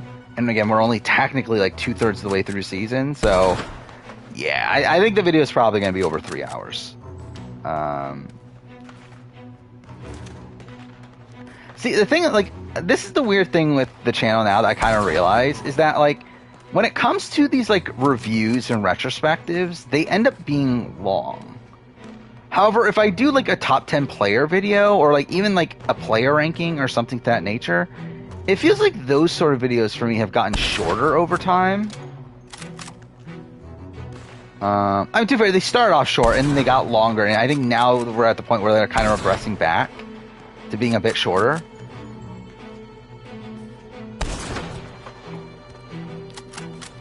So, like, if you look back at like my like player rankings or like my top 10 player videos, cool. I'm just gonna skip checkpoint.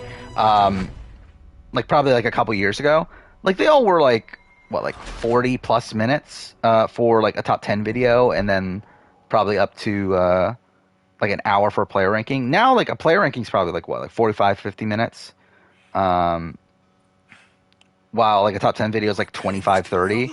Like, I don't know, it feels like in terms of like those sort of things, like my my rankings have gotten shorter, but the actual like reviews have obviously gotten longer. Yeah, I think that's maybe a part of it. Like, I just don't like feel the need to go as in depth, especially when it comes to like, yeah, Survivor top 10. Like, it feels like I've already talked through a lot of these players anyway. But even then, even with like the Australian Survivor like player ranking for this season, like even that one, and like even like the mid-season power ranking for Big Brother Canada and stuff like that, like I don't know, I just like struggled to get them to be like as long as what they used to be.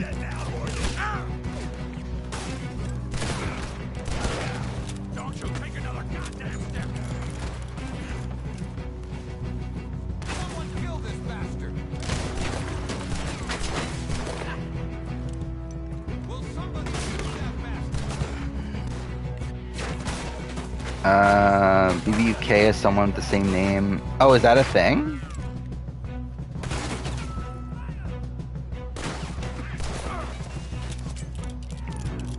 There's someone on BBUK that's the same name as Jonathan from this season.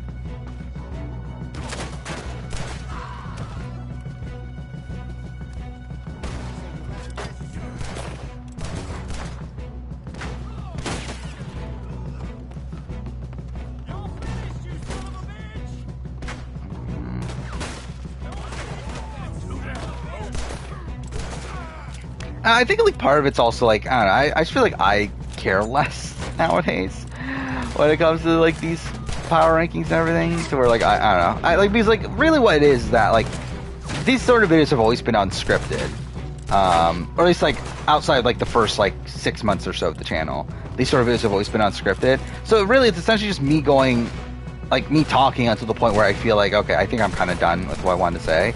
And I think I've kind of gotten to the point now where like, I don't know, I just don't care enough to talk like much longer than like a couple minutes about a player. And like I think I'll go back, like I think when I do like the winner ranking, the updated winner ranking for Survivor next year, like I'll go pretty in depth in that for sure. And like I did go like pretty in depth on actually, is the Amazon player ranking even out? By the way, I went like very in depth on like Rob Cesternino there, and like I went pretty in depth on Johnny Fairplay in the Pro Islands player ranking. Like, there's like certain people that like I'll still go in depth on, but like I still feel like for like a lot of like the people that don't matter, I feel like it's like, I don't know, why am I wasting my time like spending like 5 minutes talking about like fucking, I don't know, like, I don't know, Christy from like Amazon or something like that.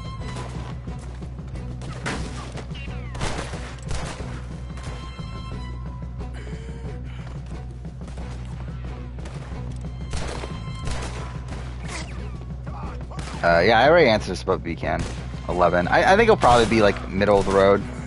Again, it won't be as high as 2, 5, 9, or 10. But I think it's in the same ballpark for me as like probably like 3 or 6.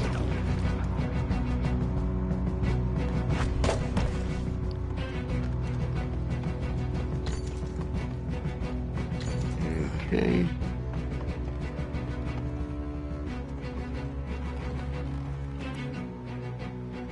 Maddie, you want to follow me? He takes Rob.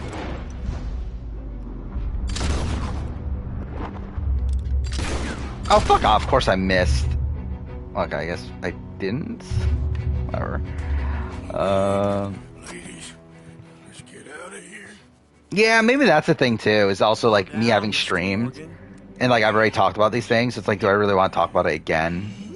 That might play a factor too. That's quite a cough. Sure. Tuberculosis. I'll be dead soon. It's from BB7, so this is a while ago then, right? Yeah, 2006. But I'm gonna be just fine. I was a guy that was on for like 5 episodes too, Should have taken it. or like 5 days. So yeah, he's like barely even on the show. Fool, Mr. Milton. Not all you boys. Oh, this is Nikki have Graham's quite season. So many scruples. That's not bad. Old Micah Bell, Micah. You mean Molly? Molly O'Shea. Sweated her a couple of times. Never talked a word. Had to let her go. Micah Bell. We picked him up when you boys came back from the Caribbean. And he's been a good boy ever since. I always find it weird that like they only made him flip after he came back from Korma. It's like you would think that he would have been a rat from like before that. Likelihood of winners for BB Can? It's probably what, Daniel won. After that stuff, Ty 2. Horrible man. Maybe Claudia 2. Claudia or Ty 2 and 3 probably. Anika probably 4. Now come on. And yeah, Shania 5. Renee 6.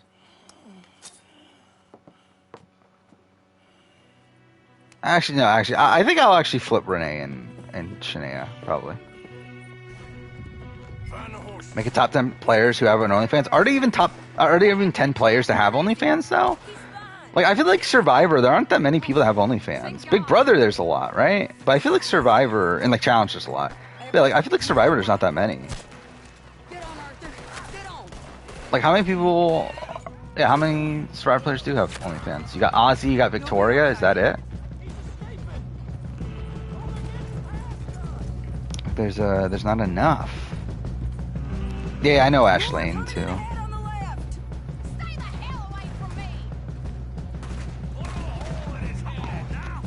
Yeah, I've watched the full BBUK season. I watched 3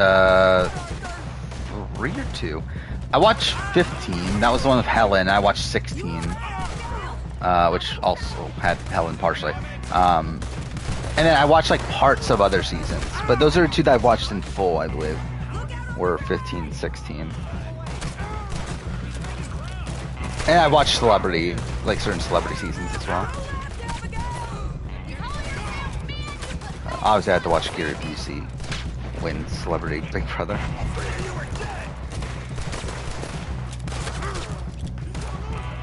I don't know if they're worth watching nowadays. It's a lot. I mean, I guess it's like it's 1 episode every day, so it's like it's a lot to rewatch.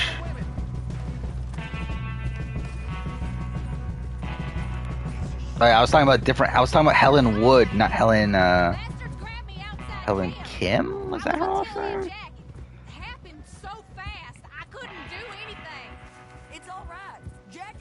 You can't brought international players again. G players that I choose. They should bring Danny Hayes, right? Imagine Danny Hayes on like an actual season of Big Brother. That'd be hilarious. What happened to John? Where's John? Is Boss Rob liberal or conservative? I don't think we fully know, but I would guess conservative. Or at least probably like middle of the road, really. But actually, I don't know. He is from Boston. Boston is a very liberal area, right? So I don't know. I guess you never really know. He got killed or he got captured. No. I'm really sorry. I don't know how many episodes exactly, but I would guess it's probably like, I don't know, like 70 or so. Like, how many days were those seasons? There were a lot.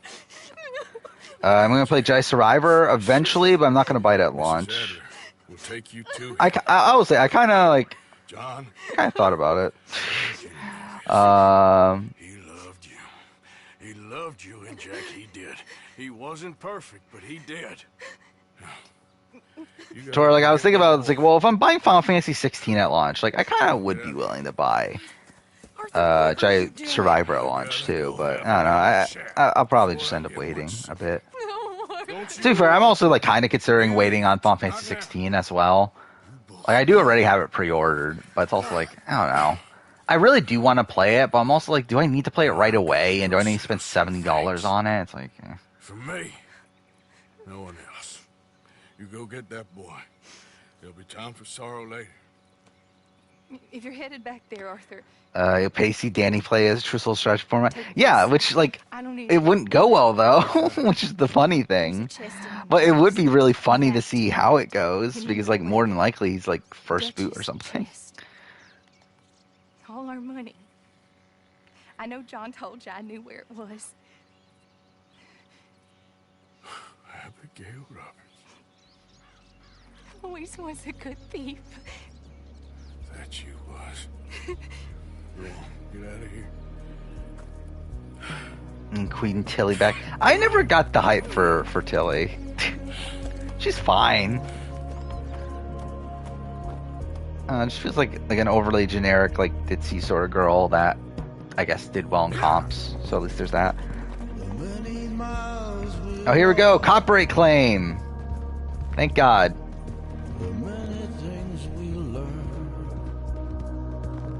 Hopefully this doesn't get audio muted. But yeah, I think what we'll probably do, we're already almost at 4 hours, so I think what we'll probably end up doing is finishing this mission and probably calling it a night. I think we probably got, like, what, 30 minutes or so for this mission, so. That's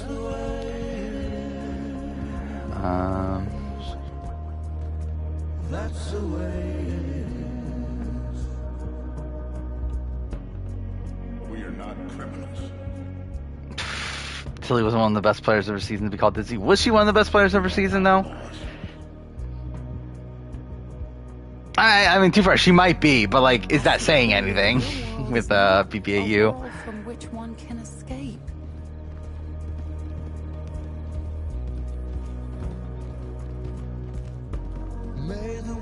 How long is this ride? Danny Hayes would be like Frenchie? Probably. I could definitely see that. Like him going on a massive power trip right away and then just go out immediately after that. Oh yeah, I mean, it's BBAU, so it's like, yeah, she probably is like kind of towards the top. Yeah, remember when Christina from BBAU was a person? I kind of forgot she existed until just now. Please, I have a family, sir. Please. You speak as Yeah, BBAU has not stuck to my mind. I'm like looking back at, like, I'm like trying to like remember people from BBAU. It's like, yeah, that's a weird a show. Yeah, Ari is a person. Wow. There's a big picture here, Arthur. Yeah, I mean, really, that season like has not stuck to my mind. And for even like BBAU, the other one, 2020, both of those have not really stuck to my mind. I feel like 2022, that one I still remember. Yeah, looking at 2020, it's like, yeah, like Chad and Sophie were people. Casey was a person. Yeah, Sarah was a person. Oh, yeah, Angela was like a big character. That was something.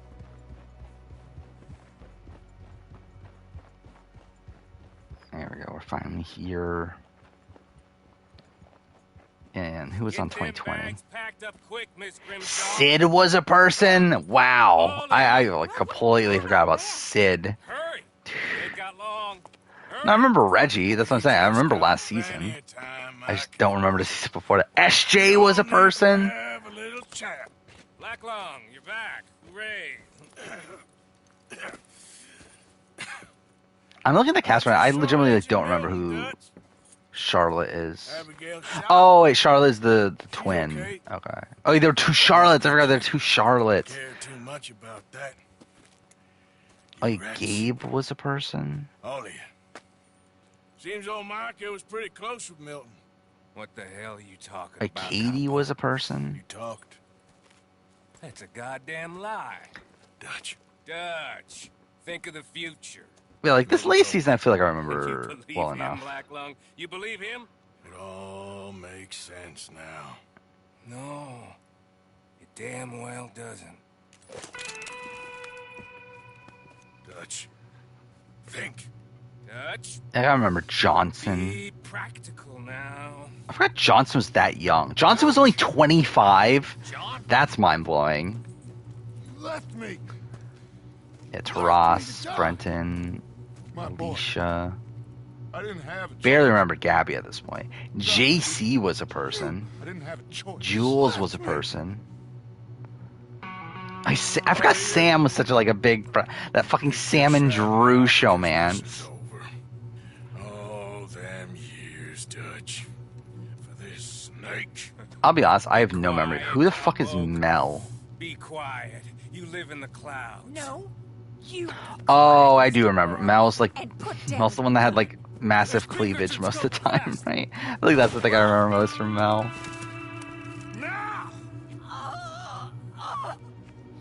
Who amongst you Yeah. is with me? And who is betraying me? Well, Javier. Katie was a legend. I mean, she was fine. I wouldn't be opposed to seeing Katie on reality TV again. Hey, Katie on The Challenge would make a lot of sense.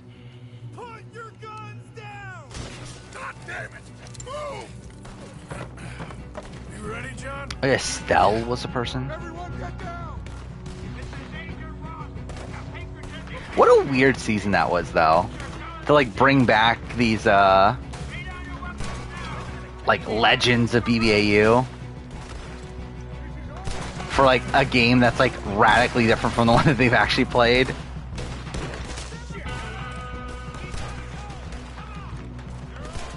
God damn it, I'm missing all these shots. Who else had a Wikipedia page? I feel like a lot of people have, haven't they? There's a lot of random sports people in that. So it's I feel like probably a fourth of the people that have been on the show probably have one. Oh, do I just go? Oh, okay. I can barely see.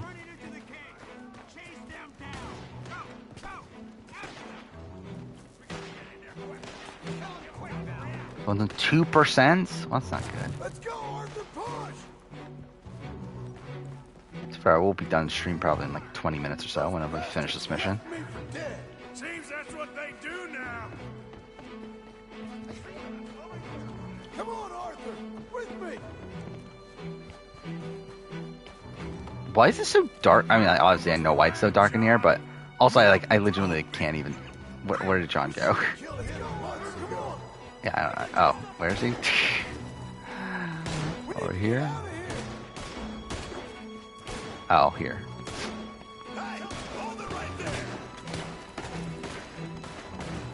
Stay with me, Arthur.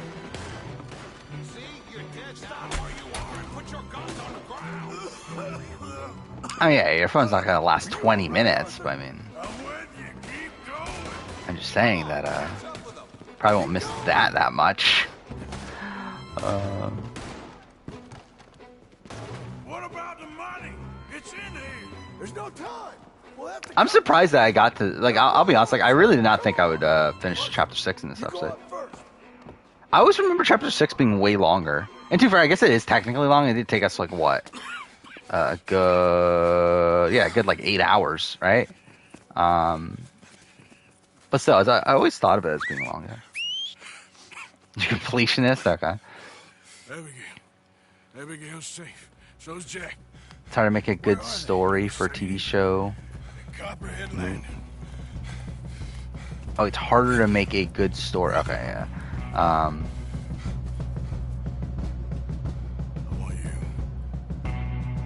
Is this where I make the choice? Like I said.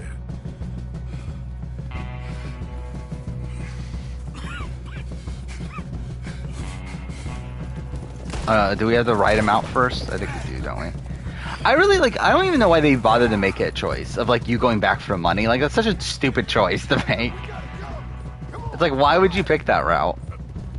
Unless you're purposely trying to be a dick as Arthur. Or not dick, but make him hey, I feel like the entire point of the story is for him to not go back for the money. Him securing John's safety is more important than the money. This one's blood. Come on.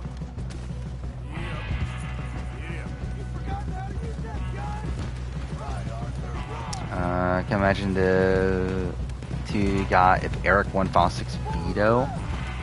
I mean, if he won Final 6 veto, he just wouldn't. Actually, no, wait. Was he? No, he was on the block. Yeah, he couldn't. Oh, no, he wouldn't use it then, right? Yeah, so it would be like he would have to leave Jessica on the block.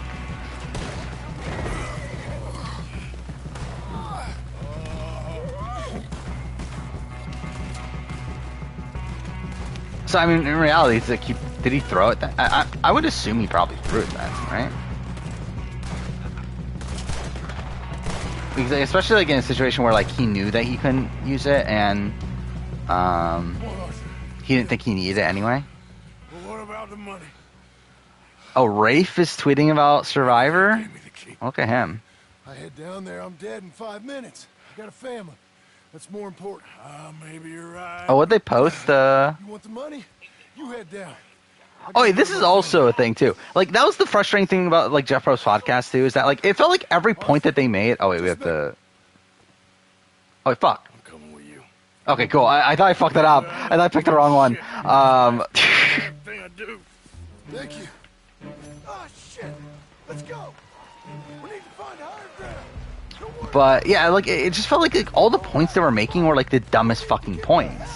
Like because like they were talking about how like oh we did some research and looked at what Reddit was thinking, but like it felt like all the points they like took from Reddit were like the dumbest points that were made, of like oh people didn't like forced fire making because it screwed Jesse over. It's like no that's not why people don't like forced fire making. Like it makes no sense. Jesse didn't get screwed over by forced fire making.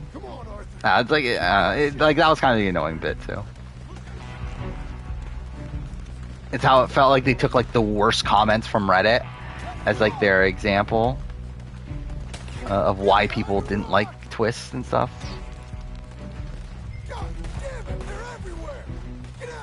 See, The Last was getting remade in a Telltale style. I don't personally see that.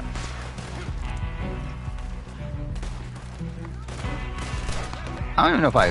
Yeah, I definitely wouldn't want that anyway. I mean, the thing is, like, for Eric, the weird thing about Eric is that, like, his entire, like, being on the show was based around him being America's player. So, like, he simply just wouldn't even be on the show if he wasn't America's player. Like, that was the entire contract he had to sign pre-show, was, that he was going to do everything for production. But also, it's, like, it's kind of shit that, like, Eric, who's, like, this massive fan of the show and everything, was essentially forced to do this, or else, like, never be on the show.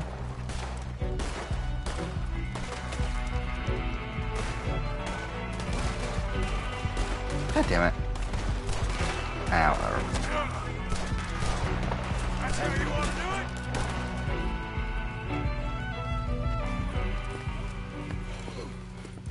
it? I think Jeff is getting so much heat this season in particular. Is the first time players have come to directly take shots at Jeff in production. I think it's because he's made himself more open, right? Because like he's now doing these podcasts. I think that's definitely a factor. Yeah, I didn't even read Rafe's comment. So see that. If Jesse plays a great game, he doesn't go to Final Four. People who vote him out, unless he wins. Yeah, whatever. I mean, too, for like Jesse's entire game is based around the concept that he does have 2 chances at Final Four. Like that's why he makes the move he does and taking out Cody at 6, is because he knows that he has 2 chances at 4.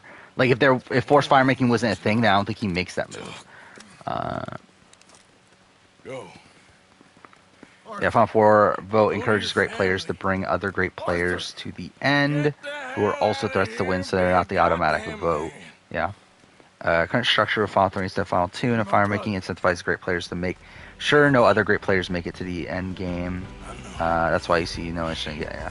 I mean, yeah, it's essentially just the ramifications of having a Final 2 and everything makes it so that people just get rid of the bigger threats earlier because they feel like they'll not have as many opportunities later on.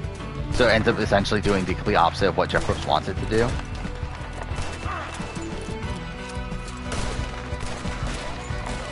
Though I think like still, I think the counterpoint from production is that like it still increases the chances that someone good will make it there, because like at the end of the day, you still have to have 3 people at the end, and like the chances that all 3 of them, or like that at least 2 of the 3 are bad, is like obviously not as likely as just one of the people being bad in a final 2 situation. So it's like I get the argument, but I just think it's like bad. I think it's just like it's very short-sighted and just like purely focusing on the ending of the season over like how that format ends up affecting the rest of the season. No, I think that's the issue, though. Like, for me, The Last of Us is a story where, like, you're not supposed to have a choice. You're supposed to face the ramifications of these other players, of these characters' choices. Like, if you have, like, you're the one that's making the decision on what Joel does with Ellie. Like, that ruins the entire point of the entire story. Like, the point is that you're not supposed to agree with his choice. Or, like, you're not supposed to, like, fully, I don't know. It's like, I feel like by the fact that you make the choice, just completely nullifies the entire point of it. Where you're supposed to be, like, seeing his choice and then feeling uneasy about it. Like, being able to, like, sympathize with him but not fully agree with him. And, like, recognizing the, like,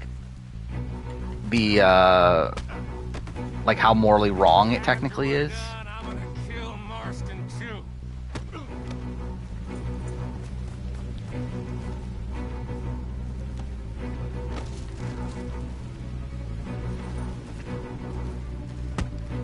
Does Laurel beat everyone outside of Dominic and Wendell? I think she beats a lot of people. I don't know if everybody. But I do think if it's, like, just take the last finalists, like, if it's Laurel, Laurel, Donathan, and Angela, I think she handily beats that. Like, near unanimous vote. Like, it should be, like, a pretty big margin. I think maybe, like, is where's Sebastian going in that? Where's like Chris Noble going, and where is Kellen going? Maybe Chelsea too. But like I think like again the Malolos I think do vote Laurel over Donathan, and then I do think other person Dom and Wendell obviously vote Laurel over Donathan. So that's enough for the win already.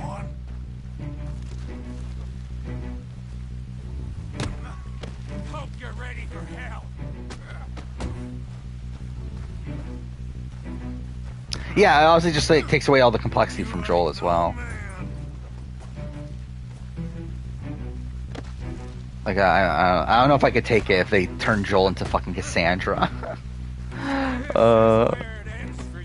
Imagine that's the world we live in, where they fucking remake The Last of Us, but actually add in choices. To where, like, Joel is just this, like, blank slate where, he just, like, changes by the whim of your choices every, like, throughout every scene. But I think Ty's actually a good competitor. I think he's good. Is he, like, a truly elite one? Like, I don't know. Like, I mean, a lot of the comps he's won have, not been the most, impressive wins, really. It's like his first comp against Dan, like that was like solid, though again it was a very physical comp in a position where like obviously like him or Dan were gonna win. The second one, the HOH, like that was one where it's like, I mean, again, like it wasn't supposed to be catered towards him, but it feels like they like didn't slant the poll enough to where like it made it so that someone like Ty and Hope would do very well in it. So again, I think that's something that benefited him, to where essentially he just beats Hope. That's really what most of the comp is there. What's the next veto he wins? I know. Well, the safety comp he wins is, again, that's like him competing against 2 other people. It's not overly impressive. This last one, again, he barely wins.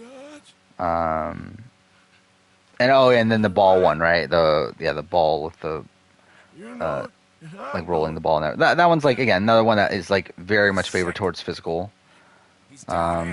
competitors. And again, he just barely beats Hope. Talking crazy. But still, it's like Lee is still a massive downgrade from Joel. I gave you all I had. I did. Jonathan Young's an underage strategic player? Probably. Come on. He's still not like a strategic mastermind by any means, but yeah, he's probably like underrated. Buddy. We made it. We won it. Come on. I think Lee is probably the best written Telltale character, I think. Maybe yeah, I mean I would probably argue that. Because like I think when you get to like Big B and Wolf Among Us, it's like Come on. Let's go. There's not much like complexity there, I guess. So will Arthur Morgan die, I wonder? Come on, Dutch. Come on. Oh, this one is weird too. Like the fact that like, so like Dutch walks away from him here, only to then like work with him again, and then like turns back on him again at the end of the game. Whatever. Morgan. Whatever you say, you fool. Damn you. Damn us both. Oh, I forgot. I didn't get the good ending, did I? Fuck. Oh, I didn't get the moment of like him like in the as the sun rises. Oh. That's a shame.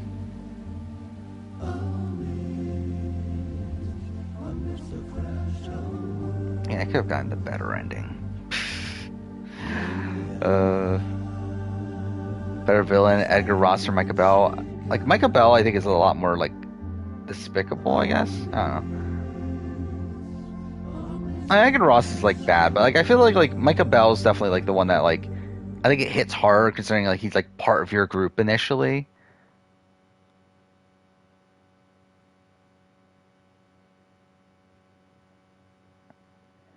Jane is the most well-written character, obviously. I mean, obviously Jane. You got Kate from New Frontier. You got who else? Oh, I thought the scene went on for way longer. By the way,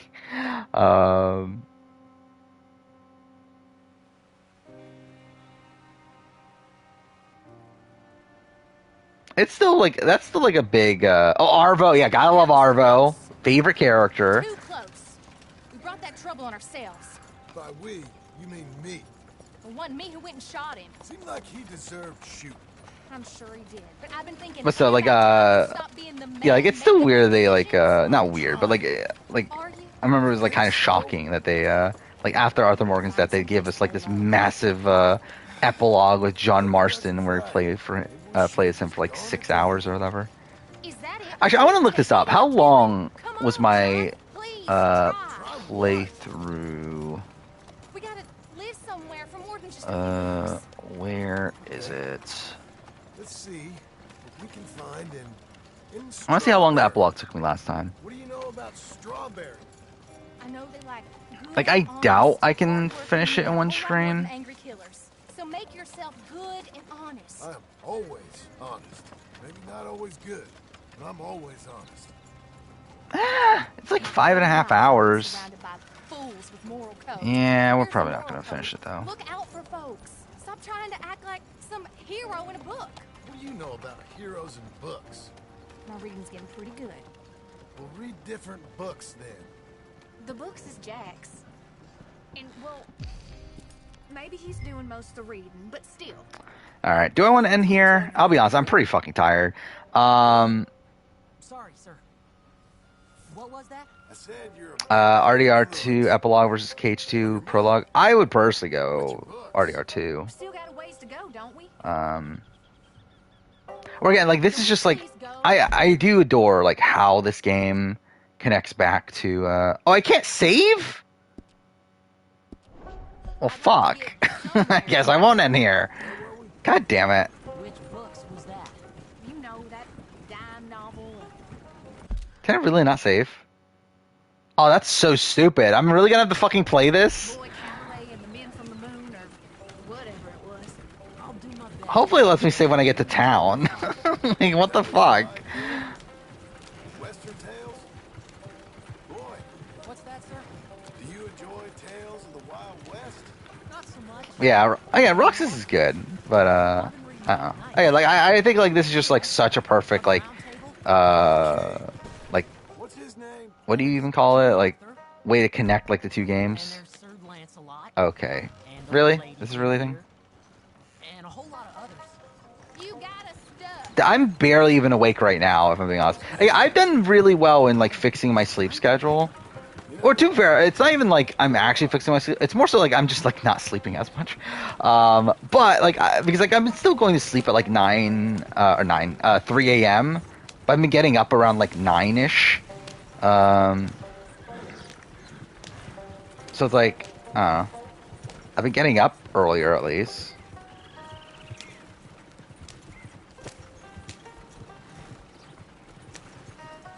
Have you renew your lease at 11? That sounds fun. I got like, I just want to see. Fuck! Let me end! God damn it, of course I fucking crashed the thing too. I want to do a Rockstar game ranking. The problem is that there's like too many. And too many I haven't played to where like it would just take a while to play everything. And like the problem with the GTA, even the GTA ranking, I haven't played any game to completion outside GTA 5. I'm gonna go see what kind of good, honest work I can find. So I don't know. And like I would like just I'll have to play them again anyway. Me too. See if me and the boys Do I vote in 20? Do you mean will I vote? I don't know. Probably not. But I did see that Biden announced he's running again, right? Fuck off! Are you serious?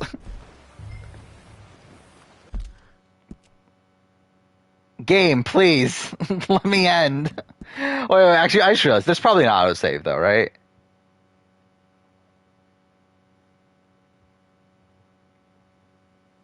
And that's from 3 minutes ago.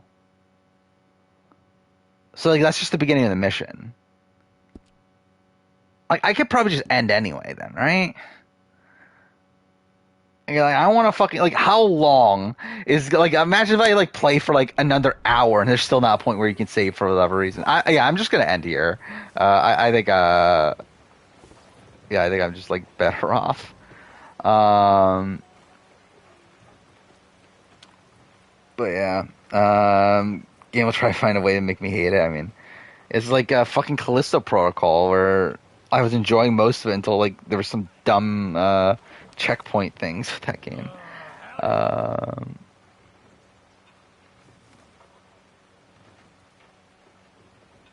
Wait, what happened? I'll reset the entire game?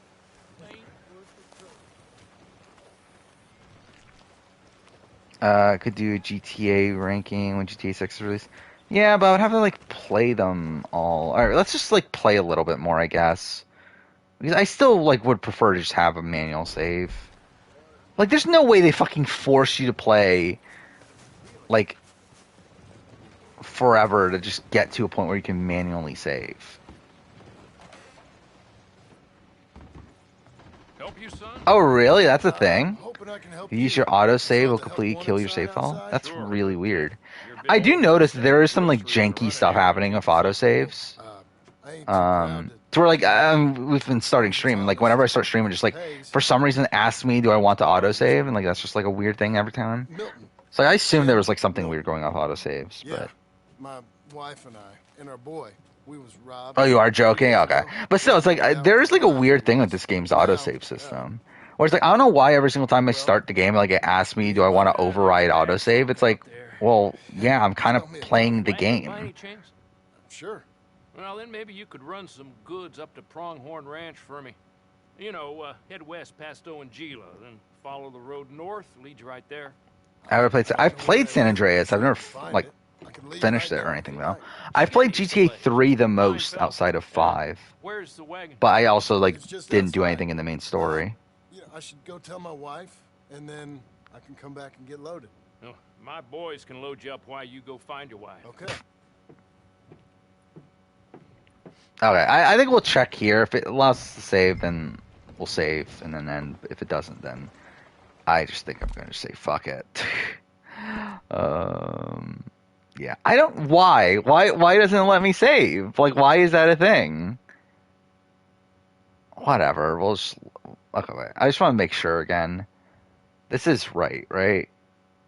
Yeah, this is only 6 minutes ago. You know what? Actually, fuck it. Let's load it up right now. Let's see what happens.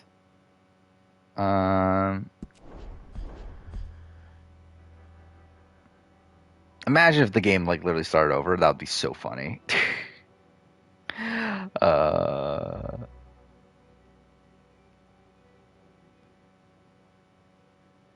Oh yeah, how long is it gonna take to load?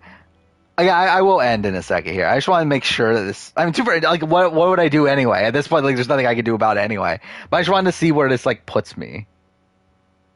Either way, this will be the start point for it. Okay, this is like okay, that's kind of decent. So yeah, we'll just start stream here next time. So yeah, we'll be back on Sunday, I guess. Again, ideally, I would like to stream tomorrow, but I just know I can't. Like, there's not really much of a point. So yeah, probably won't be back till Sunday. We'll obviously have the double eviction to talk about. We'll be at the final 5 BB can. That'll be insane. Anything else happening outside that? Probably not. Yeah, probably won't watch All-Star Battle. Will I watch Black Mirror? Should I do that? Maybe I will. Start watching some Black Mirror episodes, just for the sake of it. Maybe I'll start Vampire. Probably won't. Again, like I decided to delay the Don't Nod ranking just because like there's 2 games from Don't Nod coming out this year, so it's like I might as well just wait until those games are out. But yeah, I probably will still play the games now just because why not? I already have them installed. But yeah, I'll finish my 2022 year in gaming video and all that stuff. So yeah, that's it for the stream. See you guys next time.